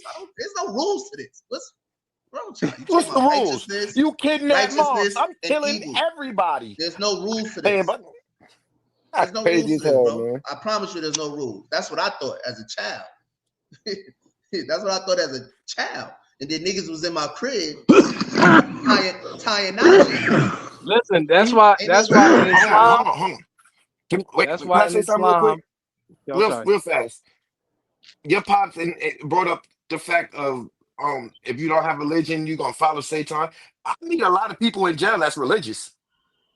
That's Muslim, that's everything else. What do you say to them that don't follow religion and everything else? They Satan too? What are they? They follow religion every day. They pray 5 times a day and still in jail. I say get it together. And still in jail. So what do that Bible or anything do for them? What do fasting do for them? What do anything do for those people? So for the same people that don't follow religion and live a righteous life, it's the same people that do follow religion and can live a righteous life. In certain aspects, yeah, certain aspects. And not in certain aspects. It can be done, period. It can be done, period. Your religion ain't proven. Not for everybody. It's not for everybody. Everybody can't live the same way. Religion ain't proven. When you die, you will not see Allah. You will not see whatever that book tell you. It's not gonna happen. Ain't gonna be no 1,000 women in some type of room or something like that. None of that's happening. I guarantee you. When you Christians die, ain't gonna be no pearly gate heaven. You're gonna die. Your body's gonna decompose. Why are you saying that? Why are you saying that? What's making you say that? Because that statement, SPVT, yeah, I was referring back to that religious statement of Satan and all that. It's making it seem like only religion people can be into the what you call it. That's not true. It's not true. We got to stop living. We got to stop pushing this narrative like, oh, our religion is true. This religion is true. That religion is true. None of y'all shits are true. Yeah, that's what they do. Y'all shits is lie. Now, listen, true Islam is the totality of truth. Oh yeah, if y'all want to believe him, let him talk. You gotta let him talk. You just went for like 5 minutes. Let him talk now. Go ahead, bro. Yeah, Islam is the totality of truth. Now, human beings who strive to practice Islam and be a representation, some of them fall short. That's just reality. Nobody's perfect. You know what I'm saying? Certain people fall short. Just like you probably had a goal, right? And then you got up and you was doing it, and then the next day maybe you was inconsistent, right? That's just what it is. But the end game and the goal, we have to shed light on that. The end game, the goal has always have to be there. Suleiman, we can't say people fall short. We can't say people in religion fall short of religion, and people outside of religion don't succeed it. You see what I'm saying? I'm saying people outside of religion, right? People outside of religion have certain good qualities, have certain spiritual divine qualities. Right? But we got to acknowledge it.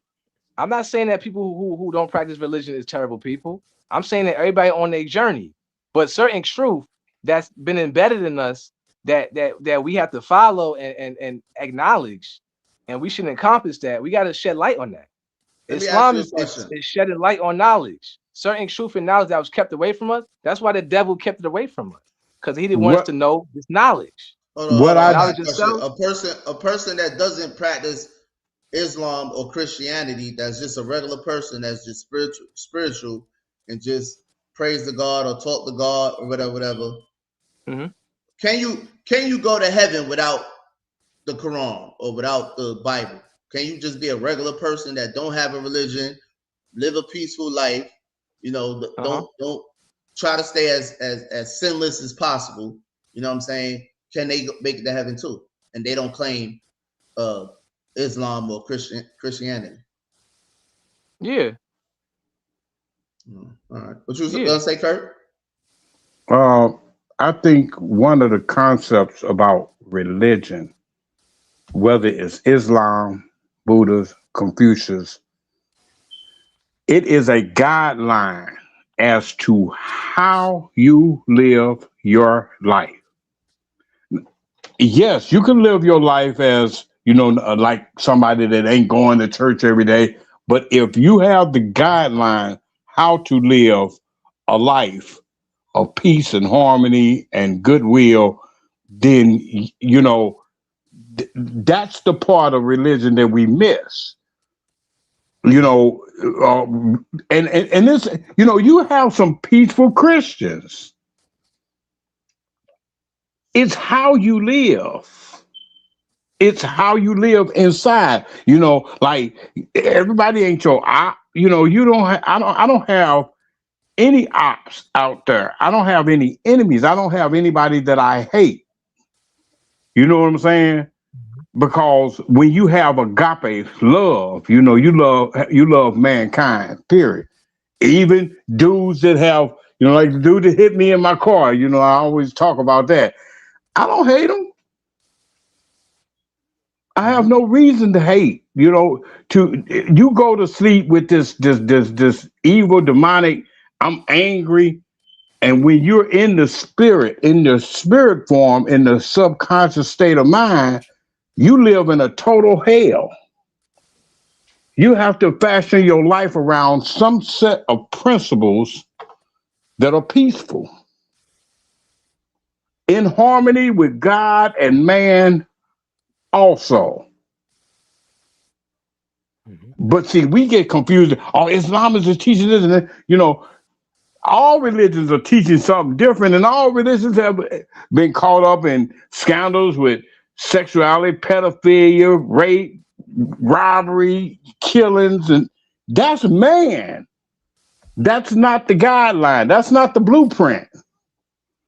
Religion is the blueprint is the teachings.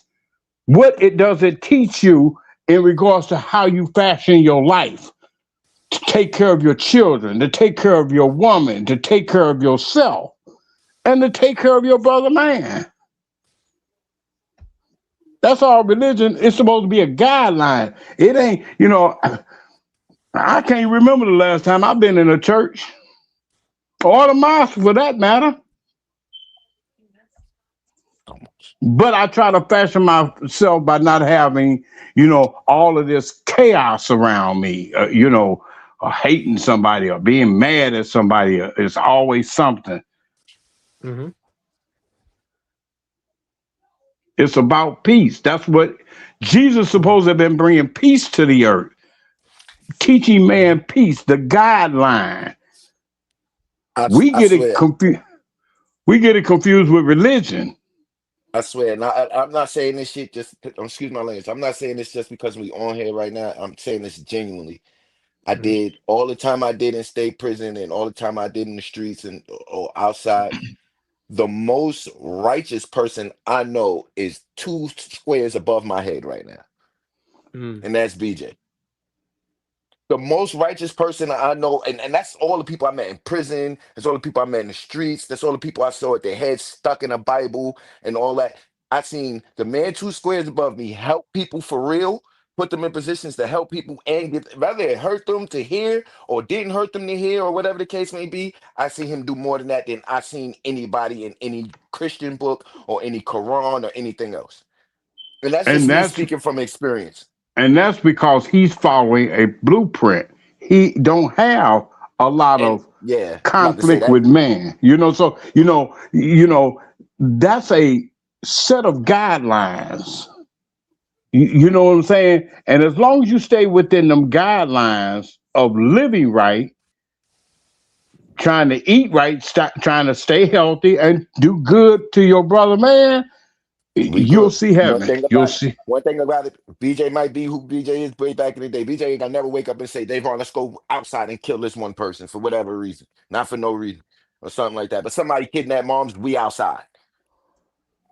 I take that over any guideline, any day, and any Bible. Well, that's because in situations like that, the human flesh will take over. When it comes to having to defend, to come to defend the honor of moms or family, just as Hamas did, they set themselves out there, and they got a lot of people killed, but they got a lot of their own people killed too. But it brought attention to they want recognition for their land. Let us be at peace. We'll take the bombed out area, just leave us alone. 2-state solution. And then everybody, I gotta pick up moms up. Y'all have a good night, man. All right, good night, bro. Merry Christmas, everybody. Happy holidays, everybody. See, if we don't see y'all for the New Year's, Happy New Year's, all that goodness, man. Love y'all. Hey, contact Cross. Tell him I said I miss him up in here. You know, I got Cross. I got Cross deranged. I got Cross deranged. None of y'all, man. Cross said he need a break from y'all. I spoke to him earlier, man. Cross said he need a break from y'all. Good. He'll be back. That's the case, then fuck him then, because he answered your phone and not mine. He's a bitch. Bye. That's why he said he need a break. That's why he need a break. Hey, Coach Davon pissed him off, boy. I was not on that. I understood what the assignment was. I understood what Davon said. Davon wasn't referring to him. Yeah, I know. I said it too. There's 2 Hamas soldiers right here, Sui. Damn, I clicked the wrong. Show me some IDF soldiers, BJ. Come on, man. You hunting down. No, you know everything about Israel. You know everything about Israel. See, no. See, you missed the memo. Thank your dad for this. Thank your dad for this. Thank your dad for this. This show just about Hamas. Thank your dad for this. That's the footage from October 7th? Yeah, this is how 2 Hamas fighters made their way into one kibbutz community. They tried to call into the gate, and when they failed, they hid in the security booth. So this is just a regular community, gated community. Okay. When a resident's vehicle arrived at the gate, the pair ambushed the driver and killed everyone inside. That's evil. That's wrong. That's evil. Okay. I don't even believe that's or like Hamas. you said, BJ, or like you said, was that somebody very important in that car from the IDF? No, not from what they saying. No. You said get your man, right? You said get your man. Get your man. Wait, but they put that kind of they put that kind of footage out about Hamas, but they can't put the rest of the footage out about all of the real killers. They're going see see that video thing. Bro. We see the footage of what they're doing. We see the footage of what they're doing. We see Gaza Strip. We see it. We see the bombing. I see footage of the missile coming and everything live. I've seen that. What I'm saying to I know that that's what you're seeing, but we also just seen footage of a couple of men in uniform. Yeah, that's what I'm saying. Right? We're seeing it's about Hamas. Yes. But how do we know that really is Hamas? That's the film that they put out about Hamas. All right, then don't worry about it. So it's I don't know. The same way they know everything else. The same thing. The same way they know everything else about Hamas. The same way they know all the good stuff about Hamas. Same way. BJ, why they not showing no actual dead people? You know what I'm saying? Palestinians recording everything. I don't know. What you mean, actual dead people? I'm saying they're not showing no like live footage, like actually showing bodies lifeless. Why is Israel not showing that too? Showing that all the evil that Hamas did to them. Why are they not showing all this stuff? What? I don't understand your question, bro. Why who not showing what? You know how every day you see a post on Facebook or something, a relief fund or something showing different stuff that's happening in Palestine as far as Gaza, the kids under rubble and people lifeless and being rushed into hospitals and why is Israel not showing that type of footage of all the evil stuff? I don't know what Israel's showing. I don't have an Israel station platform. I don't tune into what they showing, but I do see that. We've seen that. What you mean? I've seen it a lot. What you mean? I've never seen Israelis or Israel under distress or any type of aftermath of a big attack by Hamas. Oh, you mean something happening to them? Mm-hmm. Oh, okay, I don't know. I haven't seen it neither. That's crazy. That's called propaganda. It's called propaganda. They put up these videos. They put up these videos and then they inflame the international community so they can go do what they're gonna do. Okay, but it was already done. It was done. Yeah, Hamas done it. Hamas done it. I'm saying to this day, can you go see? Whether y'all say Hamas just went over there and grabbed hostages and didn't kill nobody and all that and made it back and all whatever. All right, cool. Nah, I ain't saying that. Let that be the reason. Let that be the reason then. I'm saying I don't have no proof. Situation. Okay. I'm saying that one situation should be footage of that one situation. They should show footage to everybody so we all could be mad at Hamas and support them. Well, I just showed y'all footage of two and Shakur is saying that's a lie. So it don't matter what when your mind is already made up, your mind is already made up. So they could show you anything. They could show you everything. They could actually show you some soldiers, Hamas, and say these are what the Hamas soldiers right here have it on some kind of security film. Show it to you, and you're just gonna say they're not Hamas. No, that's a lie. That's Israel propaganda. So it don't even matter. You think the poor Palestinians camera footage is better than Israeli camera footage? That was Israeli camera footage. I know, and I could barely see what's going on, and they stopped it too. As soon as they about to shoot them, they stopped. I saw what's going on. They did. I saw it. All right. So some guys in military fatigue, they run up on a car. That's Hamas. That's it.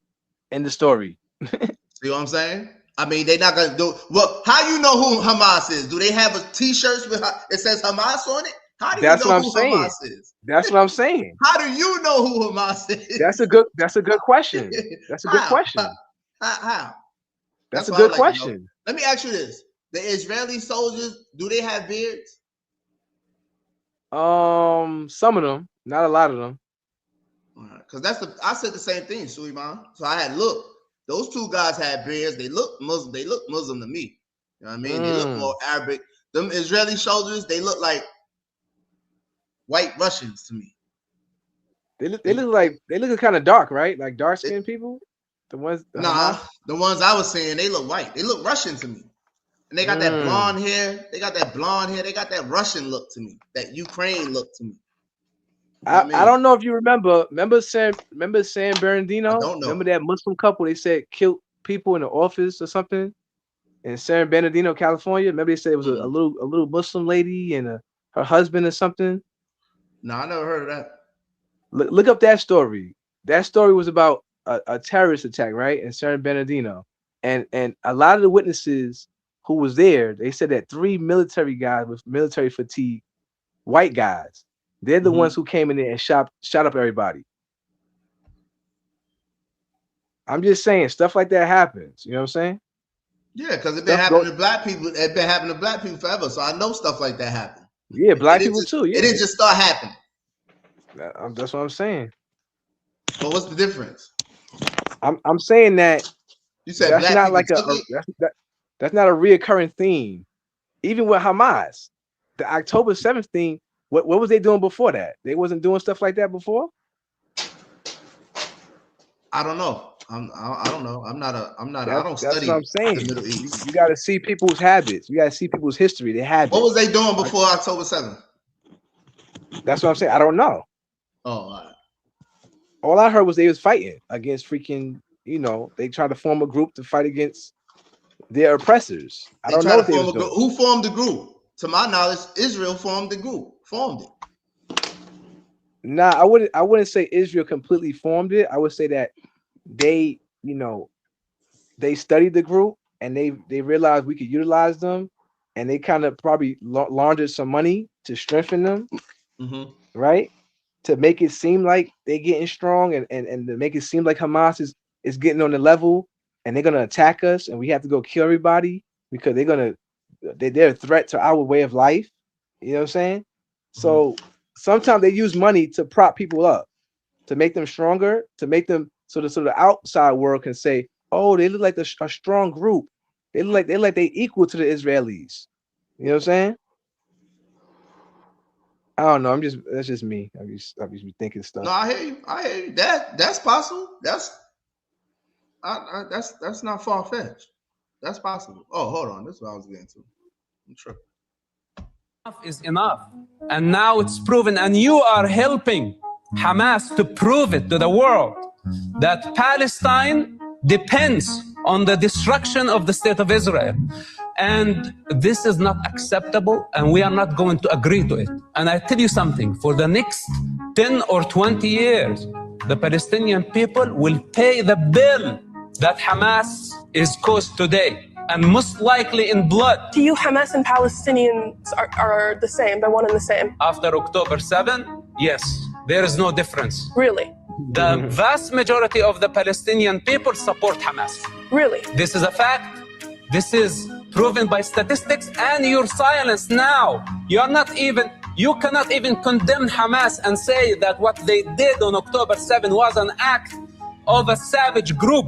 You don't have that power. He got a point. You got a point. So if you've been oppressed from 1948 all the way to 2025, you've been oppressed, and somebody, happens. You hear about somebody fighting back, or somebody whatever, right? You don't think some people are gonna be happy or kind of share it on? What did Moses do? Because his people was oppressed, and he got his people out of oppression. What did Moses do?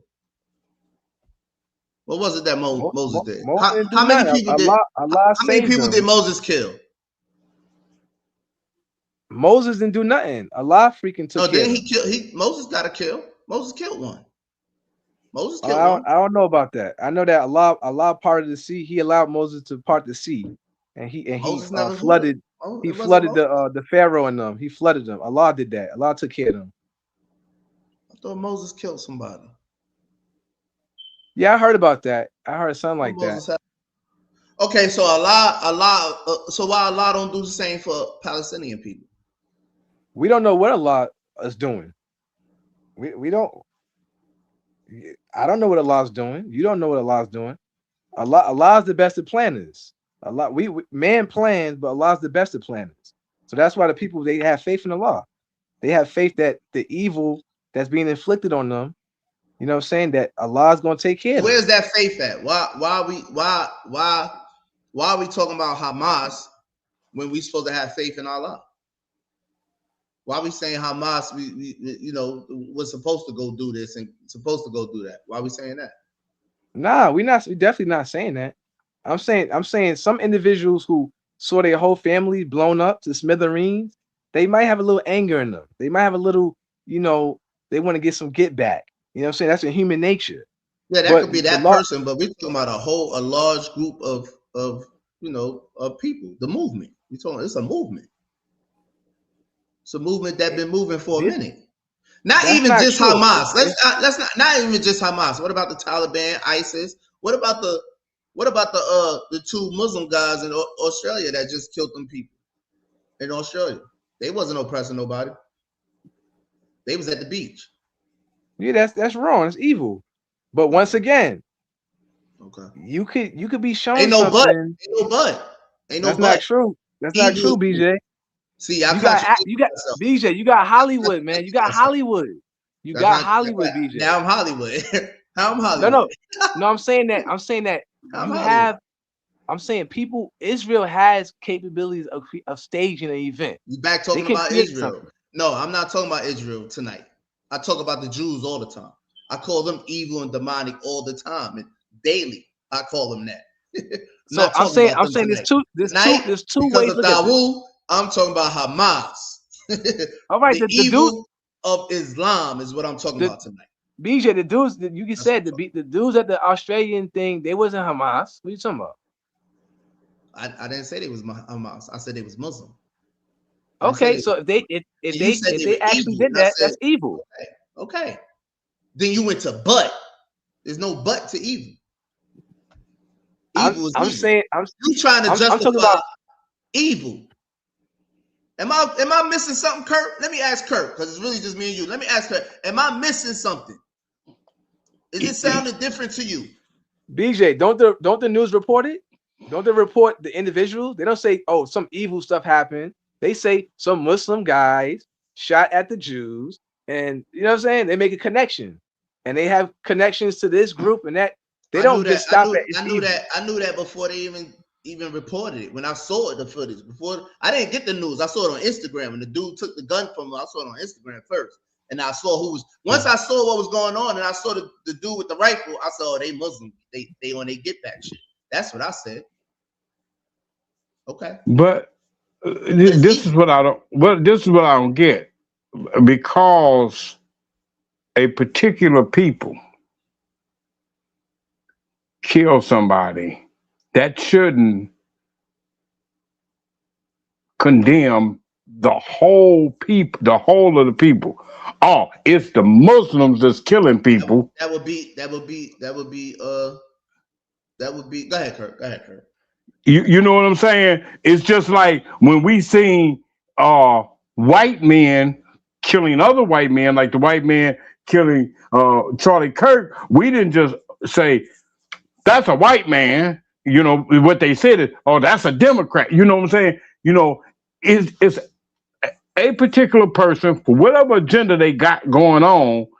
It has nothing to do with who they are. Muslim or And are I'm they trying? specifying it. I'm specifying it to Hamas. I'm specifying it to them two guys, right? I got my family's Muslim. This is my family I'm talking to. All right. So we even gotta speak on that.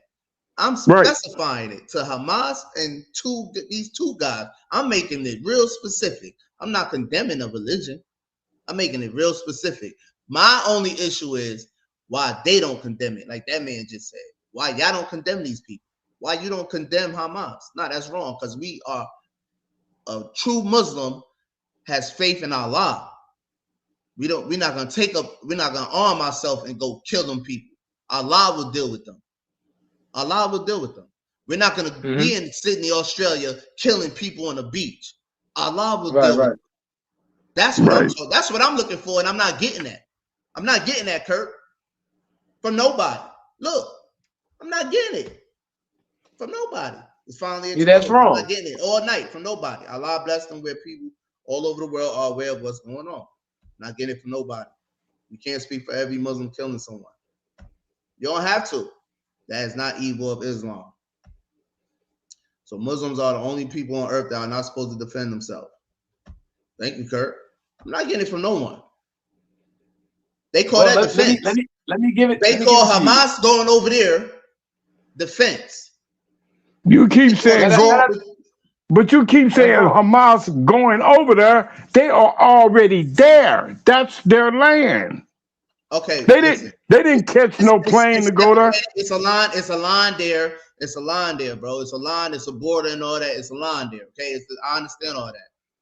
That's neither here nor there, Kurt. Stay with me. That's neither here nor there. They went in Israel and did whatever they did. They calling that defense. That's wrong. It's not defense. That's offense. And a true Muslim. But like I said, is supposed to condemn that. A true Muslim is supposed to condemn that, regardless of what. No, that's wrong. Hold on, matter of fact. Hold on. I got something for y'all. Go ahead. This is what Allah has understand. Palestine on the world stage for the first time in history via the internet and social media since October 7th. The world today support Palestine over Israel for the very first time. That's all they care about. That's all they care about. Go ahead, Kurt.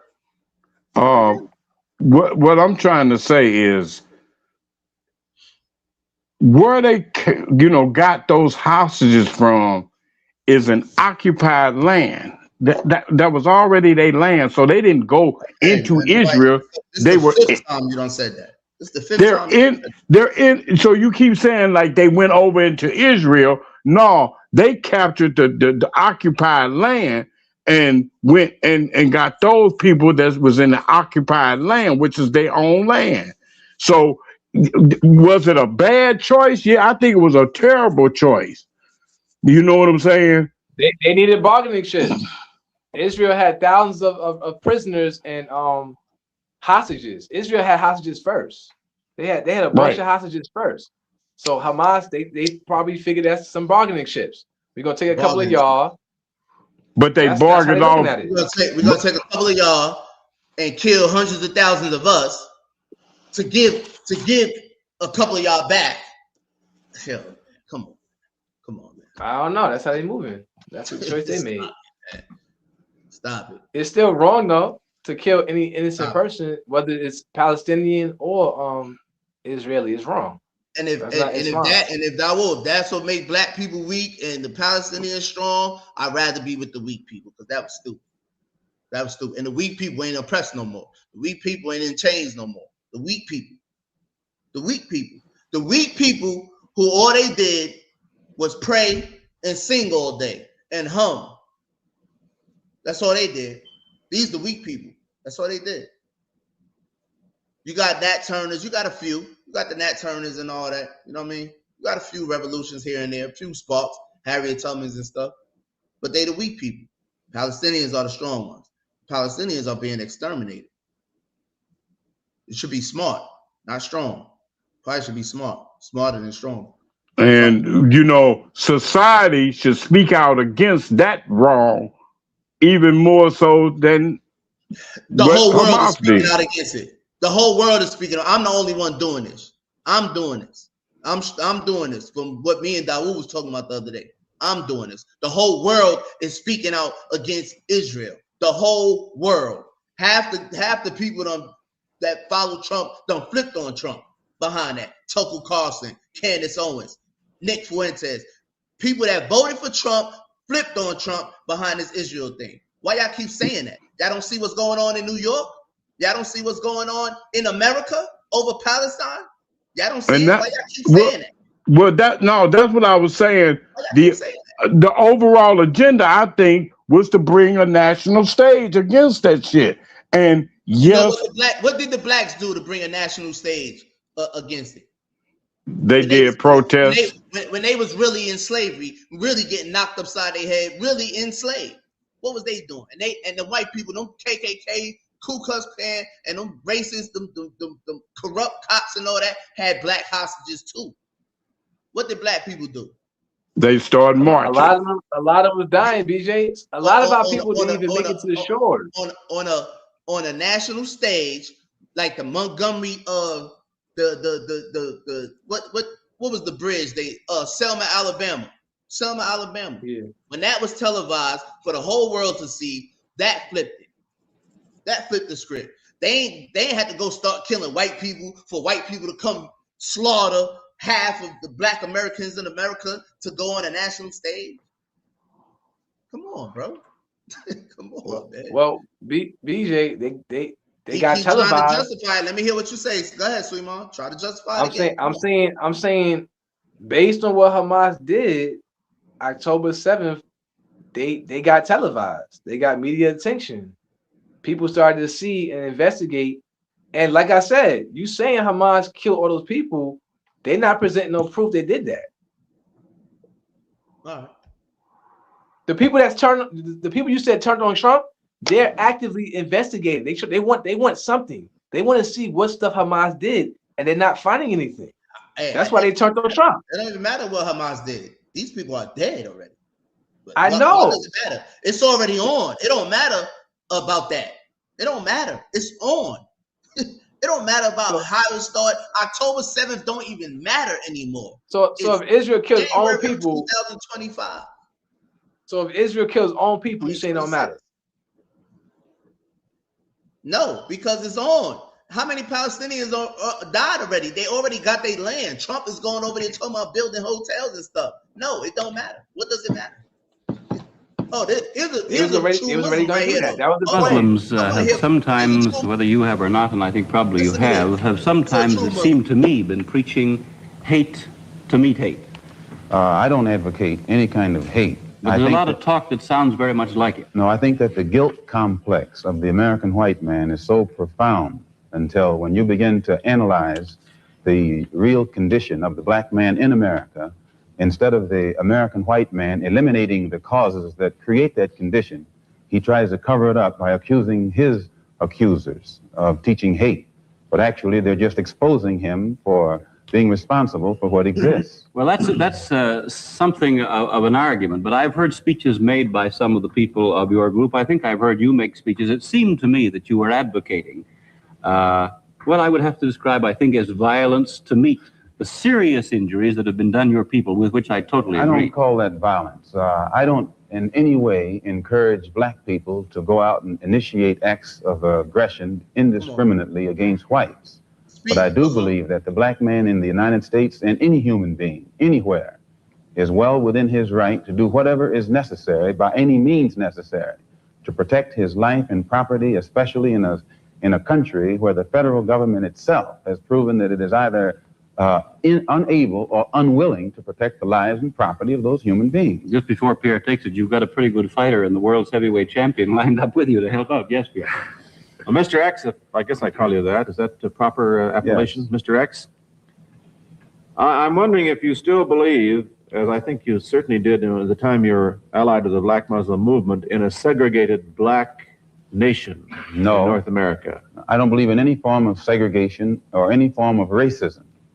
I'm against any form of segregation and against racism. Is it, am I right in saying that the Black Muslim movement, which you have left, did believe in that? Well, Elijah Muhammad taught his followers that the only solution was a separate state for black people. And as long as I thought he genuinely believed that himself, I believed in him and believed in his solution. But when I began to doubt that he himself believed that that was feasible, and I saw no kind of action designed to bring it into existence or bring it about, then I turned in a different direction. Are you still a Muslim yourself? Oh, yes. I'm a Muslim. I believe in the religion of Islam, which believes in brotherhood, complete brotherhood of all people. But at the same time that I believe in this brotherhood, I don't believe in forcing my desire for brotherhood upon those who aren't willing to accept it. Of course, I think the Christians would say that they also believed in brotherhood. What did you say to that? I'd say they believe in it, but don't practice it. That'd be a pretty good answer. Sir, when the muezzin goes up in the minaret twice a day, he cries to the world, there is but one God, and he is Allah. Do you deny that there is a Christian God? The muezzin does this 5 times a day. 5 times, and I only heard him twice. Well, you were fortunate to hear him twice. But he does this 5 times a day, and the same God that he says that he expresses the existence of is the God that the Christians profess to believe in themselves, and the God that the Jews believe in. One God, the creator of the universe.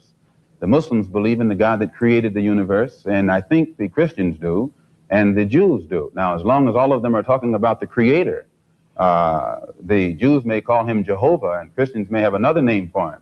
Those who are Arabic-speaking refer to him as Allah. Well, we believe in the same God. Now, as the Muslim religion advances in the United States, are you modernizing it or sticking with the old faiths? For example, the complete segregation of the sexes. I think that everything today on this earth is being modernized. Religious principles and practices, as well as political and other things. Now, when you went to Mecca, this is a very sacred and forbidden city. I tried to get to Mecca myself and certainly didn't make it, not being a Muslim. But how would they accept you as one? You're an American. There are few American Muslims. This is true. And by being an American and not having not being able to speak the Arabic language, I did strike a snag, a very serious snag. But I was fortunate to have been pretty well known by the officials in Arabia, and they knew too that I had accepted Orthodox Islam. It had been highly publicized in the paper, and I became a guest of the state. I was a guest of Prince Faisal, the present King Faisal, and they made it possible for me to go before the committee, Hajj committee or Hajj court, who examines you and asks you questions about your belief, and if you pass it, then you are okay to go to Mecca. But you would have to have a translator then. I had one. That's what I want to hear. That's what I want to hear, man. No buts. BJ, he still got a bullet. BJ, he still got a bullet. Come on, man. What's that? He still got a bullet. He still got a bullet. What are you saying? They still view him as a threat. They still view Malcolm Al-Hajj Malik Shabazz as a threat. Who killed him? CIA operatives. The CIA They operatives. got a documentary about it. They got a documentary. Carried it out? Who pulled the trigger? No, they saying it's some Nation of Islam cats. They saying they pulled the trigger. But a lot of, if you investigate the situation, those individuals had ties to the CIA, FBI operatives. They definitely had ties. All that is true. They pulled them triggers. Farrakhan said what he said. What's his name when gone? What's his name? What's the CIA director? Whatever. What's his name? Hoover or something like that. What's his name? Yeah, Edgar. What's his name? Kurt? Edgar Hoover or something like that. Edgar Hoover. Yeah.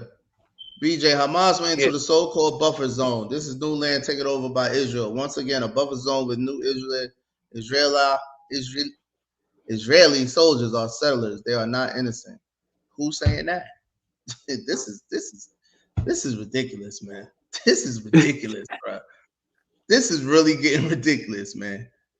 Man, how many times I gotta say, bro? I'm not saying Israel is innocent. I'm not with them. I'm not defending them. This is not about them. Dawood, you told me this guy that I sent you was an agent, and he was talking about peace. All he was talking about was peace, and he was saying how Hamas was wrong. Muslim. Hamas was wrong, this, that, and the third, and he want peace. That's all he's concerned about is peace and his religion, Islam and Allah. That's all he's concerned about. You said he was an agent. I'm like, what? And you went to defend Hamas. And they're created by Israel. You said he was an agent working for Israel and all this, and I said Hamas is funded by Israel and all that, but how you support Hamas? How? That's how this started. Don't act like we forgot. That's how this started. Nat Turner did fight back. I said that. I said you got your little pockets of Nat Turner and all that, but that's not what freed us. The only group of people to be freed by force are the Haitians. The Haitians. And you see where they at to this day. The Haitians. They're the only group of people to come out of slavery, real slavery, by force, by war. We didn't come out of slavery by war. Well, the Civil War, but it wasn't a war we put on them. That was a war they put on each other over economics, not over slavery. BJ, you don't realize that many got lynched in churches ball because of civil rights. You're your top. You're your top. What? BJ, you don't realize that many got lynched in churches ball because of the civil rights marches and civil disobedience. Martin Luther King. They was doing that before the civil rights. They was doing that before Martin Luther King. They been bombing churches. They been lynching us. They was lynching us during slavery. Yeah. They've been doing that. The four black girls in church. That was before Martin. Martin Luther King. They marched after that. You don't have to be disobedient. You don't have to be disobedient to evil. You don't have to be disobedient to the devil. If the devil picks you, you're picked. That's it. You're the one. When you get chosen.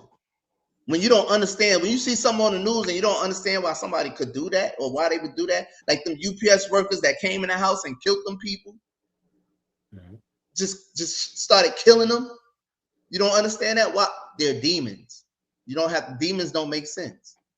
Hey, Suleiman, where you at? You don't understand Israel. You don't understand Israel and what they do, what they're doing. They're demons.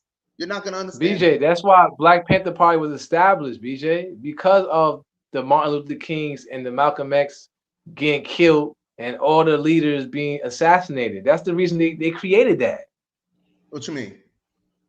They established the Black Panther Party, to educate the Black community, to have resources, but also to defend the Black community. That's why they studied the gun laws. They found out you can have a gun, you can have a rifle, you can protect yourself. They started educating. They came from universities. A lot of the Black Panthers came from universities, from school. They was researching and learning law and strengthening themselves. You know what I'm saying? That's what. That's why they did that. The same thing I say. Y'all act like I'm picking on the Muslims or whatever. The same thing I'm saying about Hamas is the same thing I said about the Black Panthers on this very podcast. Yeah. Same thing I said about. They went in the police. Same thing about it. They went and freed. Freed who? They went and freed Assad Shakur. They went and freed Assad Shakur. That they did. That group of Black Panthers, they went into prison and got Assad Shakur up out of there. They definitely did. They definitely did. So they got one. They got one. They got one. They got one. Yeah, we got one. Hey, Suleiman, where you at? I'm just saying. They saw their people being abused. They saw their people being oppressed. They was trying to make some moves. They still got a bullet, right? Fred Hampton still got a bullet. In his sleep. Died before he was even 20. I don't even think he was 20. He was like 24, I think. Huey P. Newton, these guys was young. These guys was college students. These guys very young. These guys, made an effort, So they was practicing. The mistake they made was the same mistake Hamas made. They let the CIA infiltrate them. No, they picked up them guns and started shooting at the police. They allowed the CIA to infiltrate them and You made can't them. allow that. There's no such thing as allowing that. That's gonna happen. There's no such thing as allowing that. You're not gonna know when somebody infiltrates you. You're not gonna know. I had a nigga wear a wire on me. That's how I did my first bid. Nigga wore a wire on me. You won't know until you know. And when you know, it's too late. They're gonna play that shit in court. That's it. You don't know who infiltrated you. You don't know. So allowing that, no. You think these your brothers. That's that. And when it happens, it happens. Their mistake was shooting at the police. Picking up the guns, shooting at the police. That was their mistake. And so was Hamas. But I think it was a calculated mistake. Same thing. It was a mistake. And just like I said, when Homeboy, remember the dude that his son got killed by the police and he came out and killed the police, but he killed the wrong one? I said that was stupid. We making stupid mistakes, bro. Maybe because I play chess every day. I literally sit here and play chess every day. Maybe because I play chess every day, I see it. It's a different calculation. These are mistakes that don't have to be made. These are mistakes that don't have to be made, bro. They don't have to. And I don't blame the Black Panther Party. I don't blame them. I don't blame them for what they did. What Suleiman gone? Yeah, he gone, bro. Yes. What happened? I was trying to get his number because I need to collaborate with him on something. I'll link y'all on the phone. I gotta get up out here too. I gotta go to damn near by Macon. But yeah, these are mistakes that people don't have to make. We don't have to make. We shouldn't be making this late in the game. We got to learn from everybody else. Easy that Imam on PBD podcast. He's like that dude in prison that has no problem bending over. Yo, why you keep talking about prison and people bending over, man? Just like Hamas so-called got a lot of people killed. Some say Martin Luther King. When people will put the youth at risk, you got little people hungry and killed. No. You reaching now, Dawood. You reaching, bro. What did it say? I couldn't read it. That's not even the link for that, head. I don't know. I don't even know. I don't even know. Hey, we get up out of here now, though. You 3 hours late, 4 hours late. I'm out of here now. Straight up, I got a 2-hour drive. Baby girl done fell asleep on me. Hey, I went skating the other day, right? Mm-hmm. Back felt great. I came out that motherfucking ball, my motherfucking knees started knocking together, knees gone. I gotta get my knees back so I could, I couldn't even get on a handball court. My knees would give out on me. I done sat around for 2 years, BJ. Yeah. It's time to, get back, get my old, be like that dude you showed me on the chat. 80-something years old. He laying that ball down and rolling it back to him. He never stopped. They hitting all hard and shit. As soon as that ball come back, he just barely tap it. Big app. Get that one. I used to hate when you do that shit. That shit used to eat my ass up. Sneaky ass dude. Yeah, okay. I know how to get your ass. Anyway, BJ, man, I don't say happy holiday. I say happy pagan festivities, Cause I ain't with all that. What happened to Noah? I thought she was coming today. No, on vacation, man. It ain't got nothing to do with her getting on that computer. No, where Noah's at, she damn even got no up in the mountains skiing. I should have played a video of her skiing. Now when the avalanche come down, she gonna want somebody to come rescue her, huh? I wouldn't go up in the mountains about nothing for nothing. Naima, you must be behind. You gotta scroll up, Naima. The 4 girls in the church.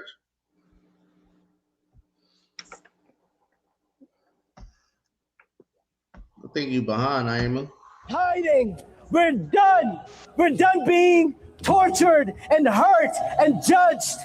This is the correct religion. This is the religion that all of humanity needs to be upon, of Islam. And we will not stop until it enters every home. So I want you to repeat after me. I want to hear it in every single district. It should tremble. Brooklyn should hear it. The Bronx should hear it. Queens should hear it. Say it as if the Ummah depends on this, my brothers and sisters. La ilaha illallah. La ilaha illallah. Muhammadan Rasulullah.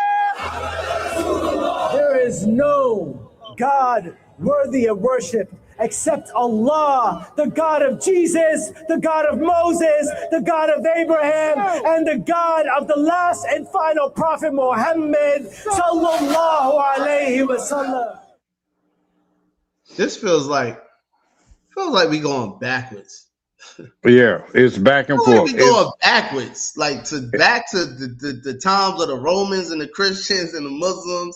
It's like it feels like we going backwards. Yo, they just beefing over religion. Real talk. My thing is this. Religion. Still, 2025, 2,000, 3,000 years later, they still beefing over the same thing. Still. Religion, man. Hell no, I'm not signing up for that. I ain't joining no game. I ain't joining no religion. That's what it should feel like to me. A game. Word up. Just if you continue to keep your heart in the right place, then that's when you do God's work. Because from the heart comes love. You know what I'm saying? You know, like Davon said, you are the one cat that every time you decide to move, it was about bettering yourself and those cats that rode with you. You ain't have no beef. I can't remember you having no real beef with nobody. Stay at peace. Well, you know, it's a few. You came outside with a wig on. You don't remember that?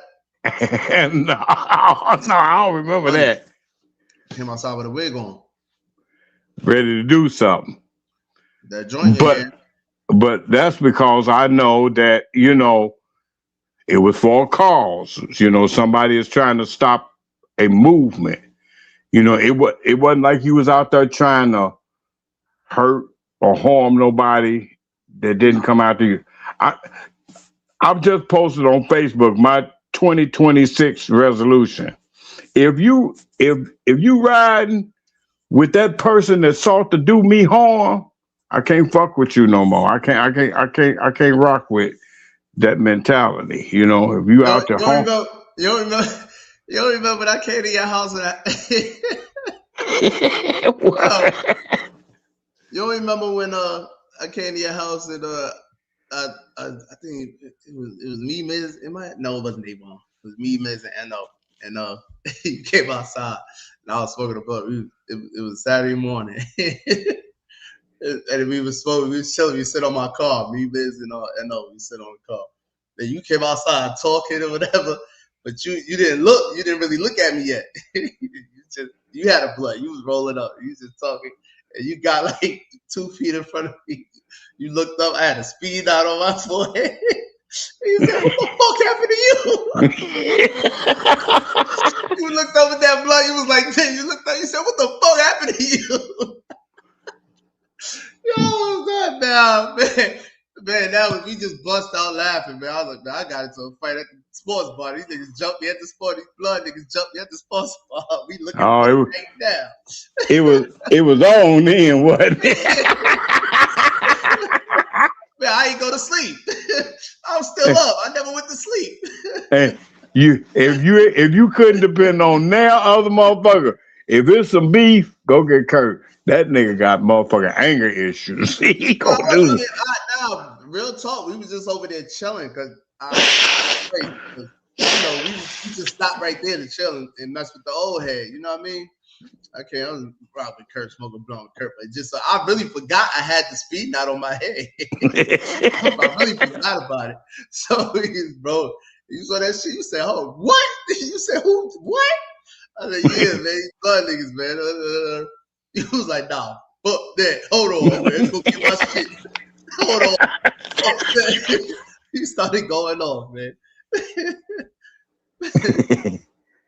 Yeah, man. Included all the product restrictions of all religions. That sounds more like unity than anything else. Huh? How is that beefing if he included all of the prophets of the scriptures of all religions? What you talking about, Dawu? Right or wrong?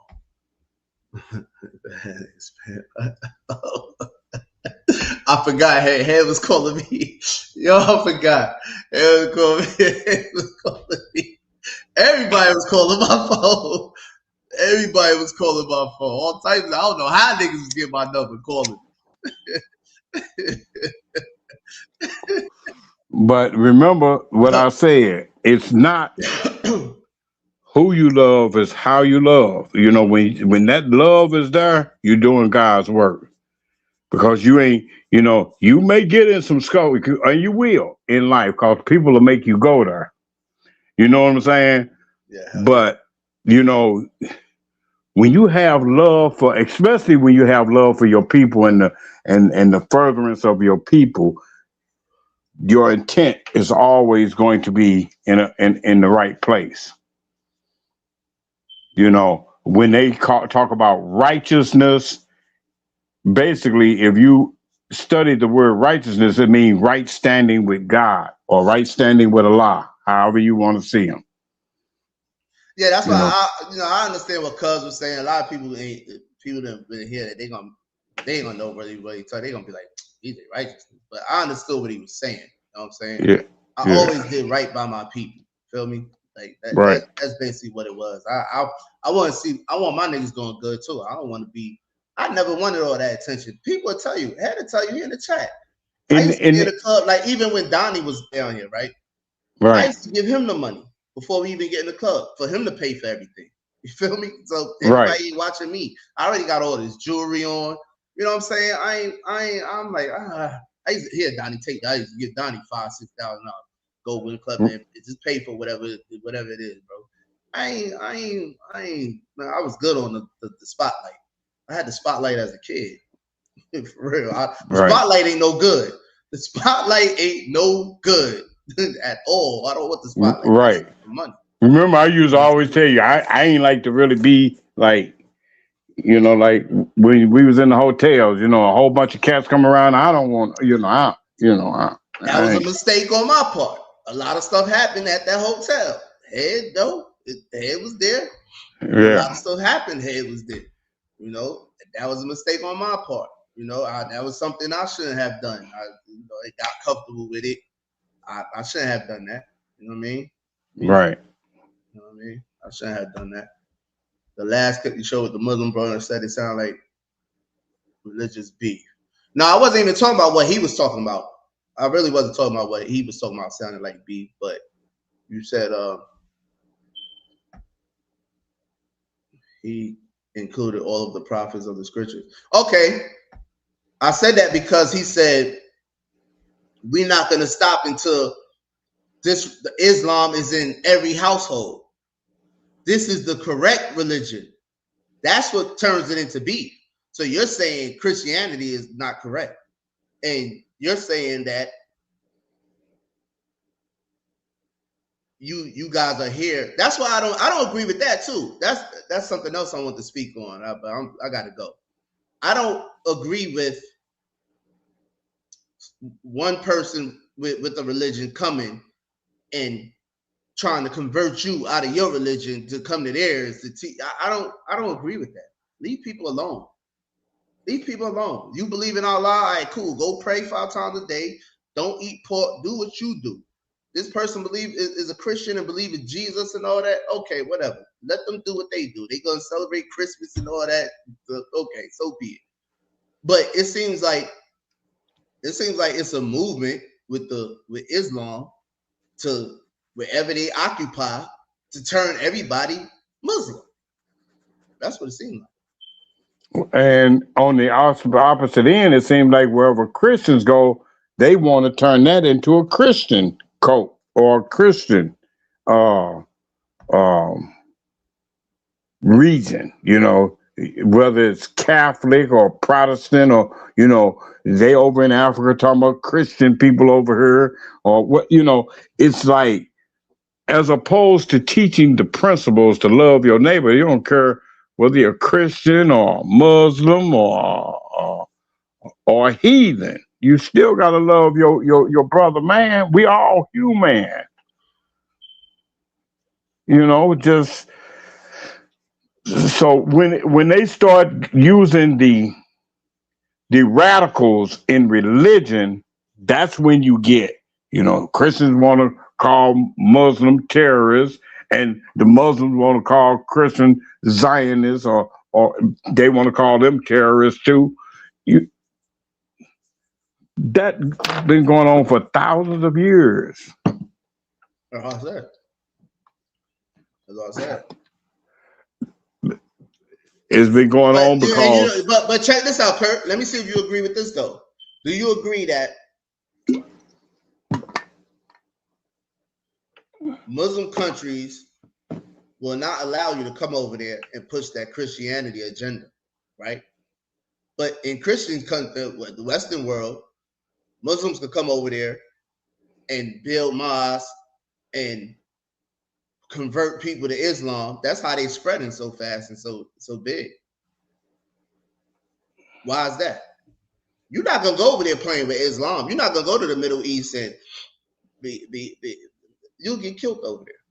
Yeah, you got like Malcolm X said, you got to go through. They got to test you and question you, and they got to know. They got to know that you are. They got to understand. You know, in Muslims, you don't speak their language. They already side-eyeing you. Right, in language, how you speak. If you don't live as you speak about, say, religion, like Jesus, you know, he brought peace. Jesus wasn't all about this dissension and divisiveness. He said, love your enemy. I could love you and disagree with you. I don't have to agree with you on every issue. You know, but to apply the principles of God or Allah or Buddha or however you see God is to apply love. Because it takes a certain kind of love to be able to say, you have your say, and I understand what you're saying. You know what I'm saying? I may not agree with it, and it doesn't make me want to kill you because you have your belief. You know, because belief is what man thinks perhaps is truth. There's no proof of it. Let me get out of here, Kurt. I'm already out. Anyway, yeah, I need you to give me a Suluan number, man. I need to collaborate with him on something. Yeah, I need to collaborate with him on some things. Yo, one last comment, man. None of the prophets claimed no religion or way but Islam. All those other religions are European words that did not come from our divine ancestors. European, Arabian, same difference. Same difference. I don't even know why y'all keep bringing that up, because you follow a religion that's Arabic. You don't speak Arabic. You speak European. Double, you don't speak Arabic. You speak European. See, come on, man. Stop, Dawu. Stop. Okay? Stop. Stop it. There are Christian churches and Jews allowed in all Muslim countries. I ain't say they wasn't allowed in the Muslim countries. They're not allowed to. I'm going to do some more research on that, because I ain't just going to shoot from the hip.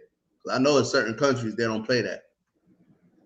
But they're not spreading that word. They're not spreading that word in the Muslim countries like that.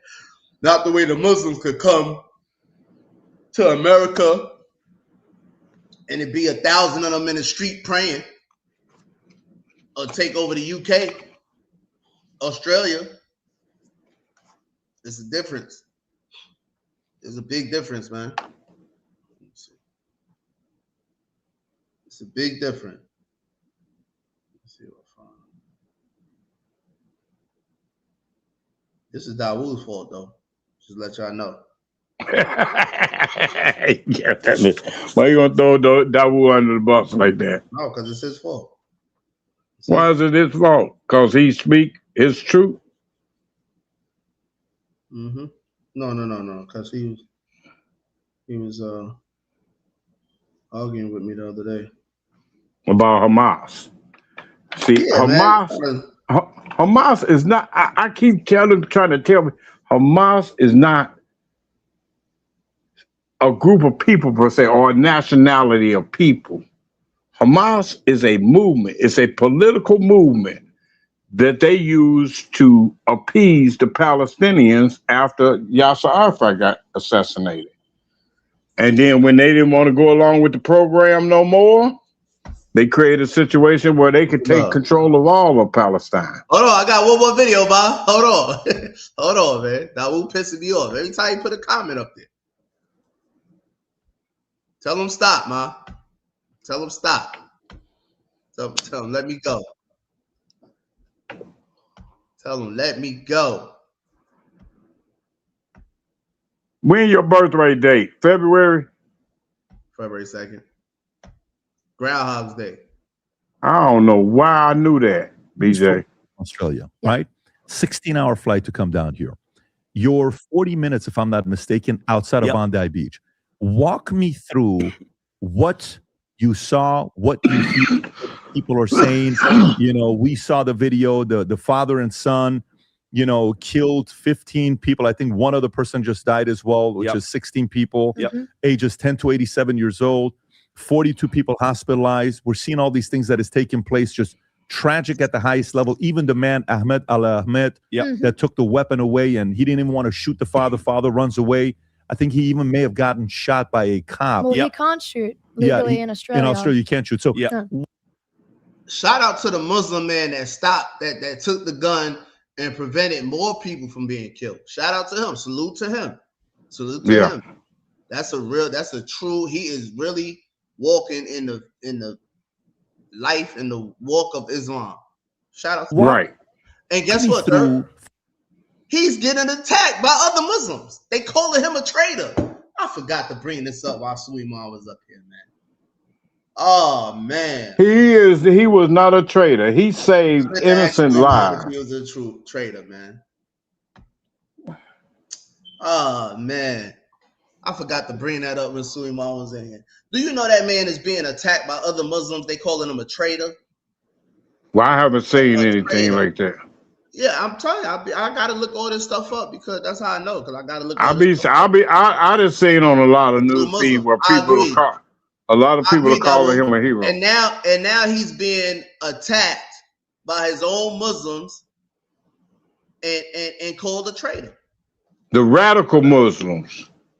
Yes. The radical Muslims, the ones that think that armed conflict is going to resolve the problem, and it's not.